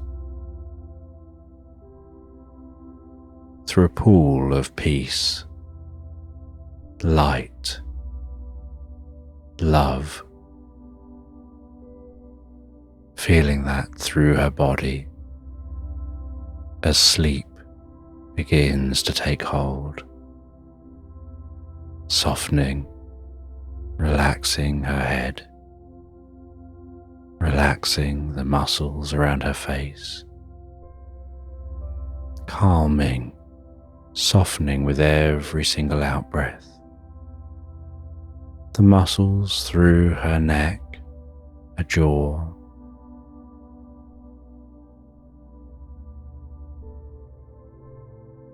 softening and relaxing down the shoulders, down each arm, all the way down to the fingertips and deeply and comfortably down through the body, the breathing softening and deepening. Her body relaxing, inner healing taking place, relaxing the lower back, calming, softening, feeling a light sense of deep relaxation spreading down the legs all the way to the tips of her toes as she drifts and floats so calmly, so deeply, so peacefully into slumberland. And in this bedtime story, you're staying on holiday in a grand house overlooking a vast canyon, and out the back of the house is a hot tub, and you're resting in that hot tub, gazing out across the canyon, watching the way the sun is passing across the sky. The occasional wispy clouds coming and going.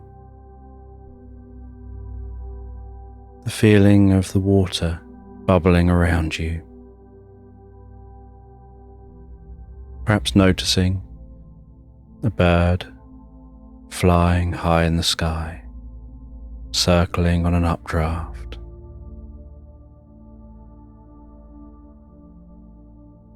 As you rest there, the warm water carefully caressing your body, the sound of those bubbles, the smell of the water, as you carefully drink a tea from a tiny china teacup, the sound of that teacup against the saucer,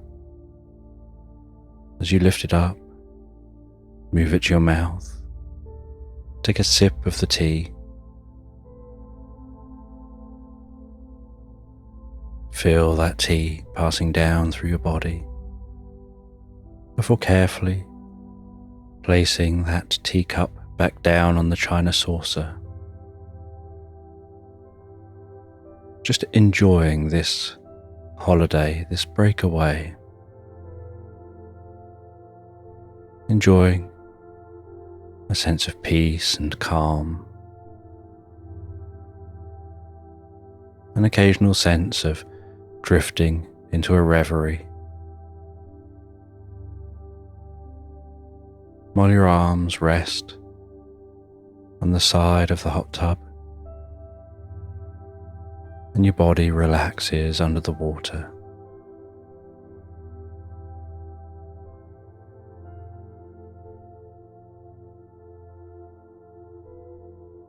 And you just enjoy the serenity of this location,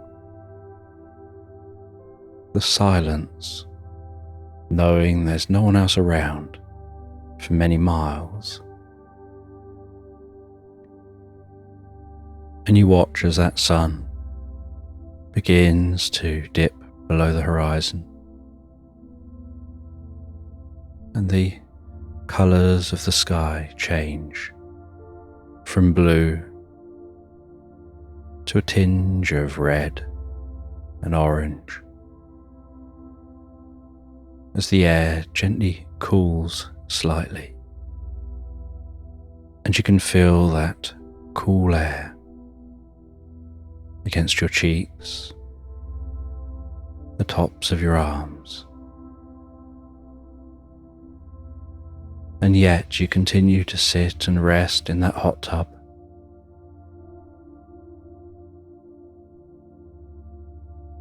And while you continue resting in that hot tub, The sun continues to set, and more stars become visible in the night sky.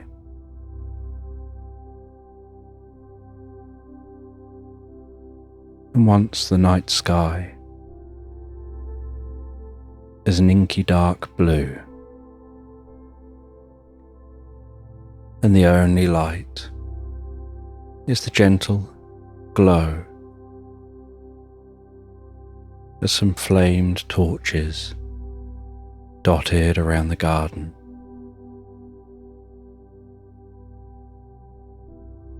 You leave the hot tub, feeling the cool air as it wraps around your body.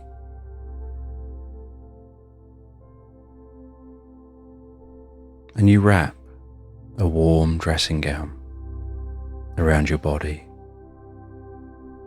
That robe with its soft, fluffy material hugging your body, bringing warmth to you in the cold night air. And you walk over to sit on a chair, and you lounge back on that chair, gazing up high at the sky.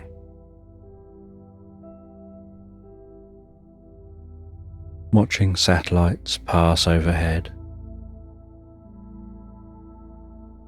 watching the occasional shooting star,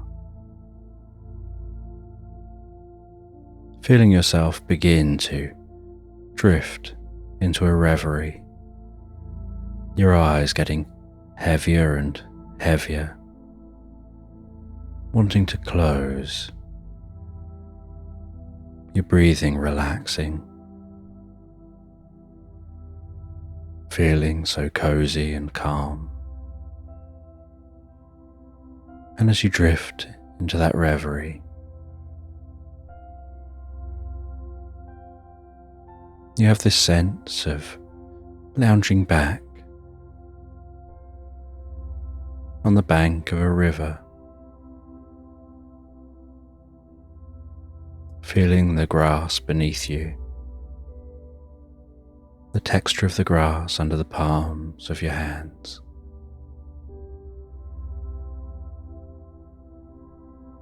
Breathing in the countryside air, the different scents of wildflowers, hearing the rustling of the leaves in the nearby trees.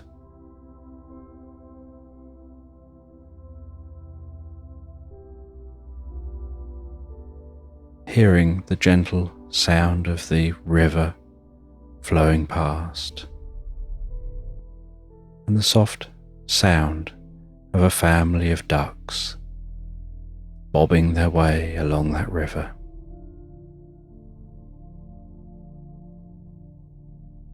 As if the river is the duck superhighway.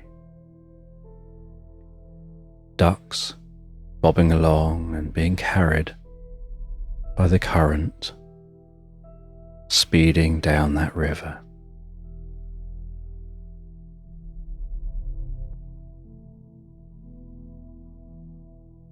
And you start to open your eyes here in this meadow and sit yourself up and see how lush the grass looks. See the reeds along the riverbank rattling in the breeze.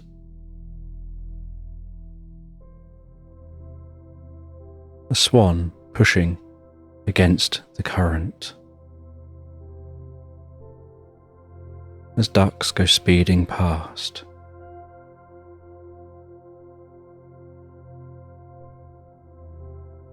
And beside you, you see your teddy bear just resting there, sitting up, propped against a bag, with its own small cup of tea and saucer, and you see your cup and saucer and a little stand of cakes,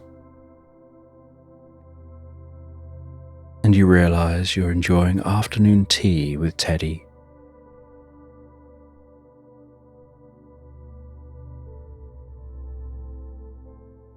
And you take a scone, you slice it open, you place some cream and jam in that scone.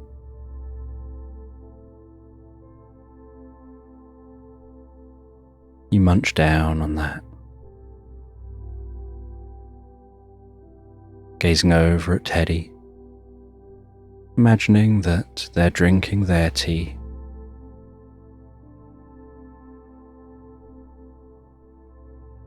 And after eating and drinking, you stand up and wander over to the edge of the river, waddling your feet into the shallow water at the edge of that river, feeling the cool water bubbling over your feet, listening to the sounds of the ducks, seeing some of those ducklings weaving and pushing their way through the reeds, while the parent ducks loiter along the edge of the reeds, keeping an eye on those ducklings. And then in the water, you see something glistening, and you reach into that water and scoop up that glistening object. And as you pull it up out of the water, you find that it's a necklace with a clown hanging from that necklace, and the buttons down the front of the clown's clothing appear to be sparkling diamonds catching in the sunlight. And you take a closer look at that necklace. You place that necklace around your neck. You project your awareness to your fingertips, as if looking at the back of your neck.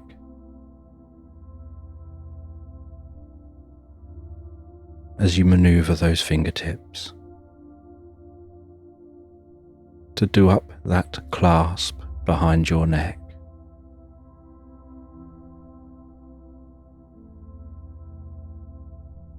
And then just very gently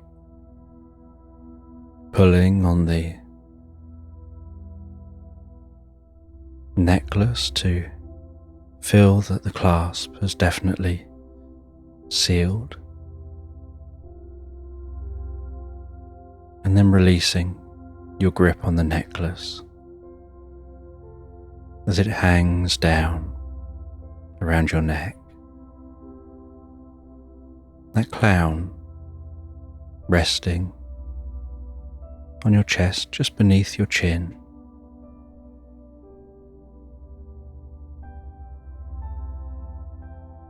And you feel a certain weight to that necklace. You feel like there's something different about it. A certain warmth starts to form from the necklace.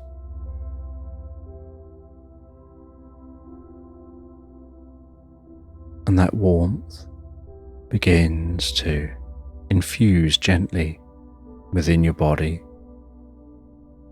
weaving its way through your body. And you hear a low and comfortable rumble, like a low hum, emanating from the necklace and through your being.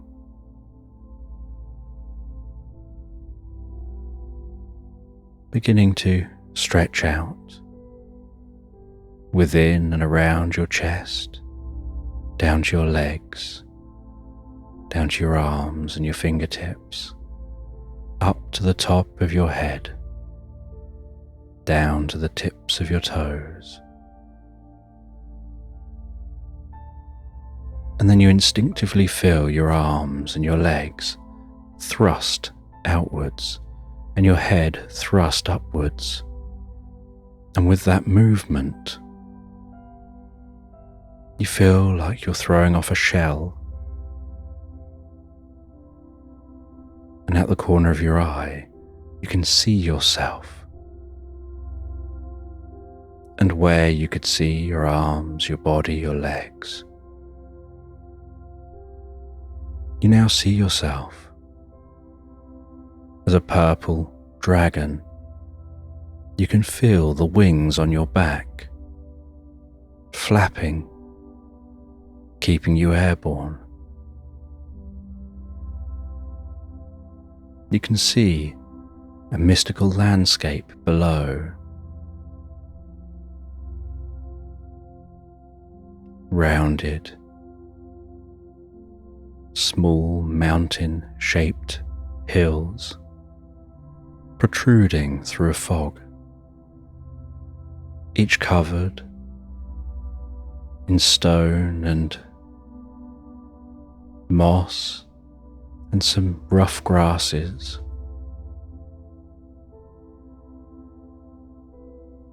Like upturned cups dotted everywhere. And as you look around, you find yourself flying as instinctively as when you walk from A to B without a thought. And you fly down into the fog, feeling that fog against your skin. Flying down beneath the fog, low to the ground. And you find that this ground, this landscape,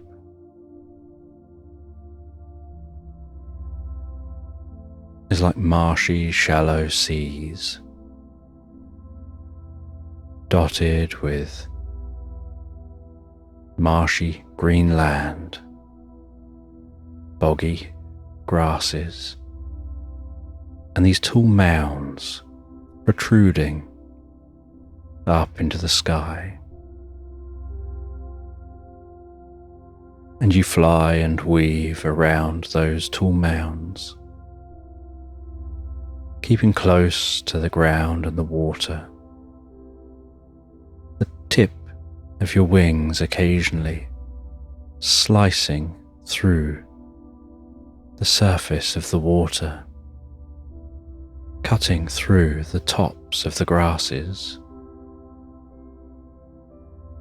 before launching back up above the fog, spiraling around, seeming to almost drag some of that fog up with you, creating what looks almost like a tornado following your body up and round into the sky. As the sun up here burns the tip of that fog off and warms your body. And the warmth of the sun seems to almost infuse with you, as if it's powering you, as if somehow flying in the sun is filling you with energy,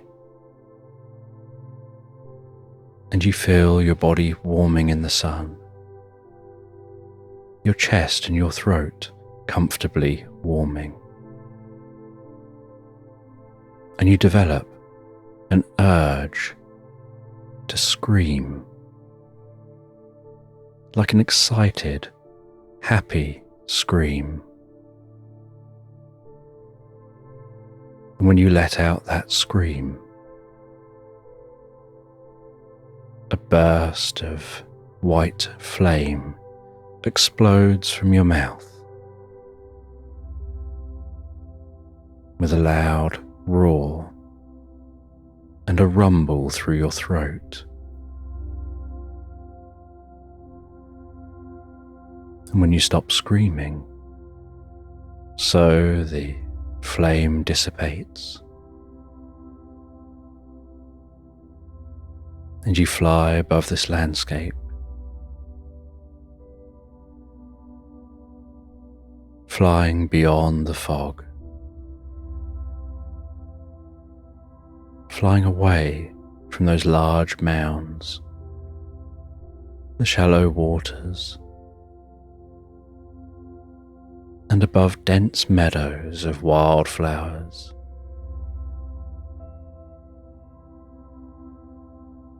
Seeing deer huddled together in the meadows, munching on the ground,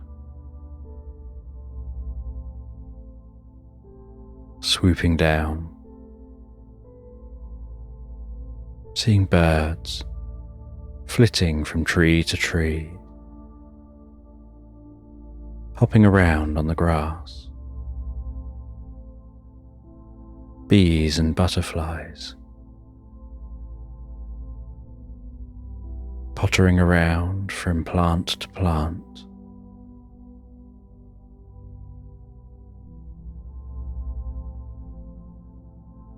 And as you fly, you see what looks like a castle in the distance, and you fly to that castle. And as you land in the courtyard of the castle, so you land so softly and delicately.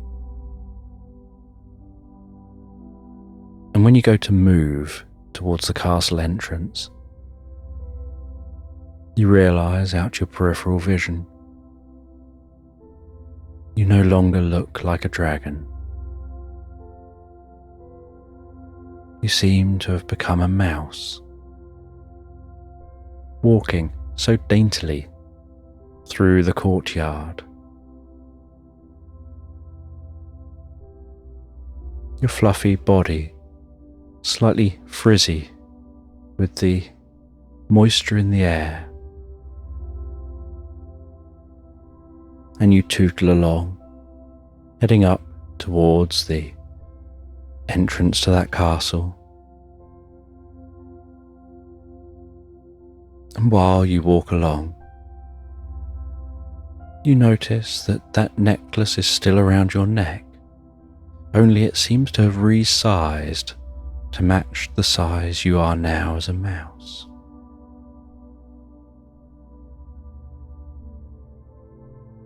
And you head up to that castle, and there's no way you can knock on this door and be heard.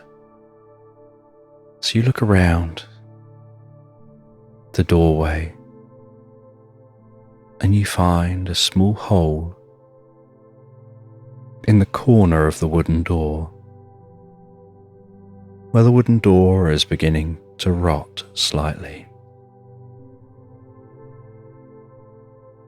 And you softly squeeze your way through that hole, heading into this castle, unsure what you'll find.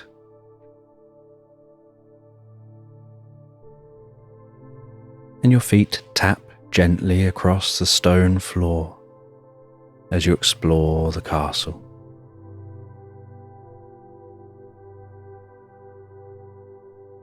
And the castle seems deserted, almost as if whoever was here disappeared in an instant. And you climb up a table leg and see food still laid out on the table.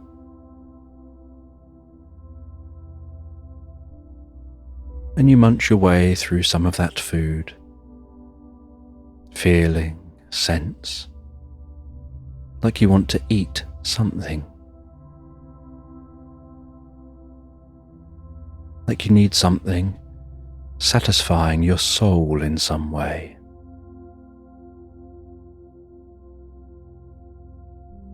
Then you head over to a bowl that looks like a punch bowl, and you scramble up, poke your head over the rim, and begin to drink at some of that drink in the bowl. And as you drink, so you stumble and fall in. And as you fall in, you give the tiniest of splashes, but then find something strange, that you seem to have changed again. And as you look around under this liquid, you find that it seems like you're looking around in a coral reef in the most beautiful turquoise water, seeing corals of all sorts of colours, different fish swimming among the coral, and other sea creatures, hearing the sounds of dolphins, the distant sounds of whales, and seeing that you've become a turtle, almost flying under the water, with such ease and so little effort required.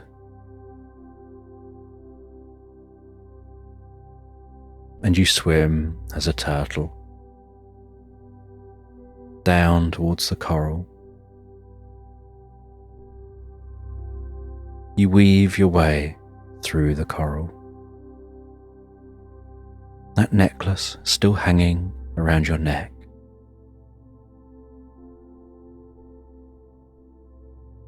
And you see something in the distance, like a dark patch,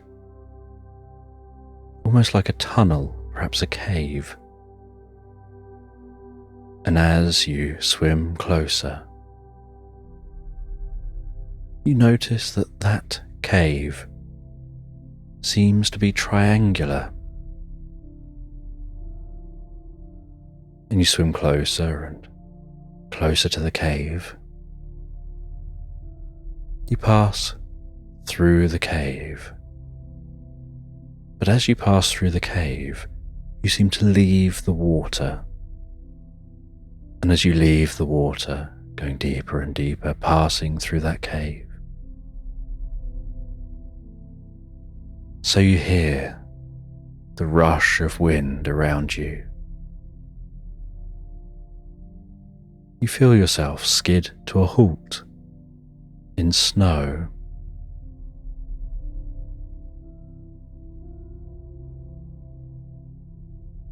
You stand up and notice that you're an incredibly fluffy white fox with a bushy tail, thick fur,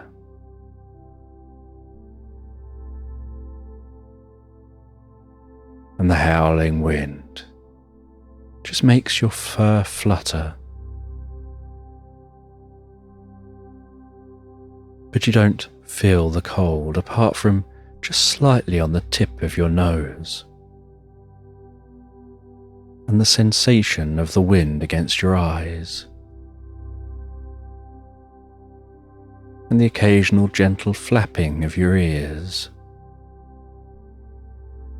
And as you walk through the snow, your footsteps are so soft, so delicate, just the slightest crunch with each step.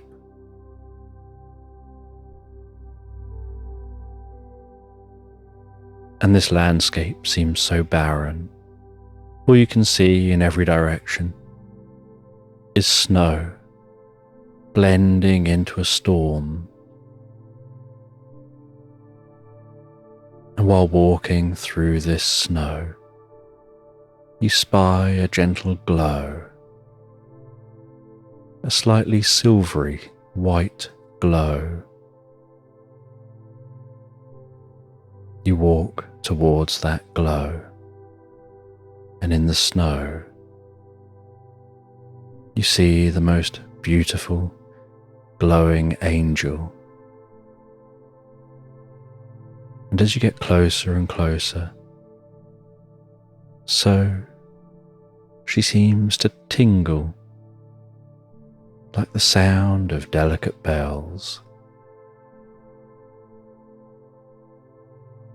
And she seems so friendly, and in the softest voice, she introduces herself as the Snow Angel. And with that, the wind calms down, and she stood before you in a delicate white cape, draped down, touching the top of the snow. The only thing showing behind her are translucent wings.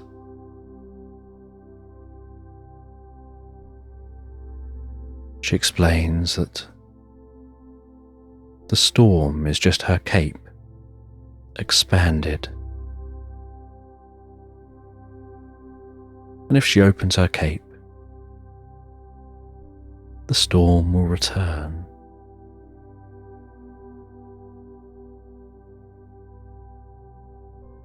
And she tells you that you're here on a mission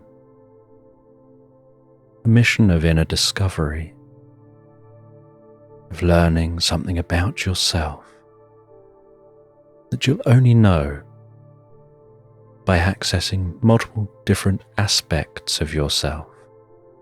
And each aspect of yourself is contained within a different being.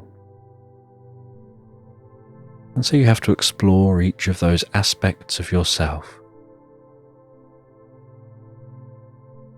to better know yourself and get a whole impression of yourself and a whole understanding of who you are and who you can be and what you can achieve.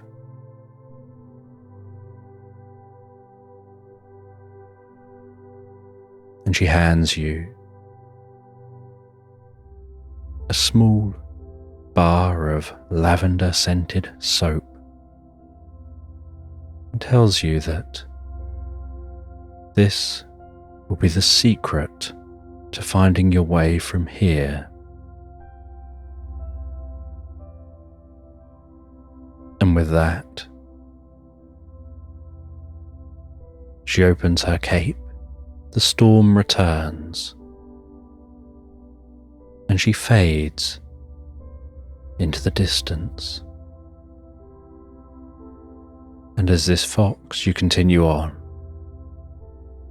walking through this snowy landscape, and you notice an area where the snow is becoming thinner, and you can see some dark blue water as you approach. And you walk towards that water, and you can see some steam just gently rising from the water. And you get closer and closer, and you notice this water seems to be a natural hot spring of the most comfortable temperature, and so refreshing in this cold landscape. And you walk into that water. You rub up that soap, it lathers up. You begin to wash that soap over yourself, absorbing yourself in the scent of lavender. That scent of lavender filling your nostrils, breathing in through your body, tingling at the back of your eyes, twitching in the tips of your ears. feeling yourself relaxing deeper and deeper, and your eyes closing. And as your eyes close, so you feel the water fade away around you. And while the water fades away, you feel that you're resting in a meadow on a beautiful summer's day. You open your eyes and you find that you're now a gopher, and you're exploring this meadow. And in the middle of this meadow is a large rock, and sticking in that large rock is a sword, and that sword is gently humming, as if it's vibrating a song.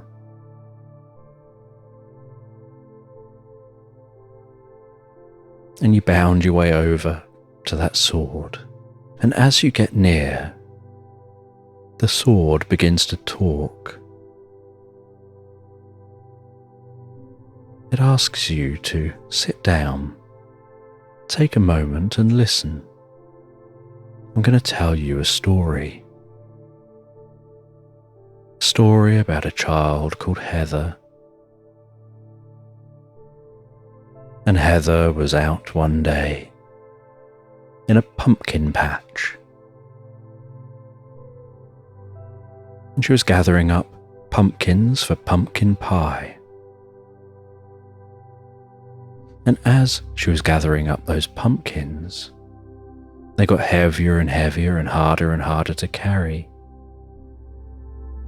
But she had to get those pumpkins home. And she tried to carry that basket of pumpkins. But the more she walked, the heavier they felt. And it felt like so much time was passing as she was carrying those pumpkins. And she could see home, but it seemed so far away, as if every step she took towards the house, she was finding herself 2 steps further away. And she walked and walked. And then someone dressed as a knight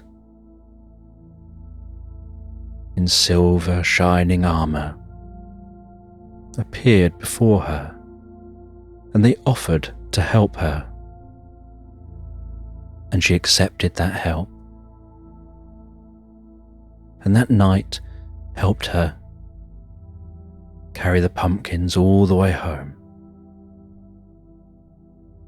And once home, she offered them a cup of tea. And they came in for the cup of tea. But when they took their helmet off, she was surprised by what she saw. Underneath the helmet, this knight was an octopus. And they removed their armour and flopped to the floor. And they spoke to her about magic and about taking on different forms, about how they can disguise themselves, and how they can use their strong arms to shape themselves, whether it's filling armour or hiding in a crevice. And while drinking tea, they share knowledge. And Heather sets about cooking pumpkin pie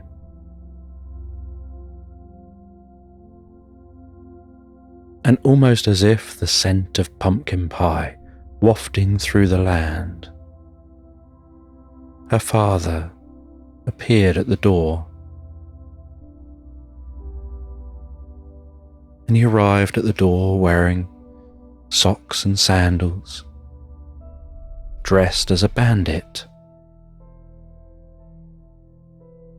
And he wasn't happy to see a knight's armour lying on the ground. He worried that there was a knight here in his home, and he had his stolen items in a sack. And as he arrived, the octopus camouflaged itself, and so he couldn't see the octopus there. And then slowly the octopus revealed itself, explained they're not a knight. And the father explained why he did what he did, and about being poor and trying to provide. And so the octopus took this opportunity to teach something to the father.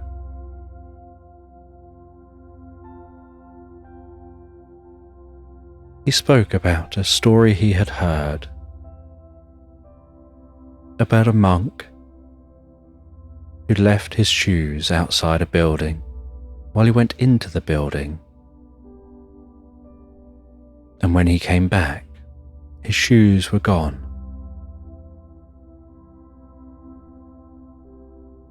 And the monk's friend said how angry he must be at his shoes going missing, at whoever stole those shoes. And the monk explained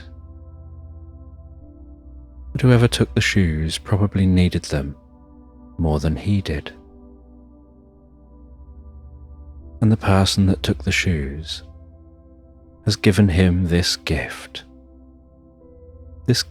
of learning and exploring, kindness and compassion,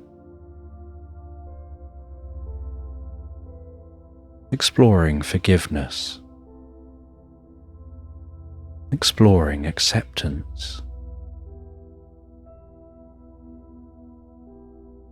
That if the person hadn't taken those shoes, there are lessons he would never learn. There are feelings he'd never experience.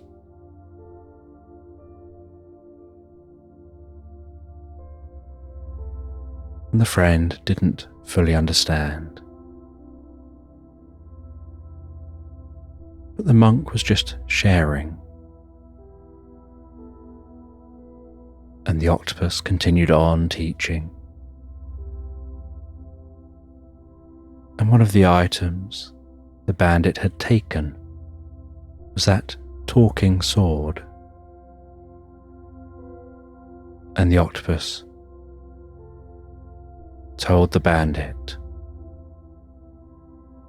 "You need to place that sword in the stone in the pumpkin patch, and it will stay there until someone comes along who's capable of removing that sword.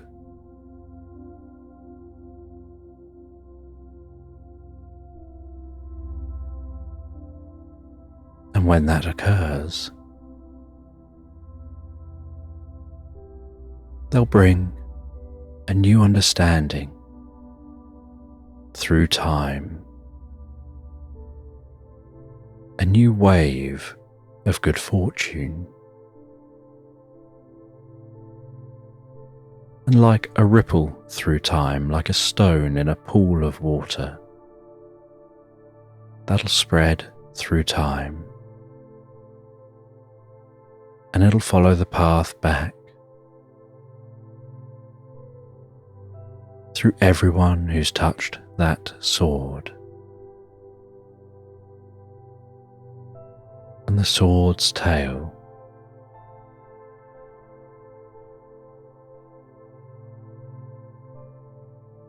will bring peace and new understanding. And you'll no longer be poor, but you'll be rich in a very specific kind of way. But that way of being rich will allow you to have what you need, and it'll allow you to release what you want.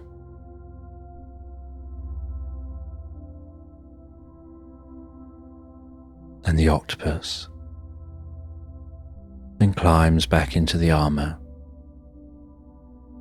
The bandit takes the sword out to the stone. The octopus follows. And once the sword is in the stone, so the octopus rests an arm on the bandit's head and says, "I'm the keeper of dreams," and passes a dream to the bandit. And the bandit's eyes close, they become very still. They drift into a deep and powerful reverie, going through an experience much like the one you're going through now.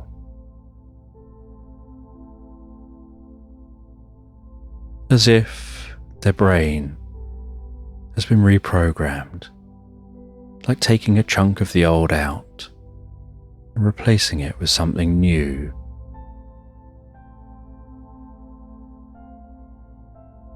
And when they release that bandit's brain, and the bandit returns back to themselves,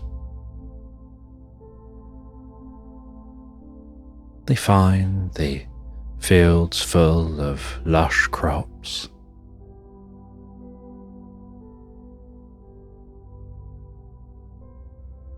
They go and eat Heather's pumpkin pie.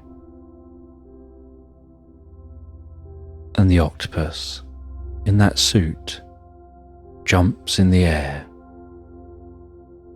And as the suit falls to the ground, so there's an explosion of sand from within the suit that dissipates with a thick breeze, wafting on the winds of peace and harmony.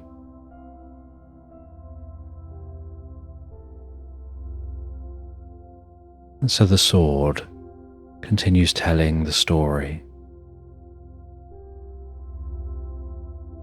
and says that you, as a gopher here, is the one who's destined to remove the sword from the stone. And as a gopher, you question whether you'd be able to remove that sword from the stone. They say you're not called a gopher for nothing. You're going to go far. But to go far, you need to remove that sword. And the gopher climbs up on the stone, and as this gopher, you take hold of the sword and so easily and effortlessly manage to lift it out of the stone. The sound of that sword sliding its way through that stone, humming as it stretches into the air, like a lightning bolt sparking from the tip of the sword up into the sky, arcing overhead, like that lightning is dancing from cloud to cloud, back down to the earth again, and finding yourself stood there tall and proud, no longer looking like a gopher.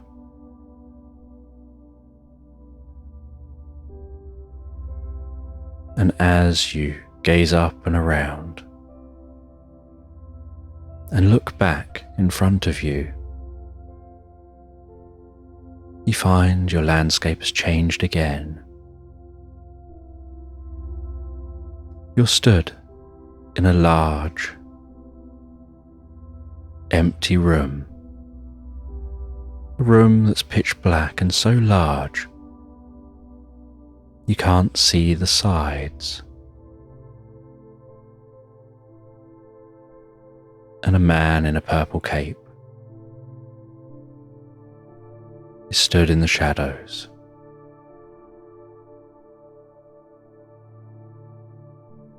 And he explains that he's a magician of sorts. He's the observer. He watches over everything. And he creates transformational experiences like this one. And he gestures for you to follow him. And carrying that sword, you follow him on a long walk through this dark room, an almost soundless room, just the most delicate spatial hum.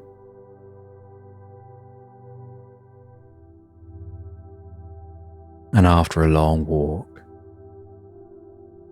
you notice some windows, and you walk over to those windows and stand next to the magician at the window. And you look out of the window, and below you can see the earth. And he says that for millennia, people have gazed up at the night sky, watched the moon pass overhead, unaware the moon is an ancient alien spaceship, and that we're the aliens. We're here observing, watching, transforming lives from afar. He gestures and points and says, "Down there, you're sleeping, resting on a comfortable chair, thinking you're drifting and dreaming, unaware. I've been inside your mind,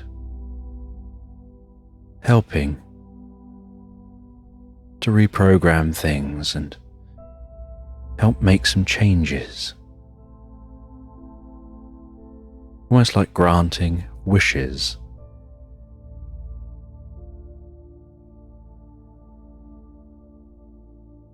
And in a moment, you're going to look at me. You're going to look into my eyes. I'm going to count from 3 to 1. And on the count of 1, you're going to think I fade away. But actually, you're the one fading away from here, back to the you there. And you'll wake up, thinking this was all a dream. 3, 2. That's it, all the way, deeper and deeper. 1. That's it. And as the experience seems to fade like a dream, you find yourself waking on that chair, nighttime, deepening, and you head into the building. You head to your bed, and it's the most comfortable, most perfect bed, the ideal mattress, the most comfortable pillow, and it takes no time at all for your head to hit the pillow and your eyes to close and your mind to drift deeply and comfortably asleep into slumberland. And you're walking gently along a calm seashore, walking barefoot in the sand, feeling the warm water roll gently in over your feet. The sensation of that water pulling the sand back out to sea. The sound of each wave as it rolls in and out. And while walking along the shore and allowing your mind to drift and wander,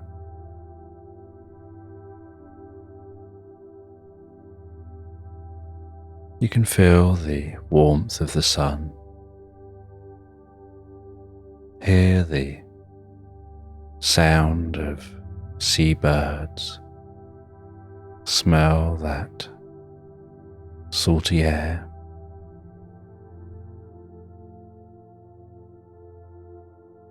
and feel what each footstep feels like as they sink gently, squelching into the sand.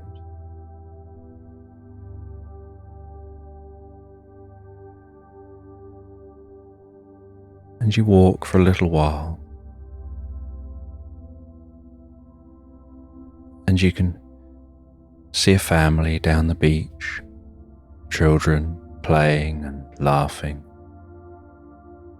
the parents sitting in the sun with lashings of sun cream plastered over their faces, their body.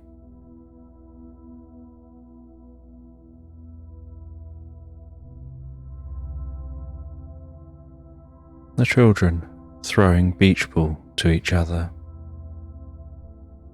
The way that ball almost floats through the air. It doesn't matter how hard the children throw the ball.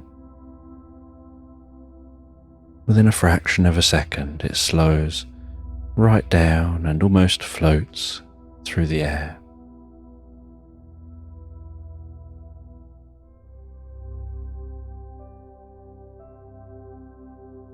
And you continue along the beach. You walk past that family.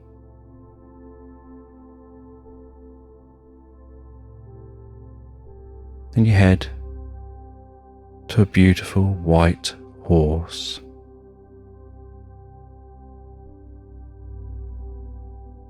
And you mount the horse.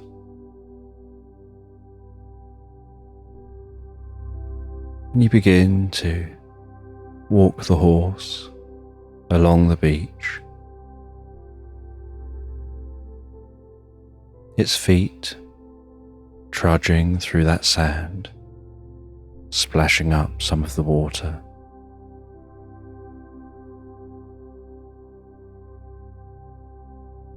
Leaving its hoof prints in the sand. And then directing it up from the beach, directing it through some woodland as the sounds from the beach begin to fade into the background, and the sounds of that family fade away the sounds of the sea, the seabirds. Now beginning to hear the gentle song of songbirds wafting through the woodland. The light dancing before you as the leaves above rattle around in the treetops.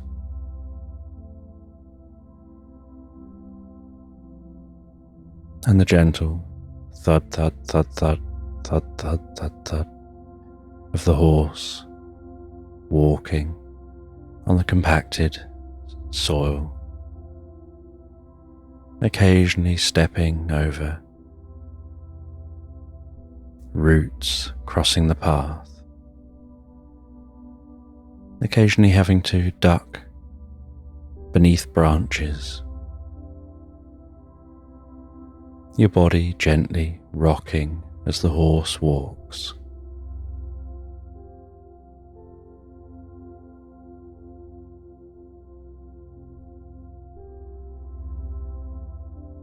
Until you reach a gate, and you reach down, you flick open the gate, and the horse's body gently pushes on the gate, pushing the gate open. Then turning around, the gate swinging closed, clunking into place. You just check that the gate was closed properly before walking onto the road. And as the horse walks along the road, so its metal shoes clang against the road surface.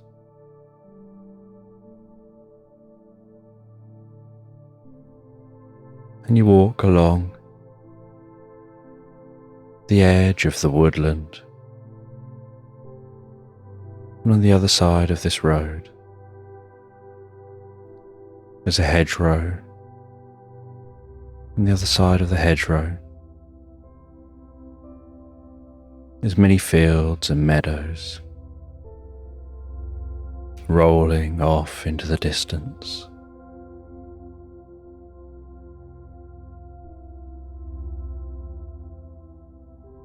And you continue along this road. The only sounds, the sounds of the horse walking,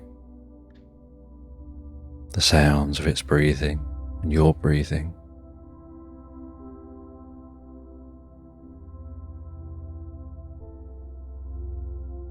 The sounds of songbirds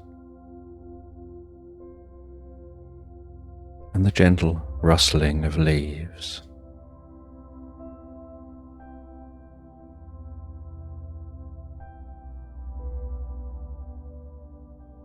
And the horse walks following the road.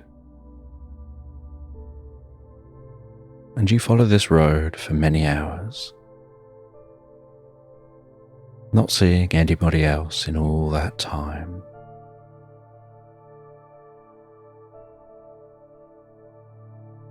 Until you decide to stop for a moment. You dismount, move the horse over, off of the road.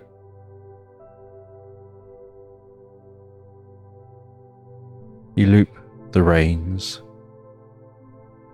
around a branch.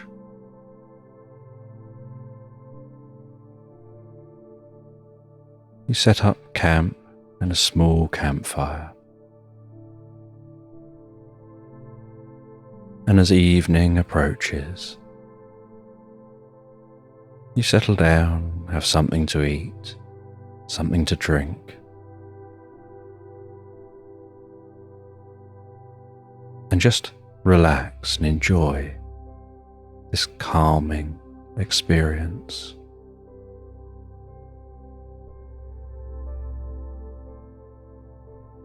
And while you eat, you see a small bluebird fly down a short distance from you, its tail flicking gently, making small jumps, keeping its eyes on some bread that you have.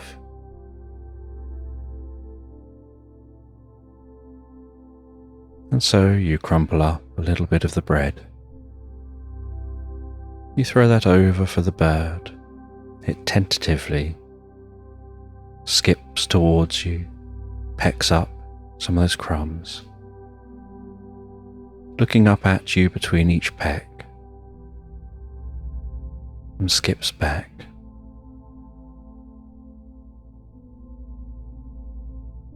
And the bluebird hangs around as long as you've got some food for it. But after a while, you've nothing else for it. And so it darts off as quickly as it had landed. And while the sun begins to set, so you take a book out of your backpack, and it's an old book, and you turn to a specifically bookmarked page and continue reading from that page, really trying to understand what's written on the pages, the meaning of what's written there.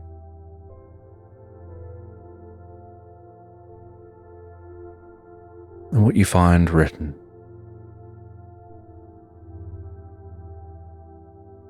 is largely written in hieroglyphs, an ancient script. And so it takes some time to understand that text. Because not only do you have to work out exactly what it says, but there are often multiple meanings for different words.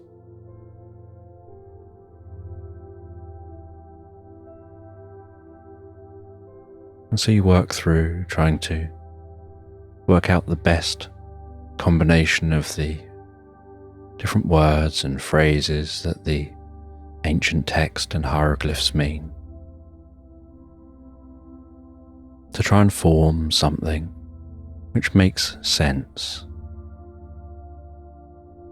And yet a lot of it doesn't quite make sense.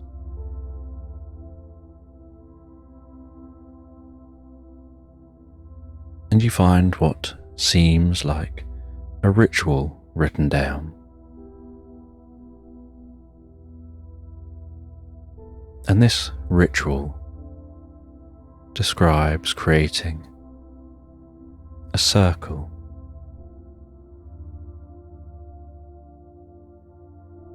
out of hot stones. And so you follow the instructions.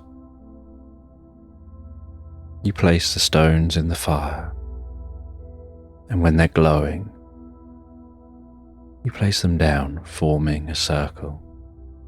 And by now the sun has set. And so in this cool night air, to the backdrop of crickets humming around you, you've got the campfire flickering, gently rumbling, and that glowing stone circle on the moist grass.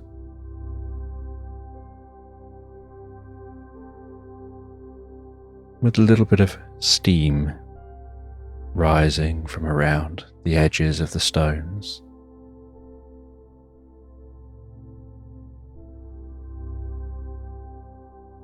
You then take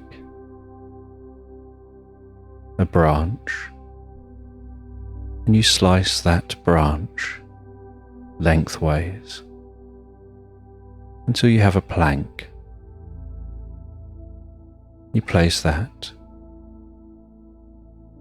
in front of the stone circle across some raised stones, like a table.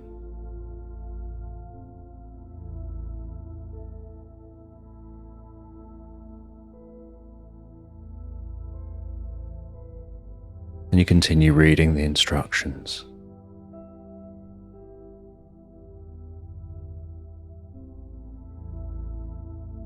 And you get some charcoal from the fire. And you draw a symbol on the left-hand side of that plank. And you draw another symbol on the right-hand side.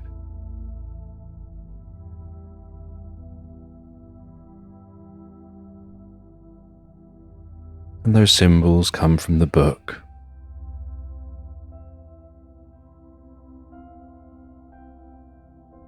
And then you grab a stone. You follow the instructions to wrap some thread around that stone in a specific way that the stone hangs almost like hanging in a basket, with the thread tied above the stone in such a way that it makes a pendulum.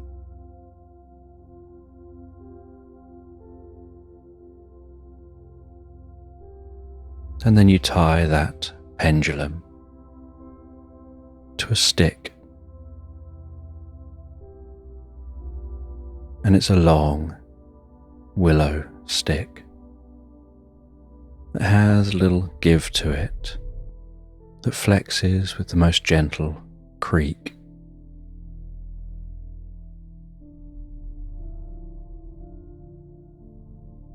And then in the center of the stones, you sprinkle down some sand that you gathered on the beach.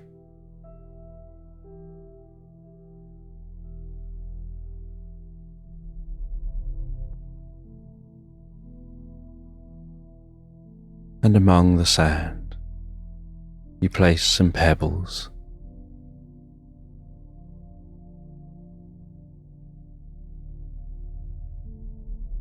And then you take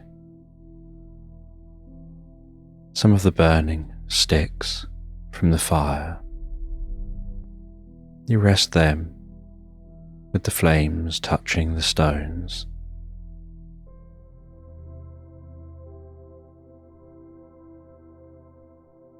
And smoke gently rises from around that ring.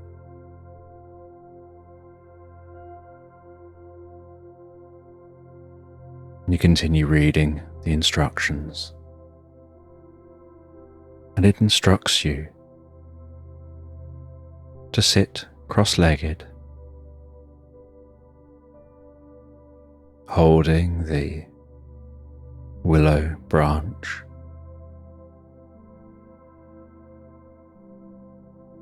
tucked with one end of it against your body, directly in your center line, just below your navel.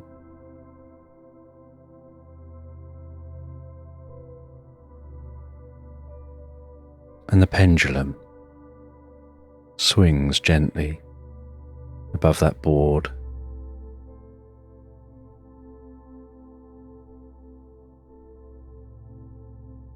And it tells you that one of those symbols means yes. And one of those symbols means no.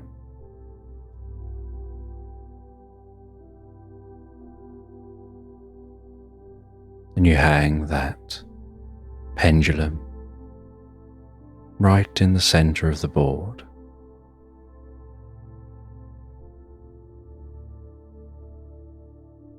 And the book instructs you to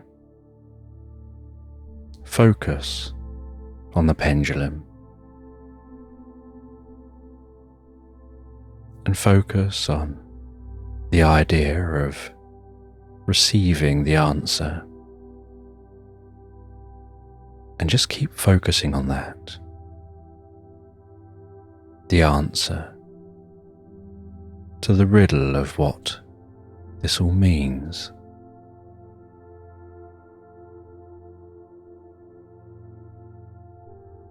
And so you focus on that pendulum, and it just hangs so still, occasionally just slightly spiraling,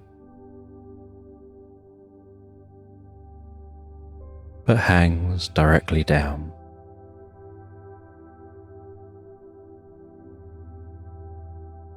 And you focus on whether you can receive the answer. And as you focus on that, you notice the slightest movement start in that pendulum, and you're sure that you're remaining as stationary as possible, that you're not moving it.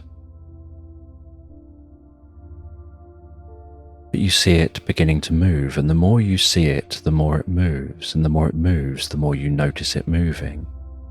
And the more you notice it moving, the more it swings. And you notice that it's not just swinging left and right. It begins swinging in a circle, and that circle is slanted towards the yes symbol, as if it's swinging in a circle, like the orbit of a comet, swinging out to the yes and back to the center, swinging round and round. And you watch, slightly hypnotized and slightly amazed and curious, as you notice that the flames touching the stones seem to be gradually glowing brighter and brighter,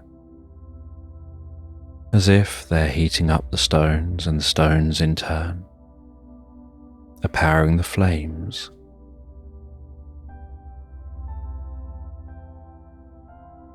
And the fire seems to be seeping somehow onto the sand. And as you continue watching, while the pendulum's swinging, in the darkness of the night, with just the blanket of stars for company, and the horse resting beside you, and the sounds of the crickets, the sand begins to glow, as if it's becoming so hot it's melting.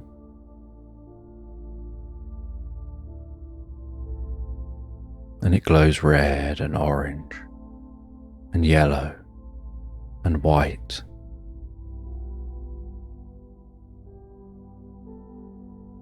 And yet, somehow, hypnotically, you find your eyes just stuck gazing at that sand. And then the sand begins to cool, but as it cools, you notice it seems to have been turned to glass. And the flames burn themselves out. The stones begin to dim down. Your campfire burns down to embers, and what felt like just a few minutes, you discover hours have passed.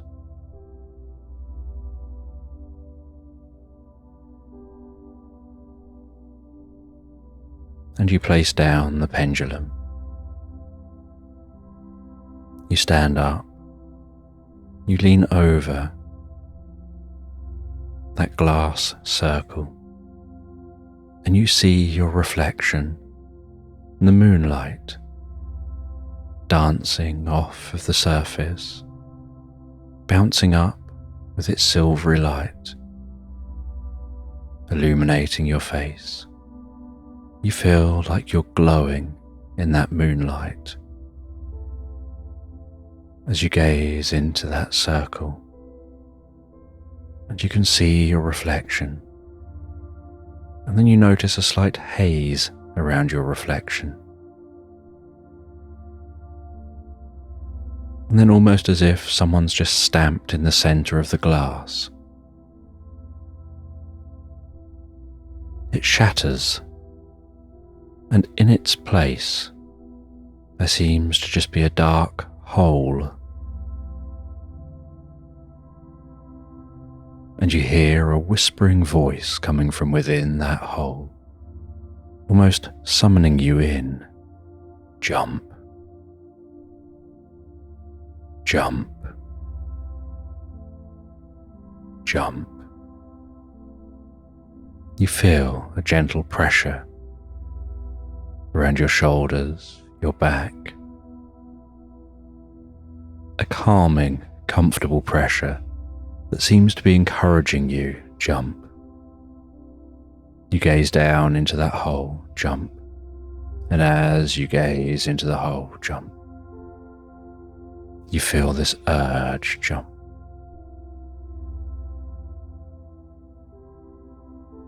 And you jump in the air, pull your arms in, your legs in, jumping into the hole. And as soon as you're in the hole, you realize it's like a giant slide, a bit like a water slide with such smooth sides. And you power your way round this slide, unsure where it's going to end, feeling like it's going on for ages, until eventually it calms down. You feel slowing down. But in pitch black, you can't quite get an idea of how fast or how far you've travelled. And that circle of light in the distance gets larger and closer, until you burst out the end, fly through the air.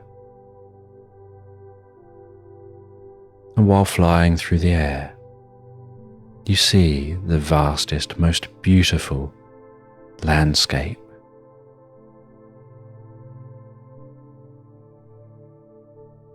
And you see what looks like a bouncy castle being moved around.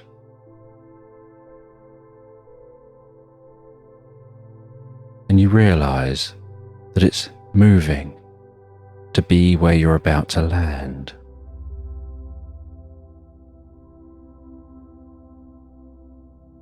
And you strike that bouncy castle.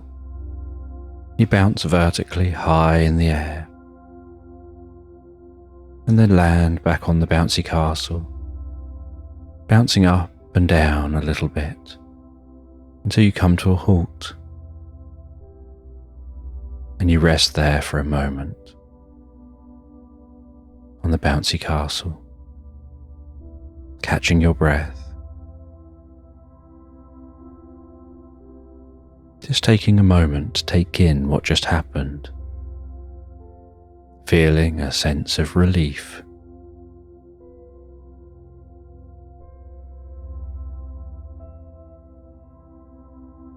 And then you climb off the bouncy castle, jump down onto the grass, And you can see here, the sun's just beginning to rise over the horizon. And you turn back. And you see underneath the bouncy castle an army of guinea pigs with gently squeaking voices.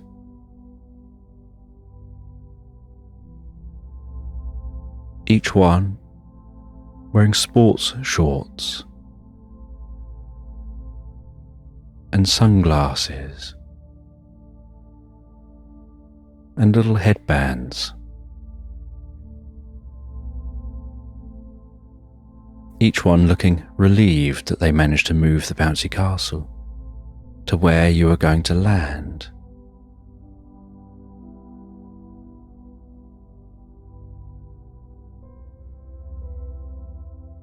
And you see, in front of the bouncy castle, is a kangaroo. And the kangaroo has a notebook and a small pencil.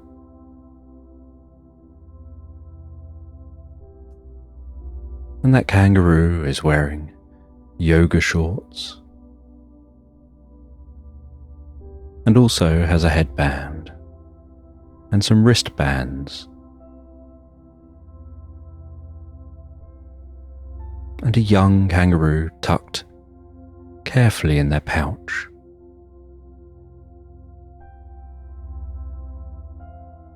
And you see that in the notebook is some mathematics showing the arc you travelled through the air, working out where you were going to land. The kangaroo says that they're usually the yoga instructor, but when they saw you flying through the air and they realised they've got a visitor,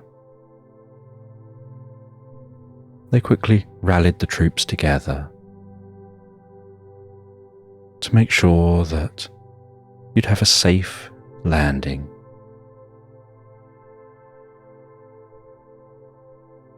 And you thank the kangaroo, and you thank the guinea pigs. The kangaroo says that perhaps you found your way here to meet with the Ancient One, because that's the only way someone would have come through that tube and found their way to this land.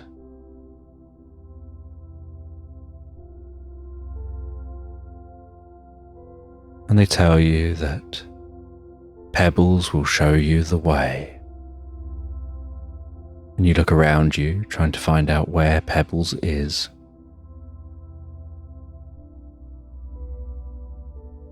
And then you see a small chicken trotting along beside you. The kangaroo says, "This is Pebbles. She's one of the most powerful witches in the land.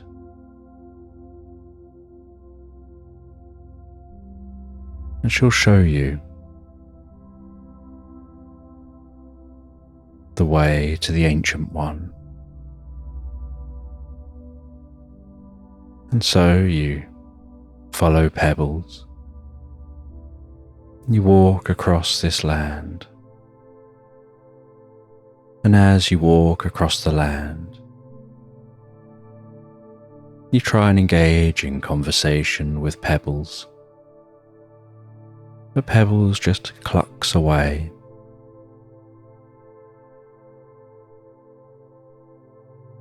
And as the sun rises, so it becomes obscured by dark and looming clouds.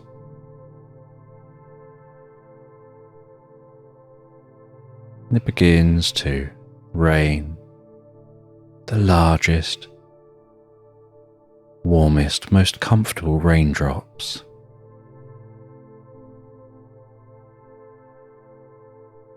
And Pebbles takes a small cocktail umbrella from behind one of her wings, pops that up over her head,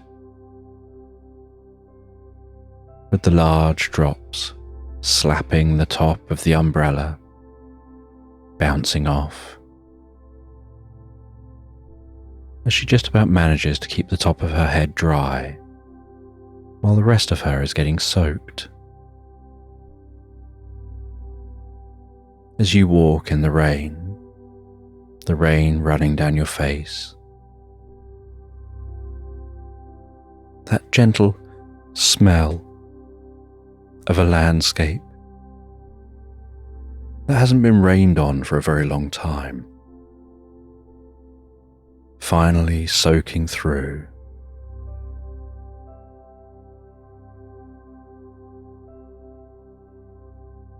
And as this dense shower passes, Pebbles pops down the umbrella, and the rain begins to gently evaporate, and against the dark backdrop of the clouds, the most beautiful rainbow forms overhead, almost guiding your way.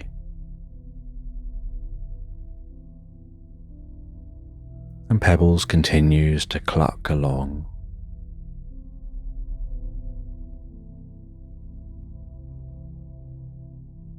And a gentle mist rises from the damp landscape as the sun rises overhead.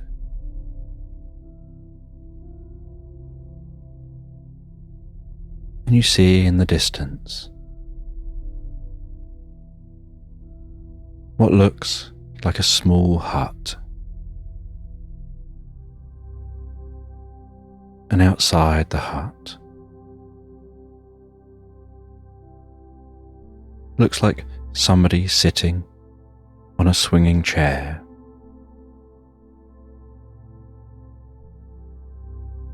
And they seem to be playing a musical instrument and absorbed in their playing, almost as if they're in a reverie of their own. And Pebbles shows you all the way to the hut, nods as if to say goodbye, then jumps up, pops up that umbrella, twirls the umbrella with her beak. Sparkles come off of the umbrella as the umbrella lifts her up into the air, her bottom flailing around while she hangs on with her beak, her claws just gently dangling. And that umbrella fizzing and spinning and sparkling as it spins, creating a ring of sparkly light.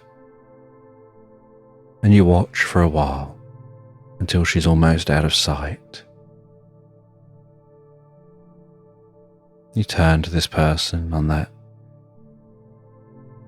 swinging chair outside that hut, and they look up at you, and you notice that there's something different about them. They're wearing a top hat. They're dressed in the smartest looking clothes. They stop playing a mandolin to talk with you and the first thing they say, but observing you watch pebbles fly away, is that is a fairy ring, that sparkling ring of light, spinning and sparkling with the energy to defy gravity. And they place the mandolin beside them, and they take their top hat off,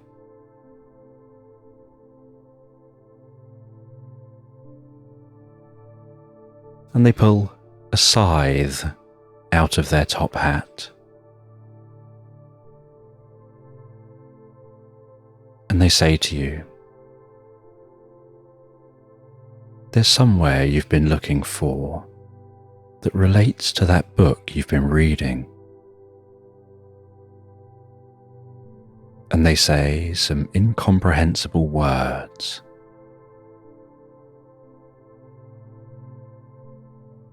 And swing that scythe in the air. And you hear it cutting the air. You hear ravens calling out in the distance.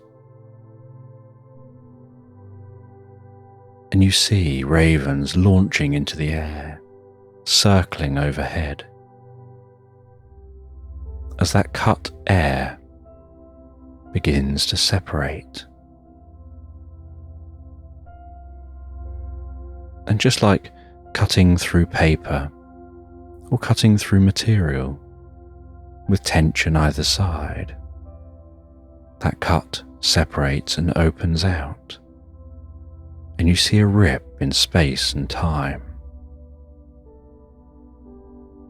And mesmerized, you gaze through that rip in space and time, and they tell you they're a being from far away. They came to Earth thousands of years ago. They've been the guardian of knowledge, the keeper of secrets. And they're going to show you something from thousands of years ago. And with you, they walk through that rip in space and time,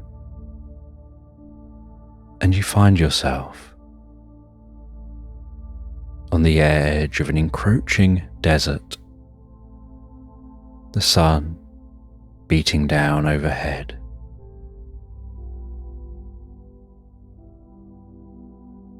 And lush green landscape before you, wrapped tightly around the edge of the Nile.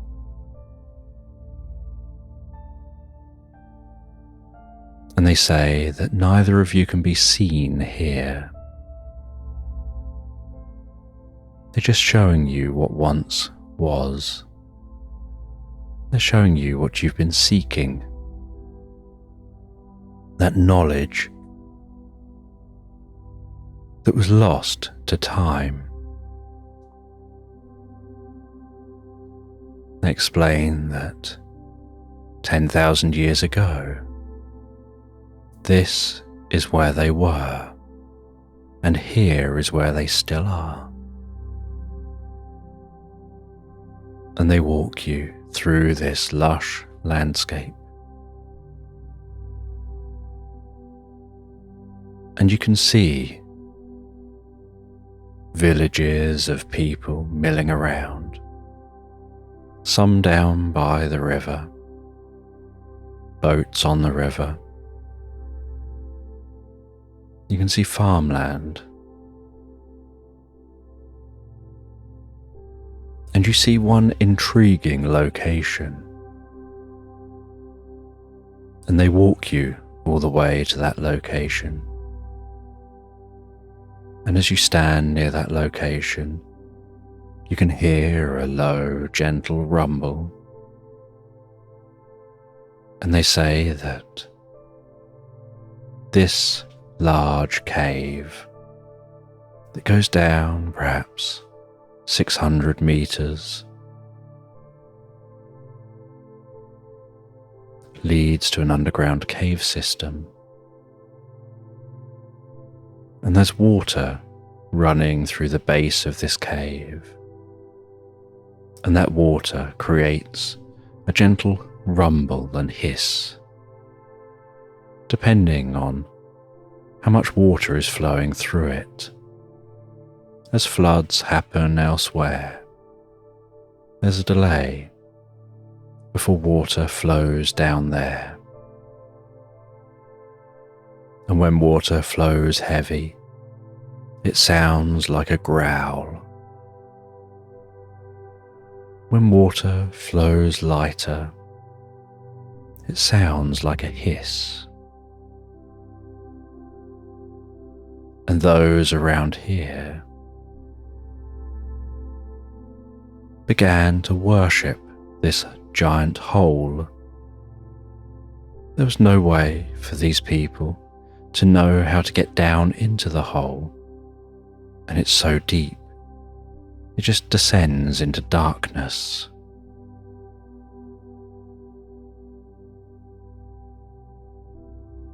But as time went on, we arrived.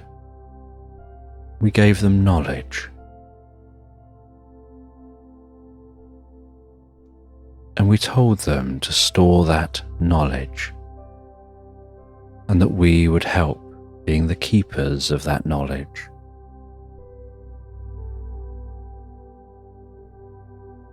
And we placed the knowledge in emerald crystals.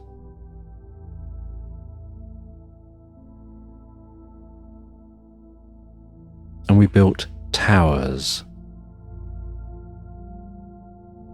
with holes in that filled with scrolls. And we built a floor above these deep caves. And underneath that floor, in the safety of the cave,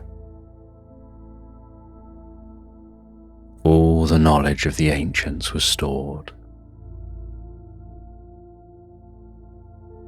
And I was the keeper of that knowledge, an eternal being.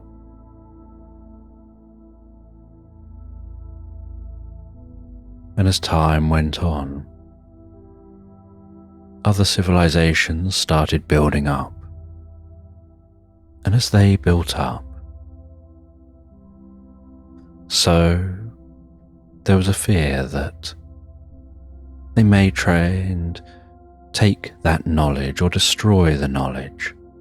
Thousands of years of history, of learning, of wisdom.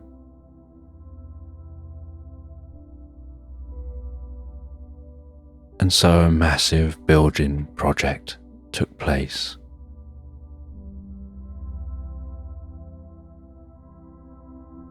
And a giant pyramid was built over the top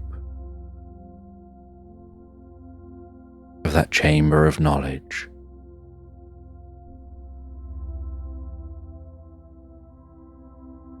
And to guard the pyramid, a sphinx was placed with a secret tunnel that would lead to the chamber.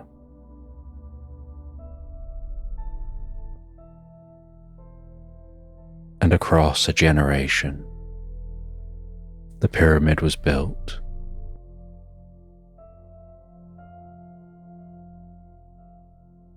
And the legends continued that there was a snake down there, perhaps a dragon, some kind of creature that growled and roared and hissed, that guarded the underworld. And that legend protected the chamber from anyone investigating, because the legend became bigger than the truth of it being an underground library.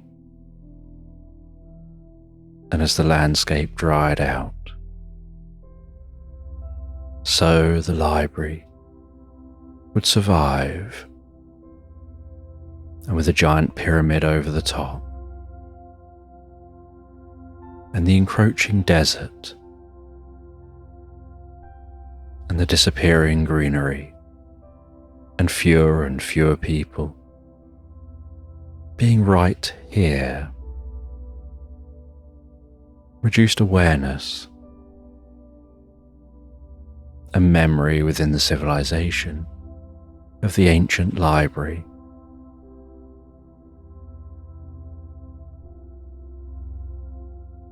And as they're talking to you, so you see time moving through, that pyramid being built, the sun rising and setting and rising and setting, day after day, like watching the world around you move in fast forward.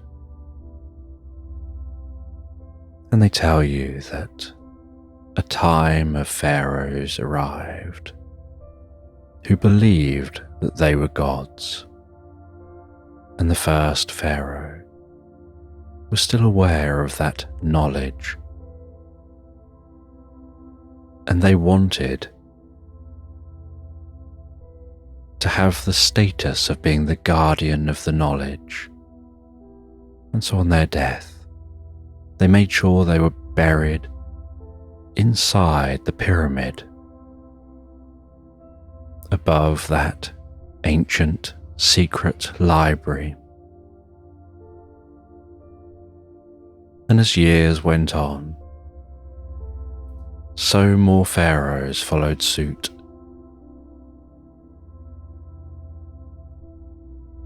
In the older days, they just used to build smaller pyramids. But now there was this one large pyramid. Others wanted to do the same, but no longer to guard the knowledge. But now they wanted to do the same, to prove they were more worthy, more godlike than what came before.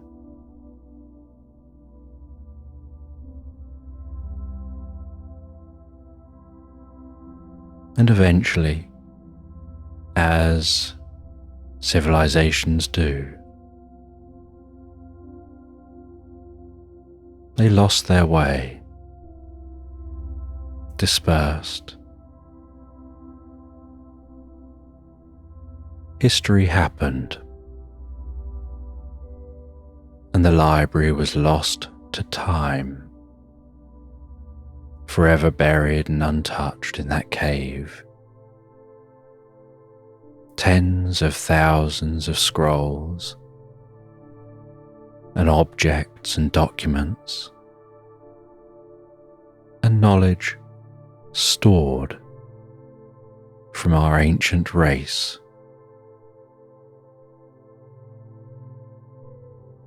Within those emerald crystals,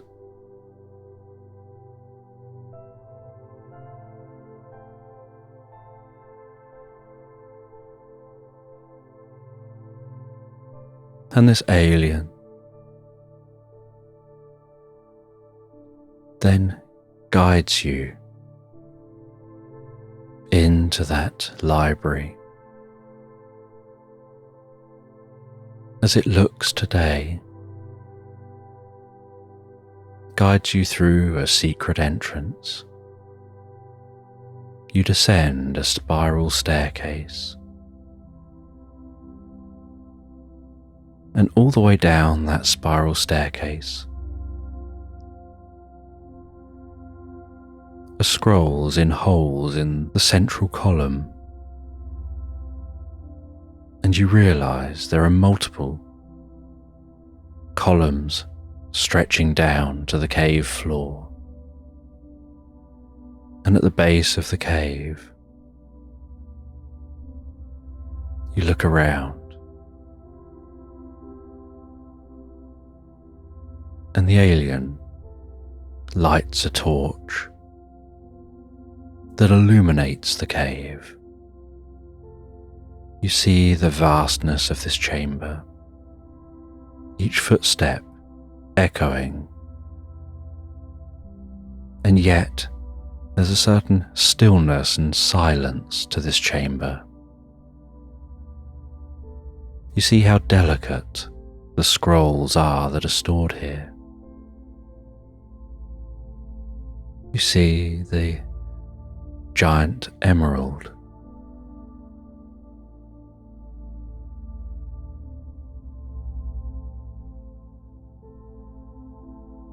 And then the alien guides you back out and tells you this is what you've been seeking, that book shares the last handed down secrets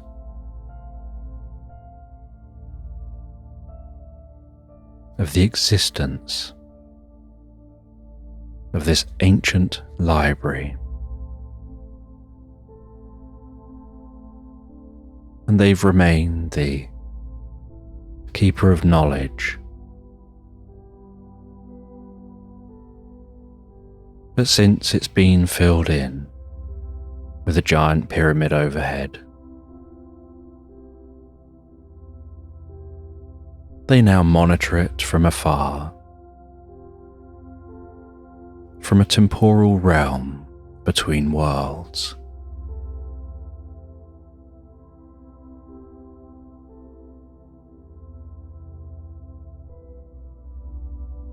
And they're the ones that have created that temporal realm. It's their own little zone, made to look how they want it to look.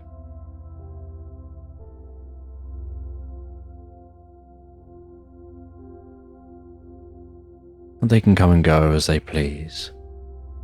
And with a click, the temporal realm can disappear completely.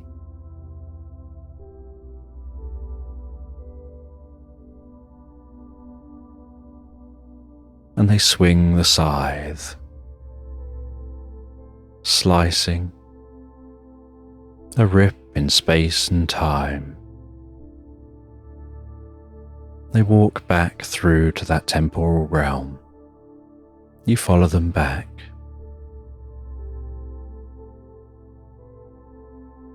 You sit on that swing chair at their hut as they tell you more of the history of how they visited the planet, how they influenced civilizations, despite trying really hard to just be observers. But they didn't bank on ancient civilizations and their tendency to find meaning and to imbue meaning upon situations. And to want some kind of explanation to the point that they're prepared to create their own explanation and then treat it as true. And so it didn't take long for them to be known as gods here, when they're really just visitors from the stars.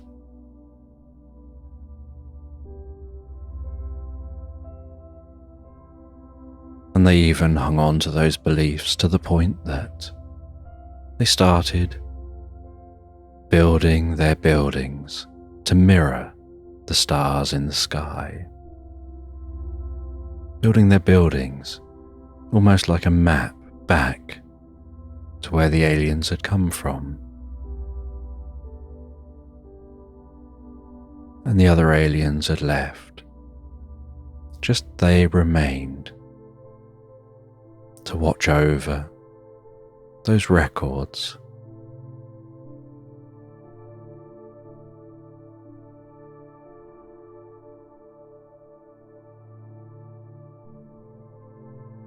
And then after a little while, the sun begins to set, and they guide you into the hut. They offer you some food and some drink. They tell you that you can't go back the way you came, so you'll need to have some drink to find your way home.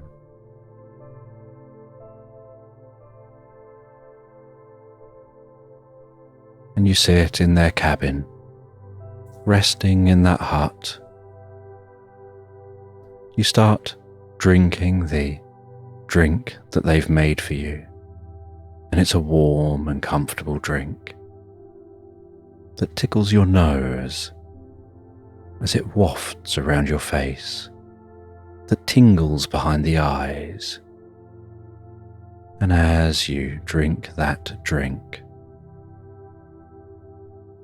and you're gazing out the window as the sun's almost fully set, you see the field outside the window beginning to bubble and fizzle, beginning to undulate.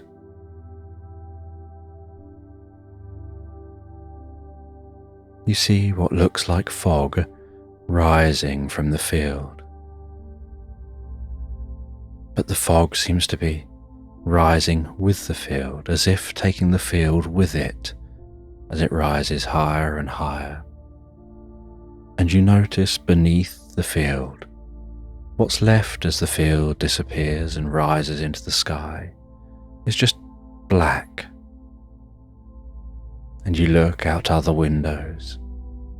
You see the trees fizzing and bubbling and rising from the ground, almost turning to particles as they merge with the fog. You see the kitchen tap jump down from the back of the kitchen sink and start dancing on the work surface.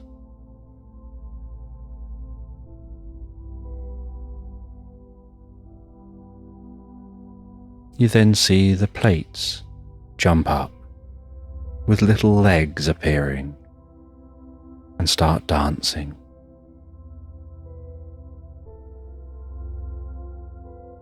And everything around you seems to begin to separate into individual particles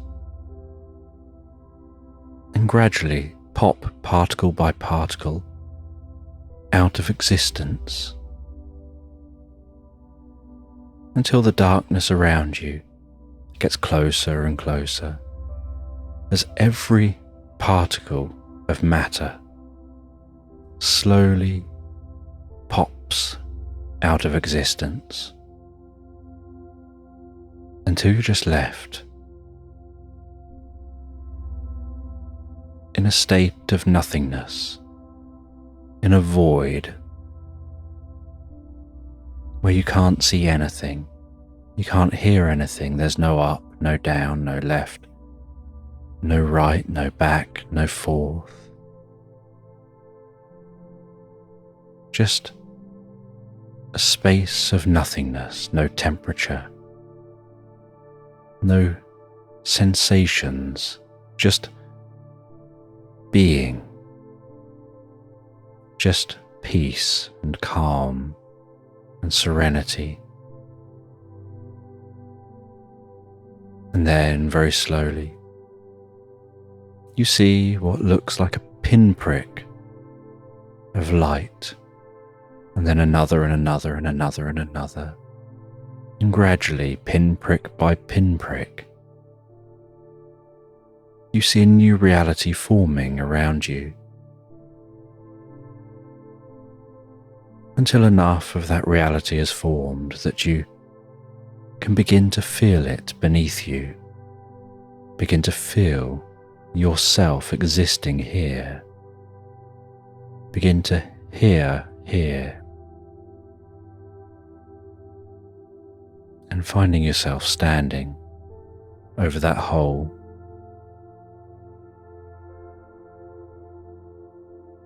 As you sit back down and look up and look around and see your horse resting beside you, as if just a moment has passed.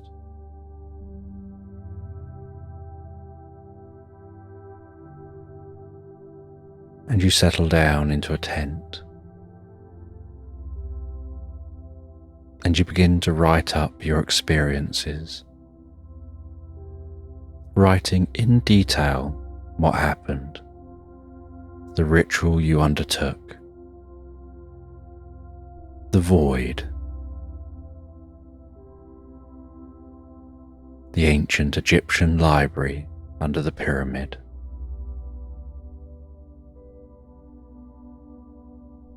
those you encountered,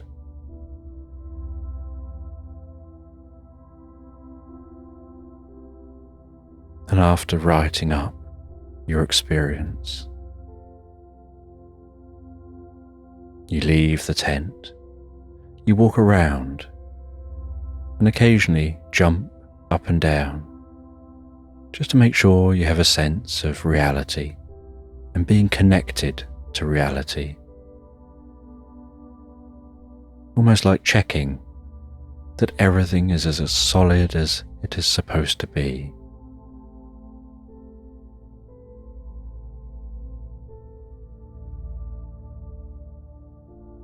And then, with nighttime still set in, you settle down in the tent, curious about the future,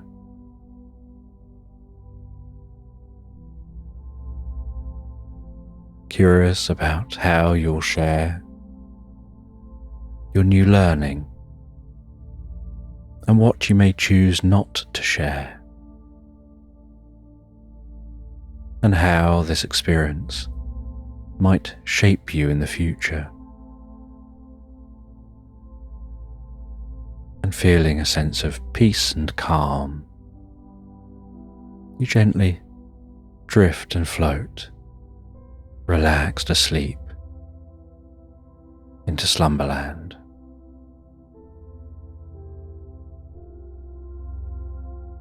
And as you comfortably drift into a dream, you find yourself jumping on the softest, fluffiest clouds, on the darkest of nights, and the top of the clouds is illuminated by moonlight.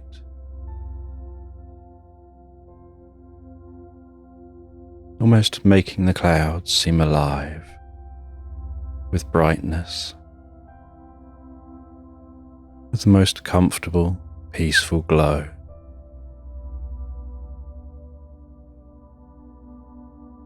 As the stars overhead twinkle, almost as if they're dancing in the distance themselves, jumping softly around in the sky.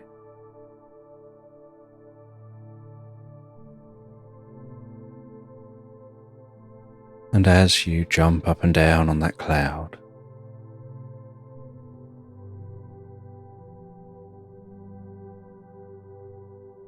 you notice the way the cloud cradles your feet as you land.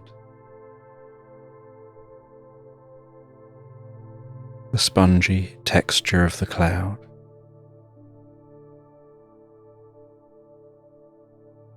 the soft feeling of the cloud against the underside of your feet.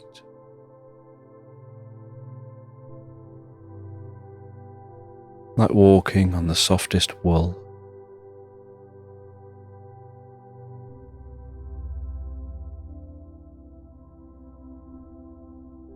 And noticing how springy the cloud is as you jump higher and higher into the sky.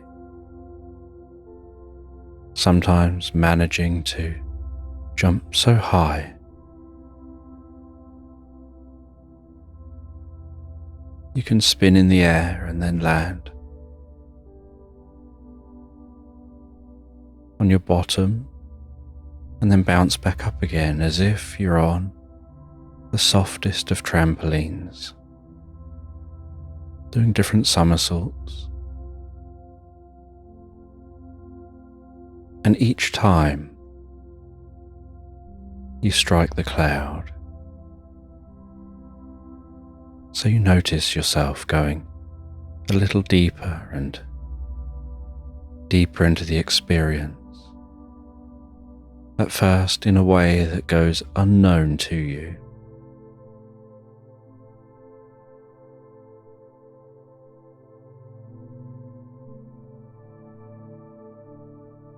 And you feel so full of energy when you start jumping on the cloud, but find that with each bounce, a little energy seeps away into the cloud,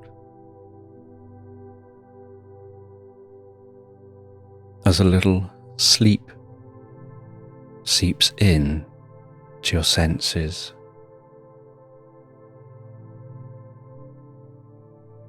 And so your jumping softens and relaxes with time.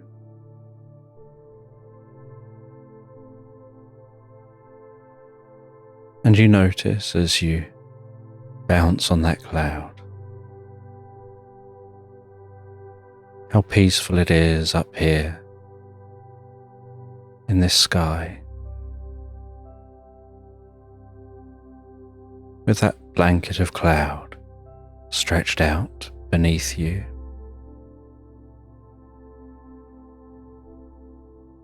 And eventually, sleep begins to settle in to the point that you feel it's time now to stop jumping, and you head to the edge of the cloud. You sit on that soft cloud, dangling your legs over the edge. And you notice a curious sight, that where you've been jumping on the top of the cloud, small puffballs of cloud have been separating from the underside. And you can now see all those little puffballs gradually, slowly drifting down to the ground below. And what you notice as you watch those puffballs drifting to the ground is that the closer they get to the ground, the more they're developing legs and a head and a short fluffy tail. And as the puffballs land on the ground one by one, you notice that they land as sheep.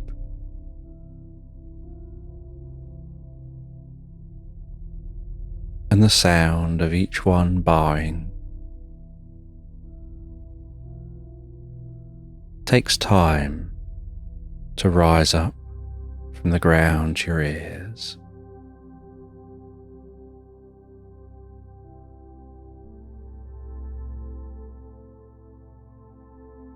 But you watch as each puffball gradually settles into a field below,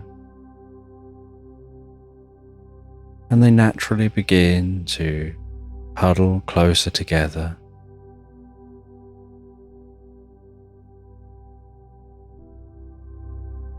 As if realizing they all came from the same place, and so they want to be in the same field.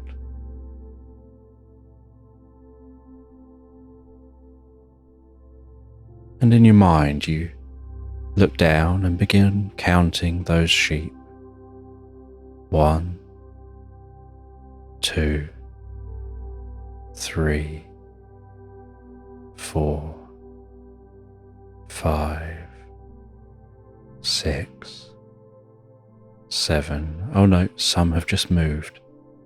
Let's start again. 1, 2, 3, 4, deeper and deeper absorbed. 5.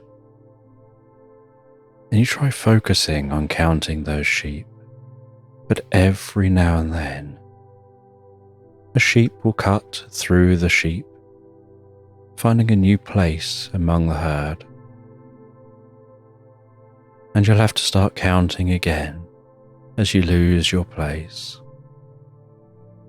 But you're determined to focus really hard on counting those sheep, trying really hard to count all of the sheep.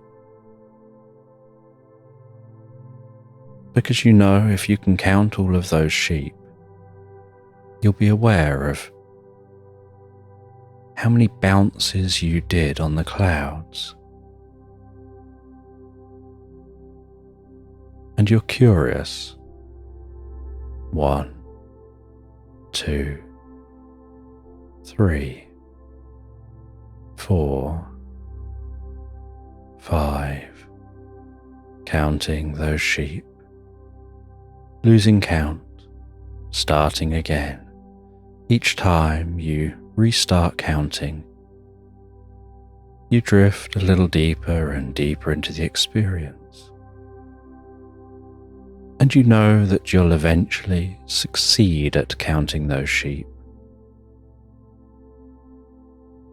But the more you count, the heavier your eyelids seem to get, as if the weight of each number settles in just above your eyes. Sitting, relaxing on those eyelids, weighing them gently down. But you persevere, counting those sheep. 7, 8, 9, no, 1, 2, 3, 4, 1, 2, deeper and deeper. 3, 4, and you keep counting those sheep until eventually, as those eyelids get heavier and heavier,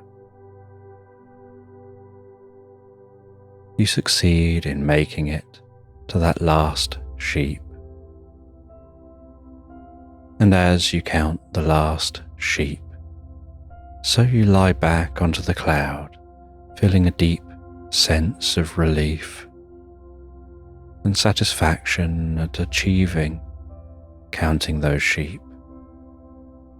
And that cloud under your back is so soft,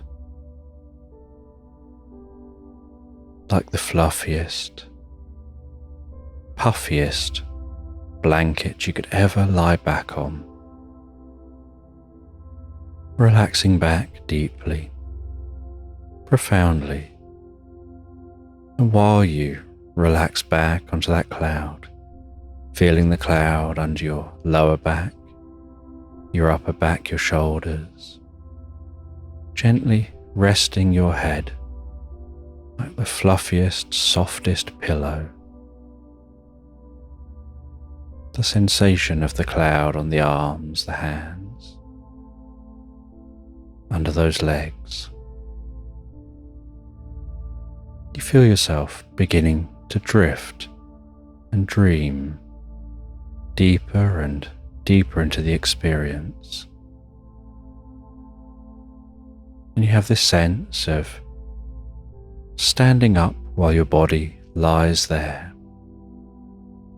And the more you stand up and move away from that body, the deeper and more profoundly asleep that body becomes. And while you walk away from your body, you can see how deeply relaxed you look. The softening of the muscles around the face, the breathing so slow and steady.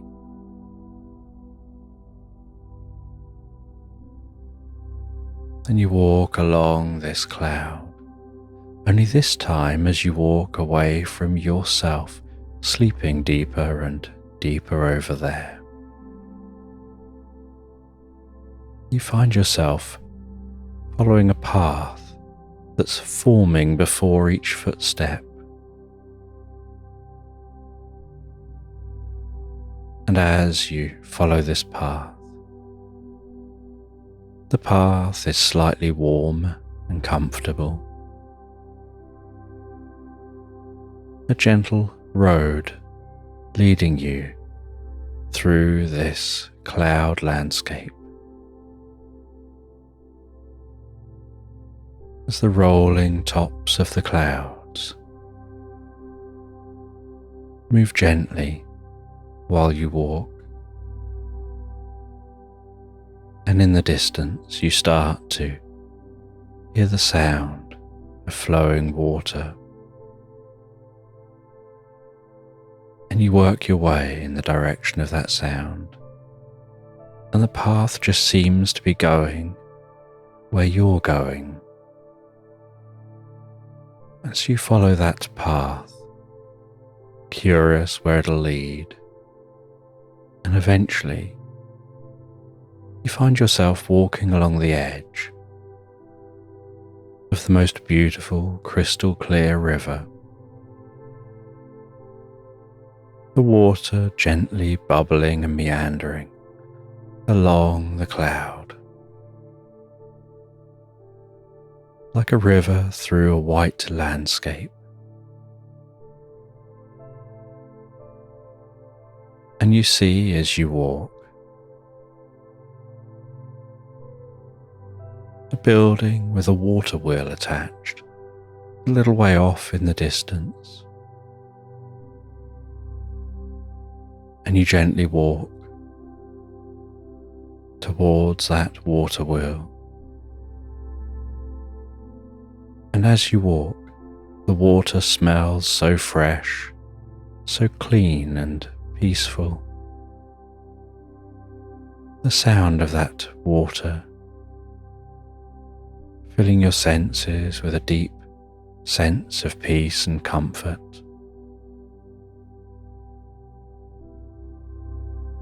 And then you hear the gentle sound of the water wheel turning. And you notice that where the water wheel is, the river flows down a gentle waterfall, passing the water wheel, filling a small lake that seems very shallow. And that lake is full of tiny eddies, tens of thousands of small eddies, each gently whirling around in the water. And you notice that beneath each one is a tiny hole,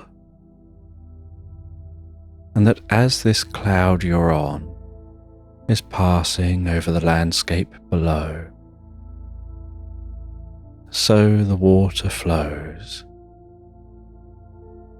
fills this small lake and then filters through those holes, creating rain beneath the cloud.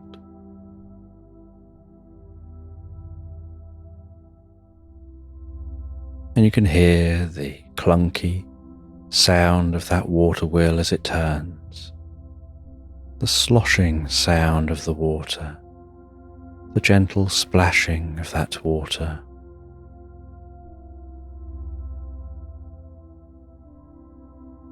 And you head into the building,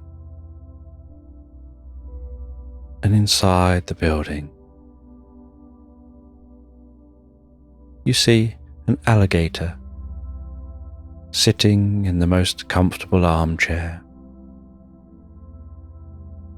knitting a multicoloured scarf. And next to the alligator is a backgammon board.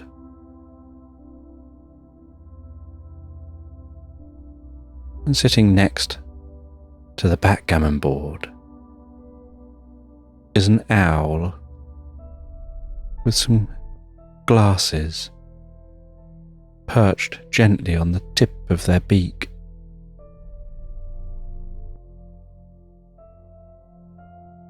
And the alligator and the owl seem to be deeply engrossed in that game of backgammon, while the alligator is knitting at the same time.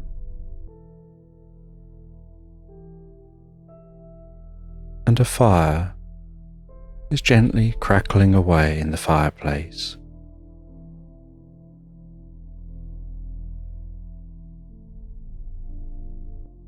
And with a hoot, the owl invites you to go to the kitchen, grab yourself a tea cake, perhaps take down the mug on the shelf, and if you like, you can make yourself a warm drink.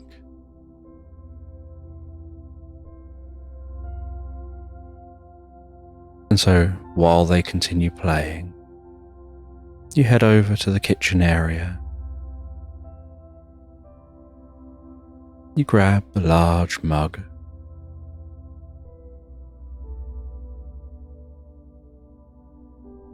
you mix yourself a drink with the ingredients that are right there beside you.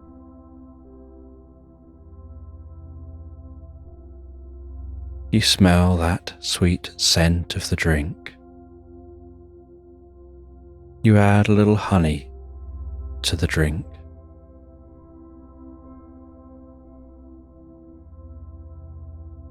You take one of the tea cakes and you head back over to the owl and the alligator.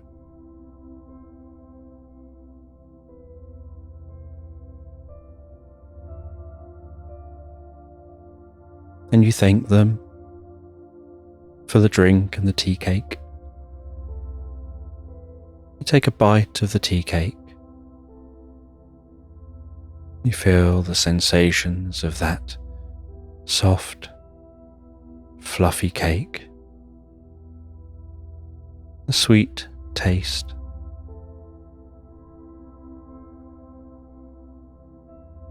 and a slight appley taste to the cake.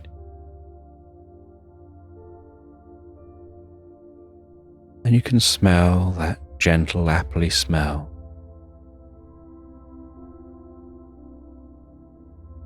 And you munch your way through the cake.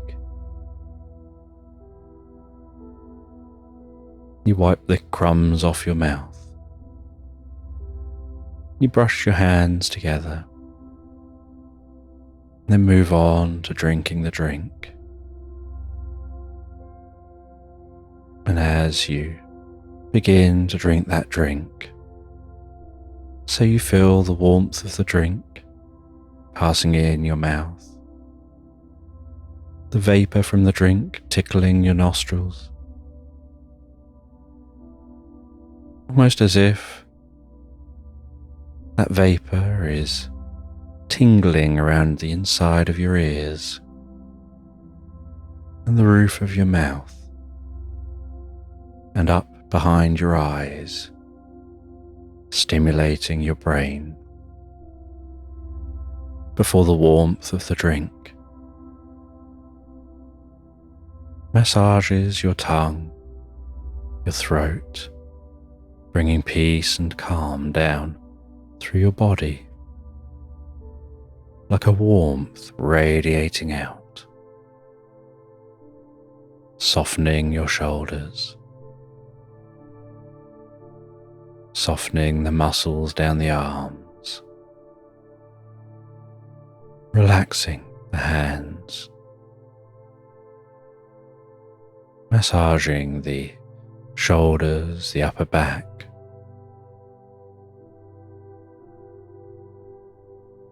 bringing peace down through your sides, your stomach, all the way down into your legs.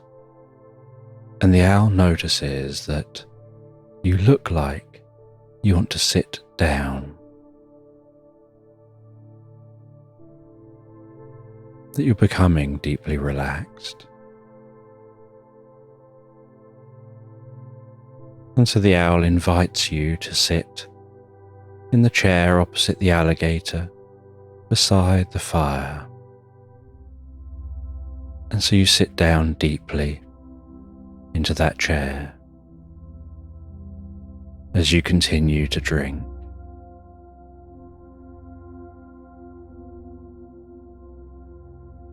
And the owl tells you that you can rest one hand on the arm of the chair, and that will let the chair know you want to relax deeply. And so you rest your arm on the arm of the chair, the palm of your hand touching the raggedy material, the worn fabric. And it's almost as if the chair comes alive and begins to softly scratch your back in the calmest, most pleasant way. And you can feel your back being gently scratched with the most pleasurable back scratching as you continue drinking that drink. And from time to time, you notice that the table the backgammon is resting on seems to glitch, as if glitching in and out of reality.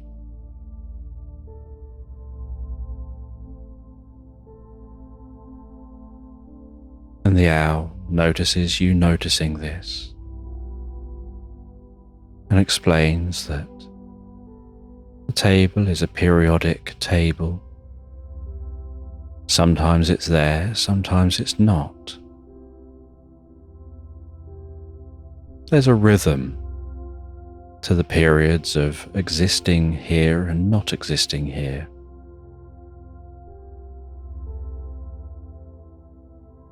But the essence of the table remains. So even when the table isn't here, everything on the table remains where the table should be.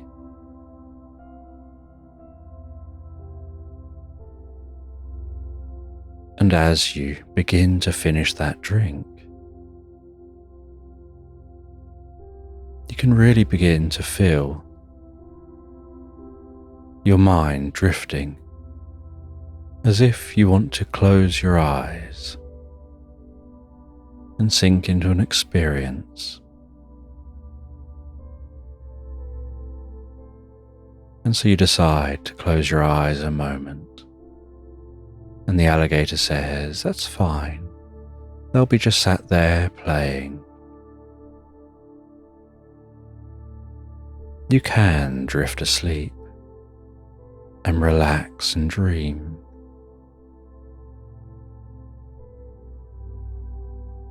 And so you find your consciousness drifting asleep, passing through a fading dream.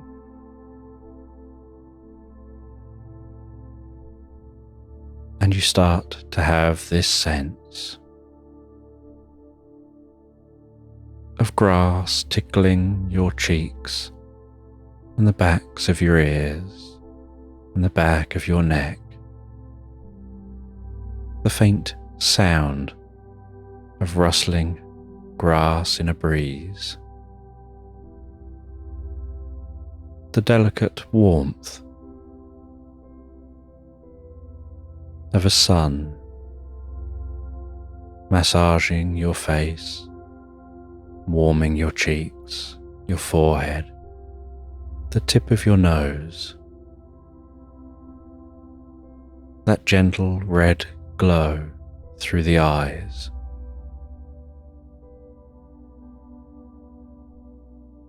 The feeling of grass under your arms and your hands.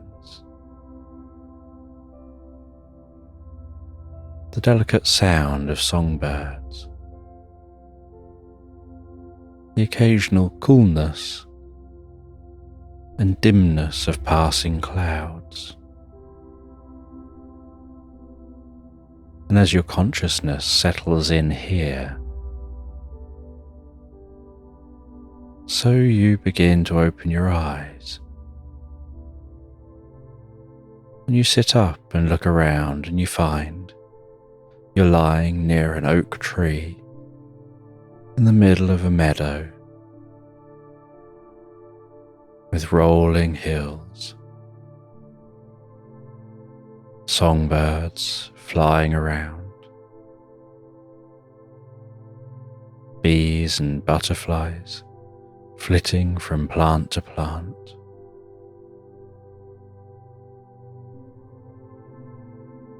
And beside the tree is a folded piece of paper.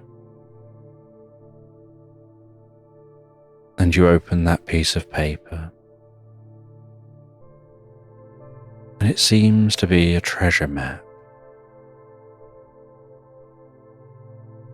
And you stand up, you twist around that bit of paper, gazing around you, trying to match up what you can see on the paper with the landscape around you.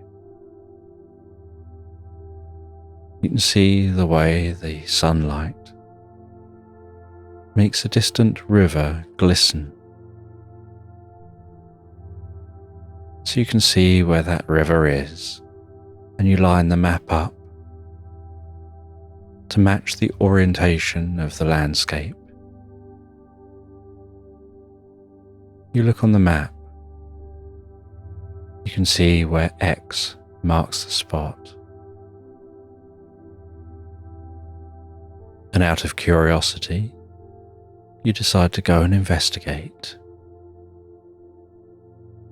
And so you start to walk through this meadow on this beautiful, warm summer's day.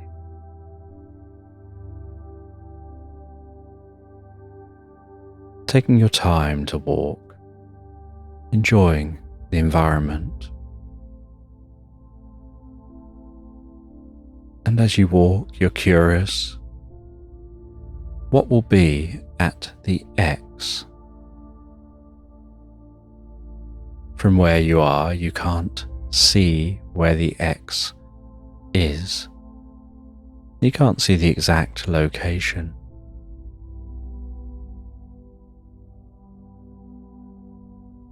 And so you can't work out exactly what will be there.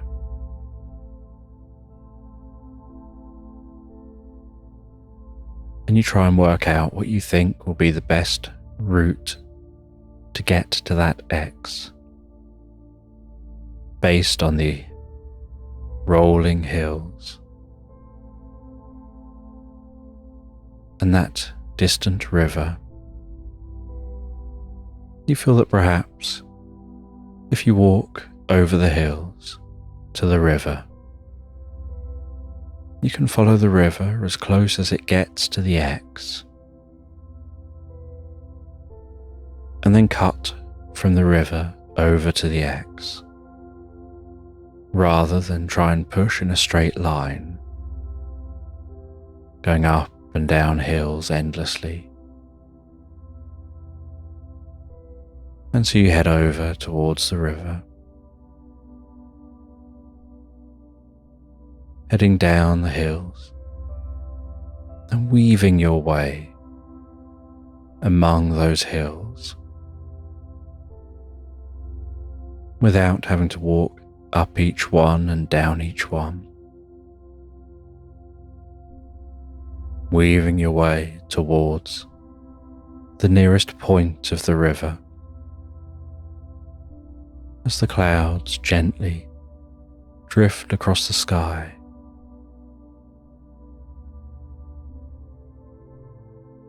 The more bulbous clouds already passed by, the wispy clouds dancing along very high in the sky, easily dispersing, barely blocking any sun.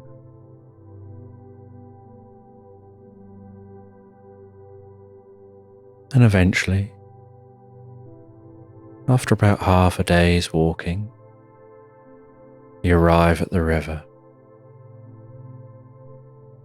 You splash some of that water on your face. You grab yourself a drink of the water.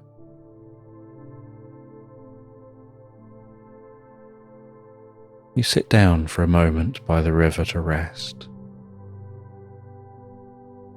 just enjoying the environment.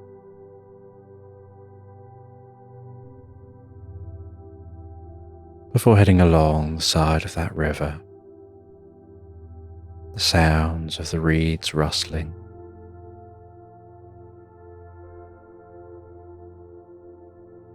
weaving through the landscape.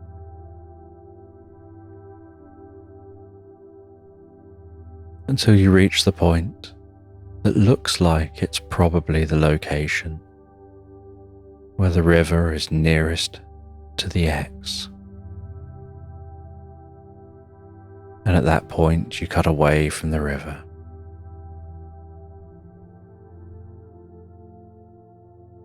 You head up a hill, walk through the meadows at the top of the hill, descend the far side, head up another hill, walk through the meadows, descend the far side as the sun begins to set over the horizon. And eventually you arrive at the edge of some magical woodland. And at the edge of this magical woodland, with the sun now fully set, you can see you've still got quite a way to go. So you decide to camp here for the night. You gather up some firewood. You light a small fire. You sit near the warmth of that fire as it crackles gently before you, the light dancing around, shadows leaping from point to point, the evening sound of crickets, the occasional evening bird, just resting your back against a tree, watching the stars pass across the sky, the occasional shooting star, almost fizzing its way past you,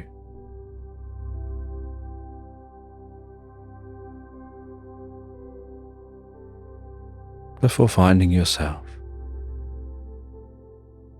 relaxing off of the tree, curling up on the ground, the fire burning down to embers. As you drift and float into the most pleasant, deeply relaxed dream.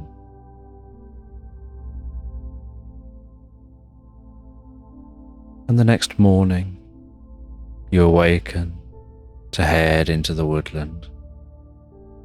And as you walk into this magical woodland, so you can notice the morning mist wafting around your legs, the occasional ray of sun dancing through the canopy, slicing along the path ahead.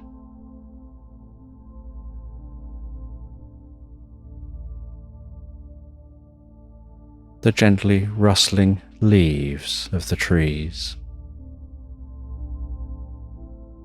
the echoey sound of songbirds through this woodland. And with all that, you continue following that map. And deep in the heart of this woodland,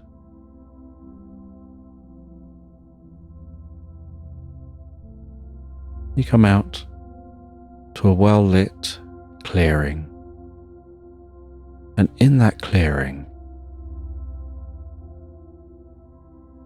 you see a pure white unicorn drinking from a pool of water.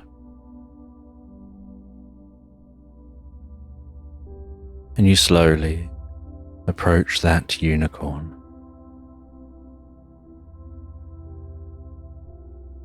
You can hear the unicorn moving its feet on the shore, the sound of it drinking.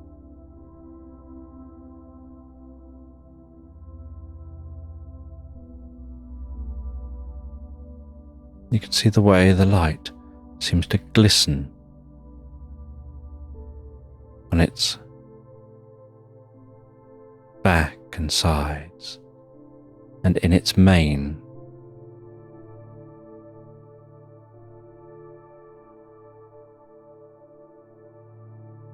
And the unicorn gazes over at you as you're walking towards it, and it begins to walk towards you.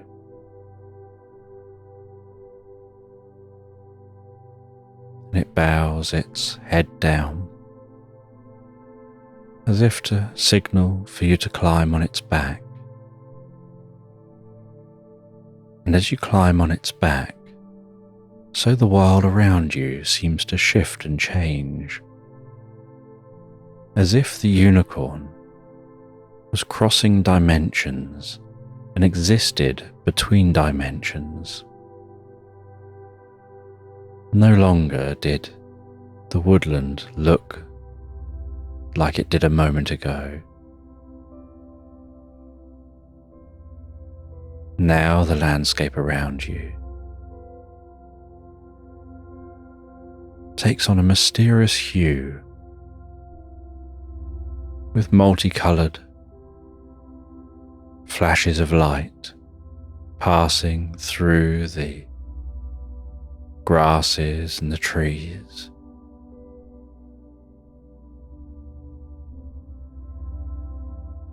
The sky, a deep pink.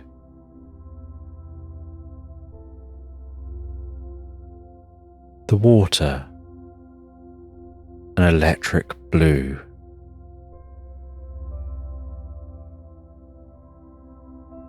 Dots of light flying among the trees. And the trees are taller, as if this is some kind of a forest.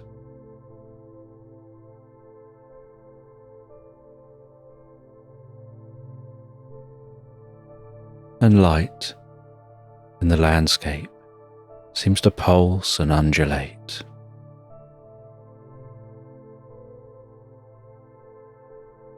and gradually shift from one colour to another, like watching oil move slowly on the surface of water.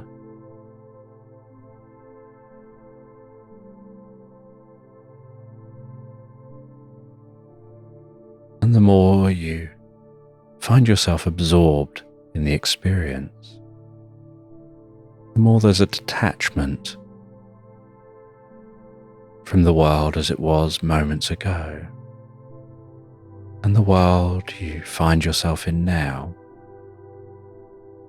seems to become more psychedelic.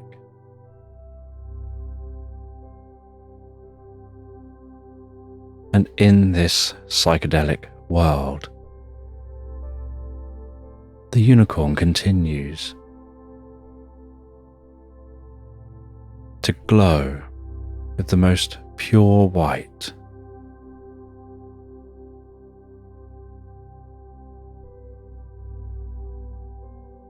And you ride on its back, unsure where it's taking you, still referring to the map, and hoping that you're still following that path to where X marks the spot.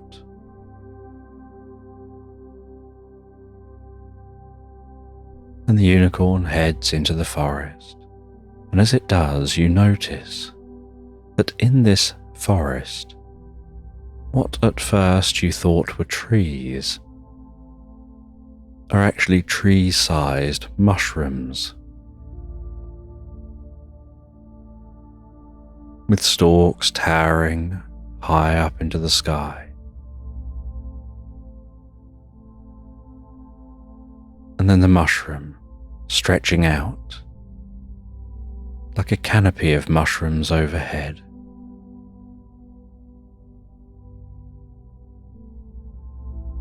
And the spores of the mushrooms gently raining down, glistening, sparkling,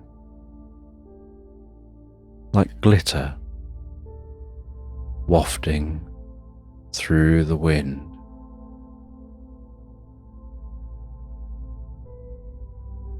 Weaving around through this forest of mushrooms, as psychedelic colours pulse up through those mushrooms from the ground, as if they're sucking up magical energy, processing that magical energy. And their spores are tiny fragments of magical energy, escaping and spreading through the landscape.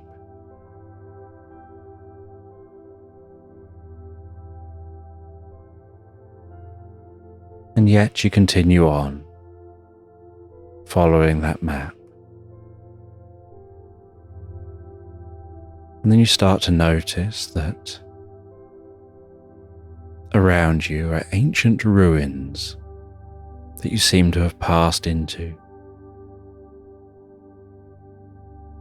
What looks like ancient ruins of temples, of old pyramids, of statues and other structures.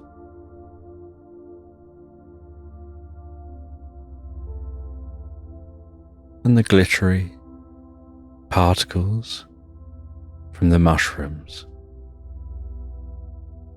have settled all over your clothing, in your hair, glistening and sparkling. And you're aware, as you've been breathing in those spores, that it seems to have been raising your consciousness, helping you begin to see this world for what it is. so that when you dismount from the unicorn, the world doesn't fade.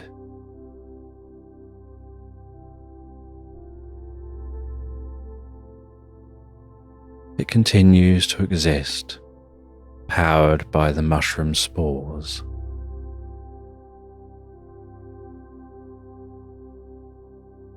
And you notice that you're getting close to the X.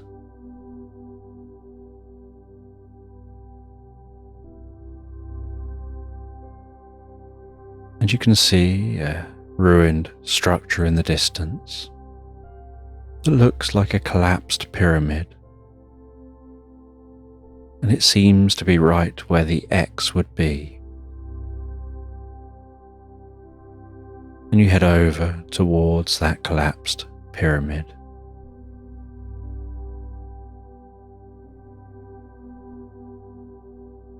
You walk around the base of the pyramid, trying to work out what was here and whether there's any way to explore this location. And around the far side of the pyramid, you find a small entrance with some steps seemingly leading down beneath the structure. And you wonder whether the structure above ground has collapsed, but perhaps whatever's beneath the pyramid is perfectly fine, and so you decide to investigate.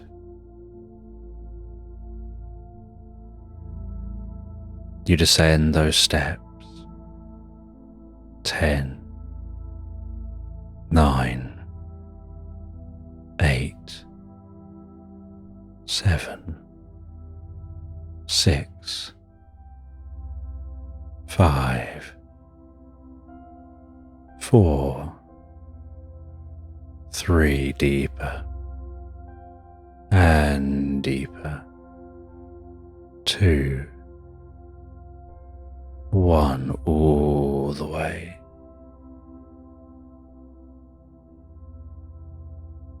And you step into a corridor under this structure. All sound more muted, no longer being really able to hear the sounds of the environment above this space. Just the very slight, dull sound of walking around down here in the dim light,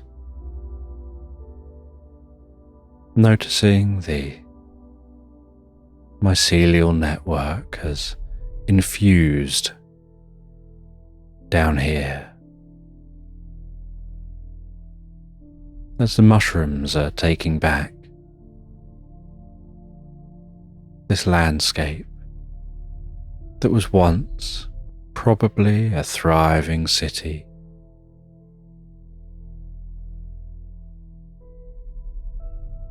And the mycelium network down here is gently pulsing and glowing, letting out a gentle green glow through this tunnel you're walking along.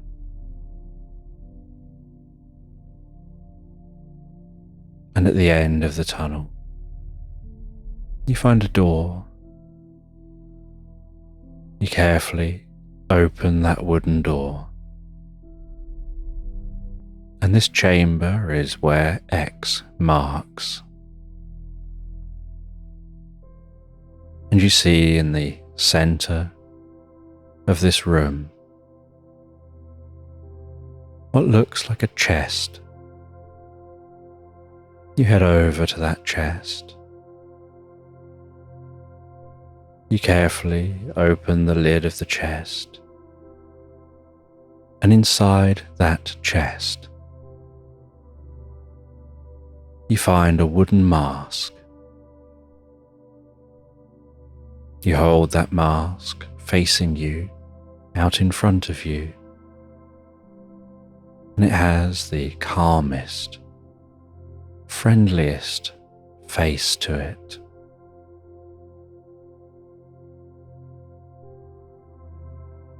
And you feel compelled to place the mask over your face.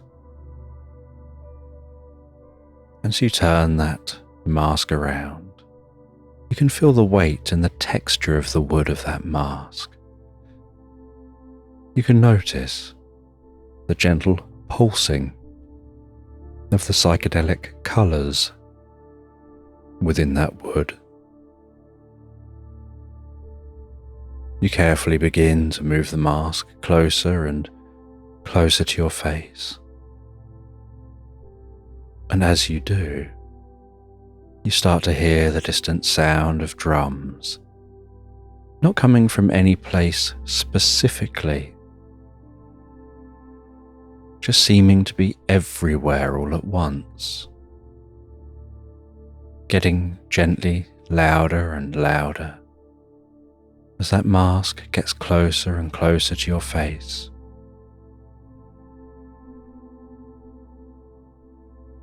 Until eventually the mask reaches your face and you close your eyes for a moment as you fit that mask onto your face.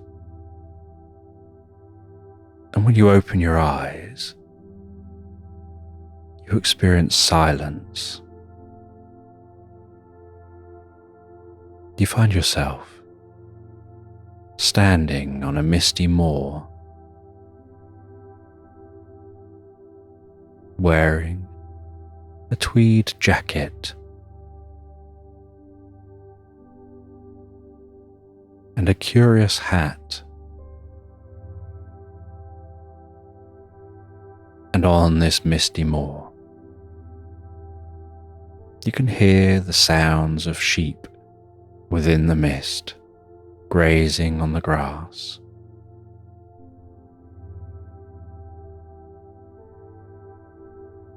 You can see grey clouds overhead.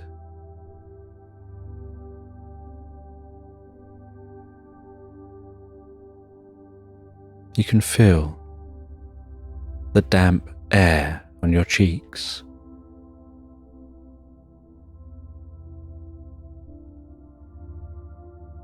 And when you look down beside you, you notice a small wolf cub looking up at you with puppy dog eyes, looking so friendly with its silver fur, like a little puffball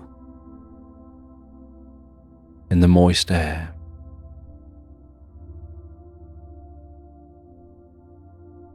And you start to walk through this moorland, noticing the way the ground is slightly squidgy and squelchy. And as you walk, you see small areas of light flying in the low fog.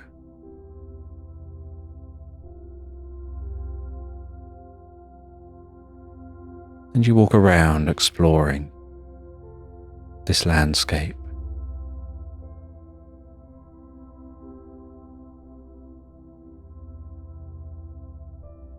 And while you explore, one of the small flashes of light begins to move over towards you. And it flies out of the fog and introduces itself as a fairy.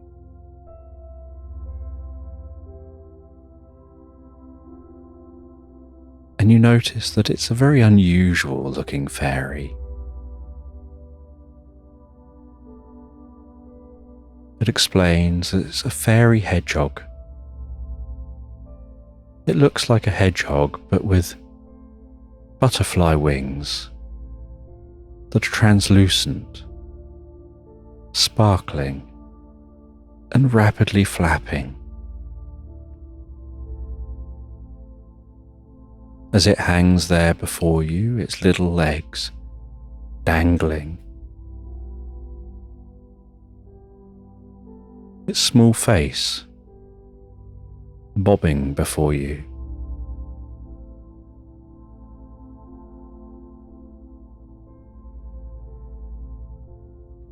And this fairy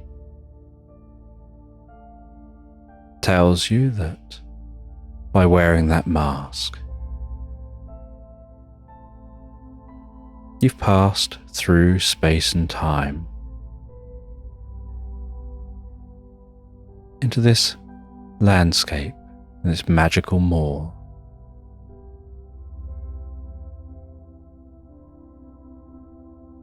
And that it's been a very long time since anyone wore the mask and came visiting here.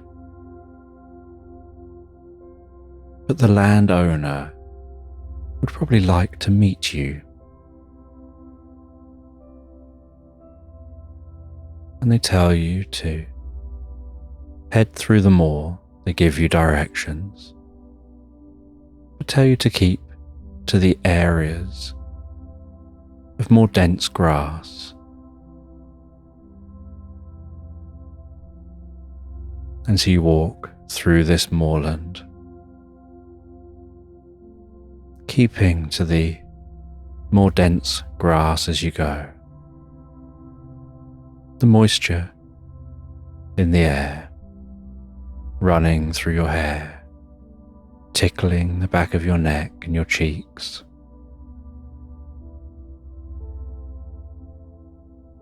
And in the dense fog, you can see the distant glow of light at windows. And so you head towards that building. And the building, as you get closer, looks like a stately home, surrounded by a large brick and iron fence and a large wrought iron gate. And with a creak, you open the gate, feeling the coolness of the metal. Close that behind you. Walk the long driveway to the front of this home. Knock the large knocker, and then after a few minutes of waiting, someone comes to the door and opens the door, and they let you and the wolf cub in. And it's a cat wearing a long purple robe made of soft, heavy material. And they invite you in, and you explain where you've come from, the adventure you've been on, finding that mask. And although you don't feel like you're wearing a mask, you're assuming that you still are.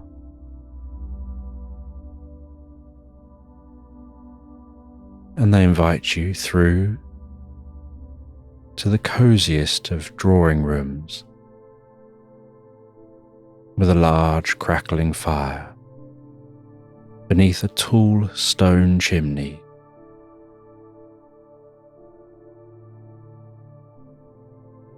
And they tell you that this home is at the heart of the realms. And they show you through to a magical room. And you see in this magical room multiple doors.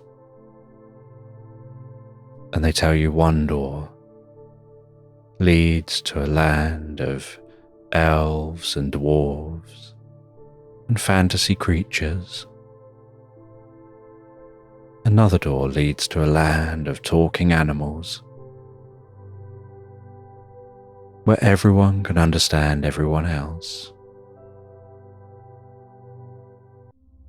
Another door leads to a land of portals and time travelling.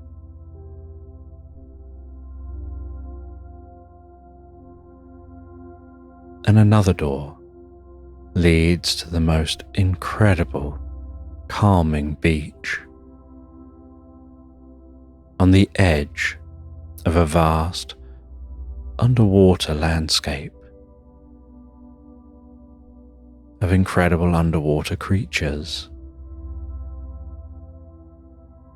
And they guide you through to that beach, walking out of the door onto the softest white sand.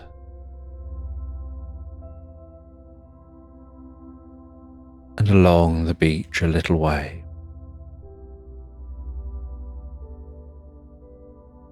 is a pirate fishing who greets the cat. The cat says that they regularly visit this beach and the pirate regularly fishes here. And the water is lapping so gently onto the shore, almost as if it's just tickling the edge of the sand. And the cat invites you to walk into the water, to feel how comfortable this water is. And you walk into that water, feeling the warmth of the water. And while standing in the water, the weather gradually changes. A few gentle rain clouds pass overhead, and for a moment, there's a warm, gentle shower of rain. And as those clouds pass, and the sun graces the sky once more with its warmth, comfort, a rainbow stretches across the sky, following that cloud. And the water continues lapping onto the shore. And you rest on the sand for a while, the little wolf cub resting on your lap, accepting a gentle stroke. The cat sits beside you and shares with you some knowledge about the experience, and tells you they'll go and grab you a book that will explain more, and that, if understood, will help you to access even more than you've done here today. They walk off back into their home, and while they're gone, you rest back on the sand, just listening to the water lapping on the shore, feeling the warmth of this environment.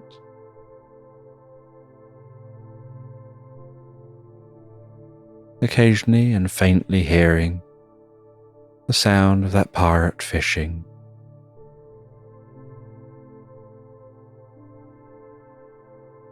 And then the cat returns and hands you an ancient book that smells as old as it looks.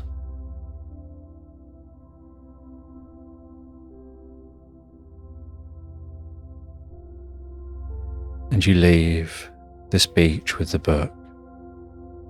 You head back in through the grand house.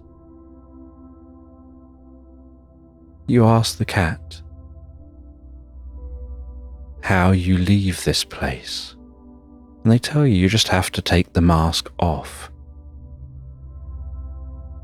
And as you think about taking the mask off, so you see the way that wolf cub looks up at you, you ask what happens Why was the wolf cub there?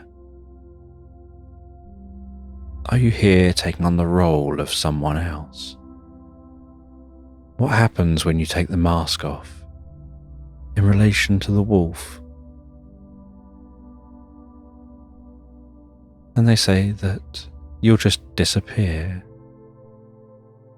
And so you pick up the wolf as you take off the mask, and you find that the wolf has remained with you as you find yourself back before that chest.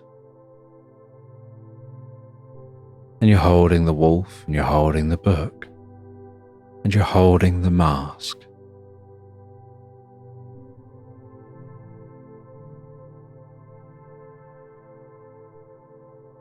And you place that mask back down in the chest. You sit for a moment looking through the book, exploring that book, learning that letting yourself drift into a dream in a special kind of way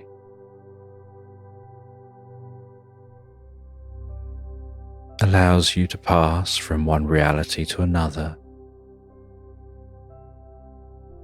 and you learn the secrets of reality shifting dreams, and you learn how it's possible to begin to select the reality you want to go to, and to have the most pleasant night's sleep and dreams.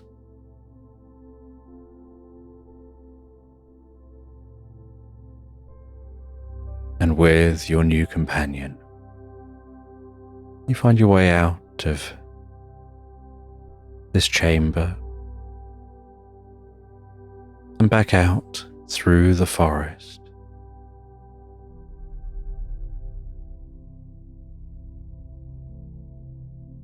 And that unicorn takes you back to the lake. And back at the lake, you wash yourself off. And as you wash off all the particles that you've been caked in, all the spores from the mushrooms overhead,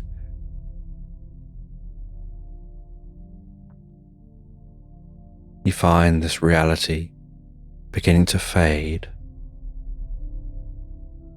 And as it fades, you pick up that wolf cub again. Make sure you've got hold of the book. And you find yourself standing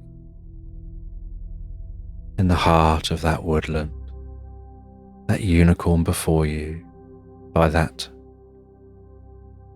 small lake.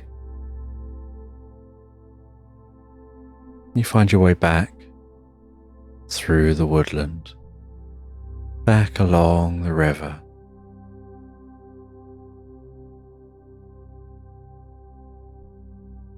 And strangely and unexpectedly,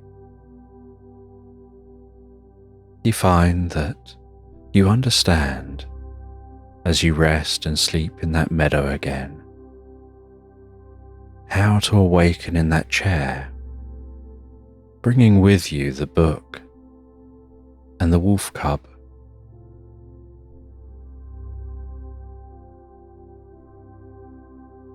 And when you appear to awaken, and that wolf cub appears with you, and you seem to have that book with you, the alligator and the owl don't seem at all fazed. They just glance up, welcome you back. They ask you if you'd like another drink. You say you think it's time now to go.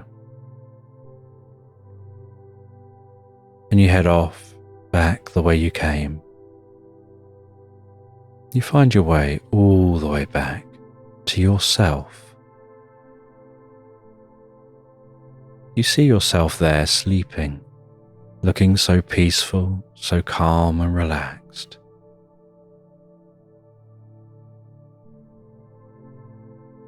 And as you awaken yourself there,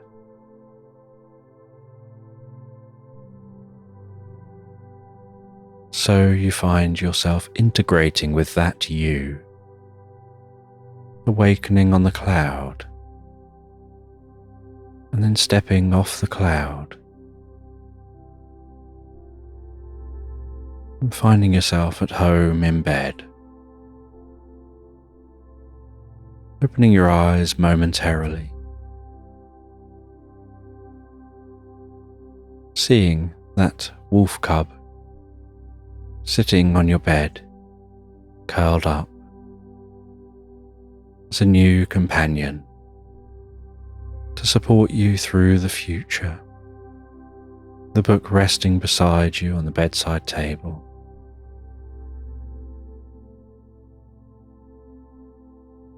And with a deep sense of peace and comfort, you wrap yourself back up in your blankets. You snuggle your head back down into the pillow. And with a sense of curiosity of where your mind will now explore, you drift and float back asleep into slumberland.